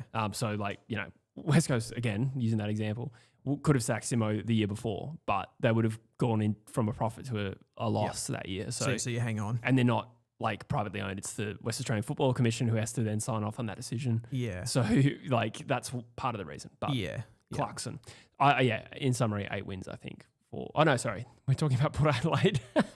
Yes. Sorry, I got muddled up. We're 4 hours deep. My original was like avoid bottom 4, but the more I've looked at their team, I'm actually coming around to what you're saying. Yeah. I'm thinking in and around the top 10. I don't know if they have to actually make the top 10. Yeah.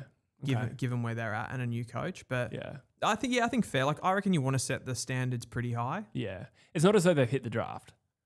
It's not as though they've taken like 4 top 20 picks and it's like, okay, let's see how these guys gel. Yeah, like, they're more going for the like we're going to play Will Brodie when we need an extra mid. Yeah, that's right. And so you have to set the expectation there. Agree. Richmond?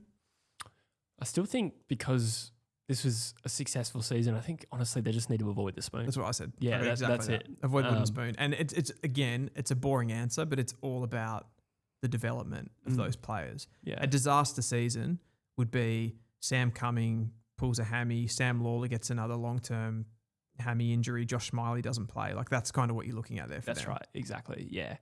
We feel pretty confident that they've drafted really well. It's about seeing how that goes. Obviously nothing's set in stone with how these guys develop, as is true with any club. But yeah, I think if Richmond finished second last again, I don't think a lot of that narrative changes. Nah. So they just want to avoid a spoon. Nobody likes winning spoons, believe me. Ask us. Ask us. Yeah, it's got to... Yeah. You get around We should actually add some wooden spoons. We should. to the set. That would be funny. We should. That would actually fit us. Have to bulk buy, being North and West Coast fans. Yeah. We've got a few now. It's funny because North were a team that actually didn't have too many wooden spoons going back. Like we were through my lifetime anyway, like 90s, 2000s, we weren't always good during that time, particularly early 2000s, but we never like really bottomed out. Yeah. We're always just consistent, and then that stopped. Yeah. Thank you, Brad Scott. Thank you. All Saints. Right. Saints is a tricky one because of their massive off-season recruiting every player with all the money in the world, and that comes with some implied expectation that things will improve drastically in the following season. And they've also hit the draft 4 years in a row. I think that was their plan that they stated out, and I think they did a really good job of that. So there is a nice maturation to their list in addition to plugging some gaps, TDK, Flanders, Ryan, maturation. Love that. You're going to play devil's advocate or no? No, okay.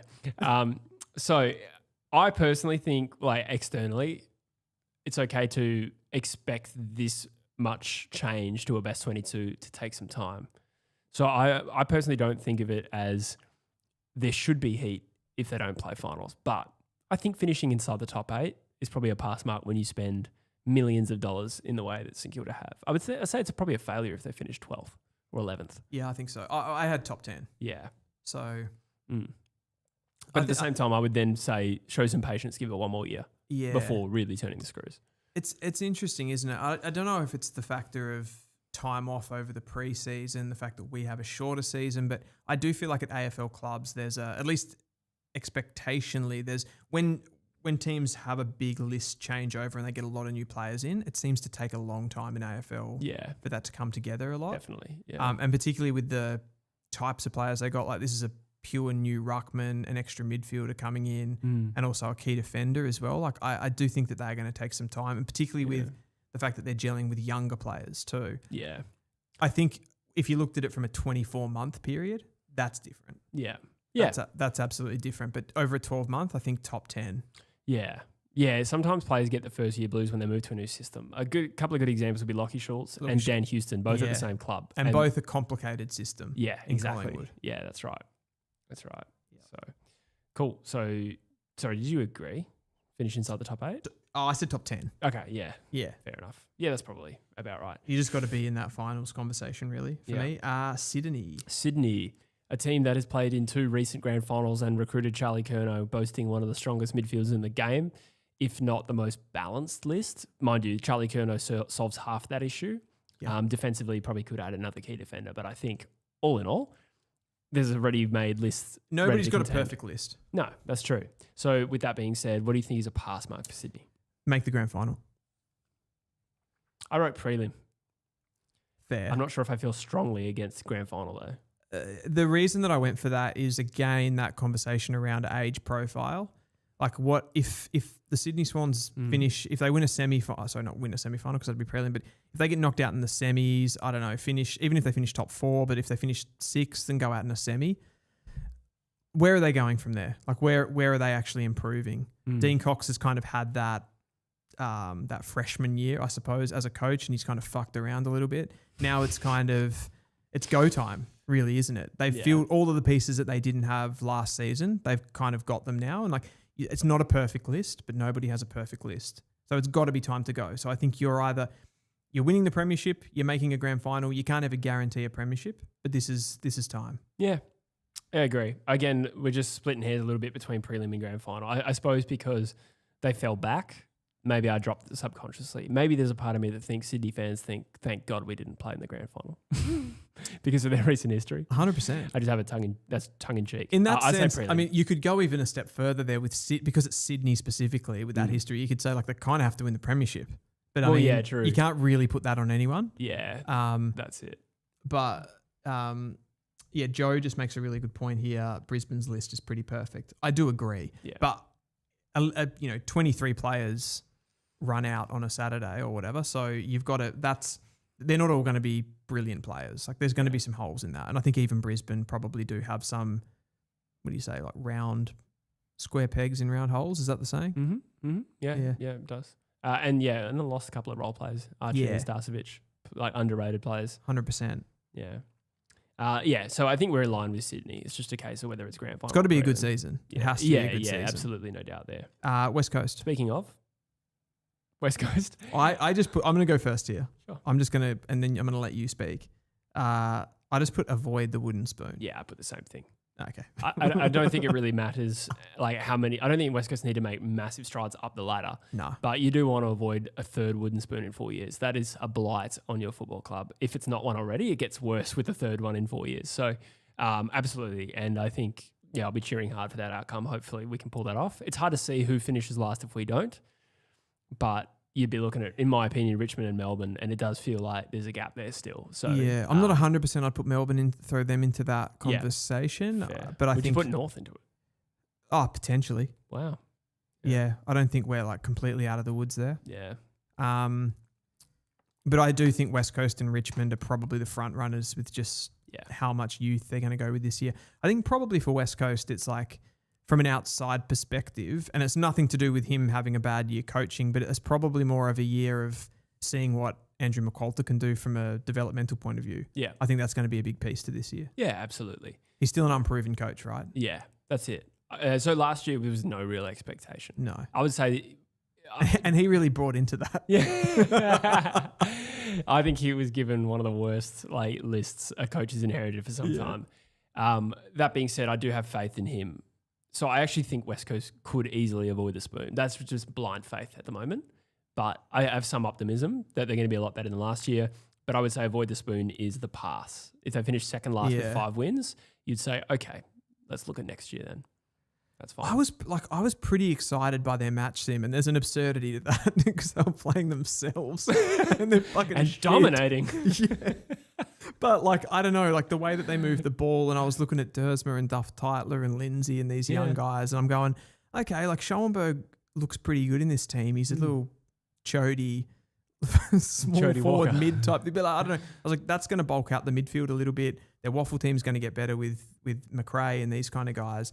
The talent is starting to come through. Hamish Davis looking good. Longlet looked good as a small forward as well. And I'm like, they're not so untalented. Like they're not so far off the Richmonds and the North Melbournes with the young talent. And it's a time factor. Yeah, it comes down to how many big bodies can stay in that midfield in particular. It's only one part of the ground, but it was like record levels of poor. As the match team spoke to, what it told me was more like, oh, there's actually some mature players now, and there's a balance of outside class and a bit more grunt than there was before. More balance in the team, and then you also didn't have like a Tyler Young, who's going to shore up that defense. I mean, there were some times where the B team moved the ball coast to coast, and I was like, what the fuck's going on here defensively? But Yeah, that comes to style as well, and like the way we play, we defend aggressively, if that makes sense. Yeah. And we're also a young team. Lindsay was getting really, really high with the ball, and like to the point where I never really saw him do that last year. He was winning a lot of the ball and using it really well, but like deep in defense. He'd be on those control ball plays, and he's like just picking little holes in the opposition zone from like really, really deep. But in that game, he was getting up to the back of stoppage and coming through. Like when he hit Cooper Duff Tytler, like that was a deep inside 50 entry. To be fair, the ball was entirely in that half. True. So, he had to do something. But obviously the closer to goal, the better with his ball use. Yeah. And the last one, was that what you're up to? Yep. Western Bulldogs. I put Tricky. challenge for the flag. Nice. What? That's very you've just changed the phrasing. Ambiguous. I put prelim, so I think we're aligned. Yeah. I didn't want to put a direct final relationship, but they got to do something. Like they missed finals last year by one place. I suppose, unless they had some sort of a internal disaster and the whole club blows up. I don't know why I say that about the Western Bulldogs. Just feels like that could happen. I think it's a little bit of a bias because we perceive them as a smaller market club. Yeah. So you just don't expect Collingwood to blow up or a Hawthorn to blow up. There's trust there. But the Bulldogs have been a relatively successful side over the last 20 years. I know. Is it not though that they're in their coach's image a little bit, and maybe Beveridge feels volatile? I think that's the right word. And therefore the club feels a bit volatile, even though they have kind of taught us. It's weird though, like they've got success, but there has been volatility. They're an erratic team. Like on their day, as good as anyone, and they look shit hot. Great players and shit players. Yeah, but not consistent enough to be. Well, they haven't made the top four since 2010, I reckon. Which is crazy, given the players and the fact that they've won a premiership and they've made another grand final. Like that's impressive. Yeah. But like, what about this year would be that they would finish in the top four? Like, what would make? As you said, they haven't done that since what did you say? 2010. 2010, they made the top four. Yeah. Why this year would they make the top four? I just think that needs to be the pass mark. Yeah, I do rather too. than a locked-in prediction. I think the talent is outstanding. Like they have both maybe three of the best half a dozen players in the comp. I mean, Marcus Bontempelli is probably the best player of this generation. Yeah, and then you got Sam Darcy, who could be the best player of his. And Ed Richards, who, maybe Ed Richards isn't quite on that level. But he's not, but he's good. In terms of performance, he's performed just as consistently as well as any other midfielder, at least statistically. So, and that's that's just three players, right? There's a deeper list than Bailey Dale, of a halfback flank. Liberatore, just evergreen. We could go for a while. But overall, I think for them, it's a specific desire to really compete because of how erratic they've been. Yeah. And this is a year to cut the shit, so to speak. And like 2023, 2025 stumbled right before finals against both WA teams and failed to make finals in years where they should have played finals. So if they don't cut the shit and they have more erraticism, I don't think that's a word. What happens? Well, erraticism could still be erraticism. Yeah, I like how I adopted it.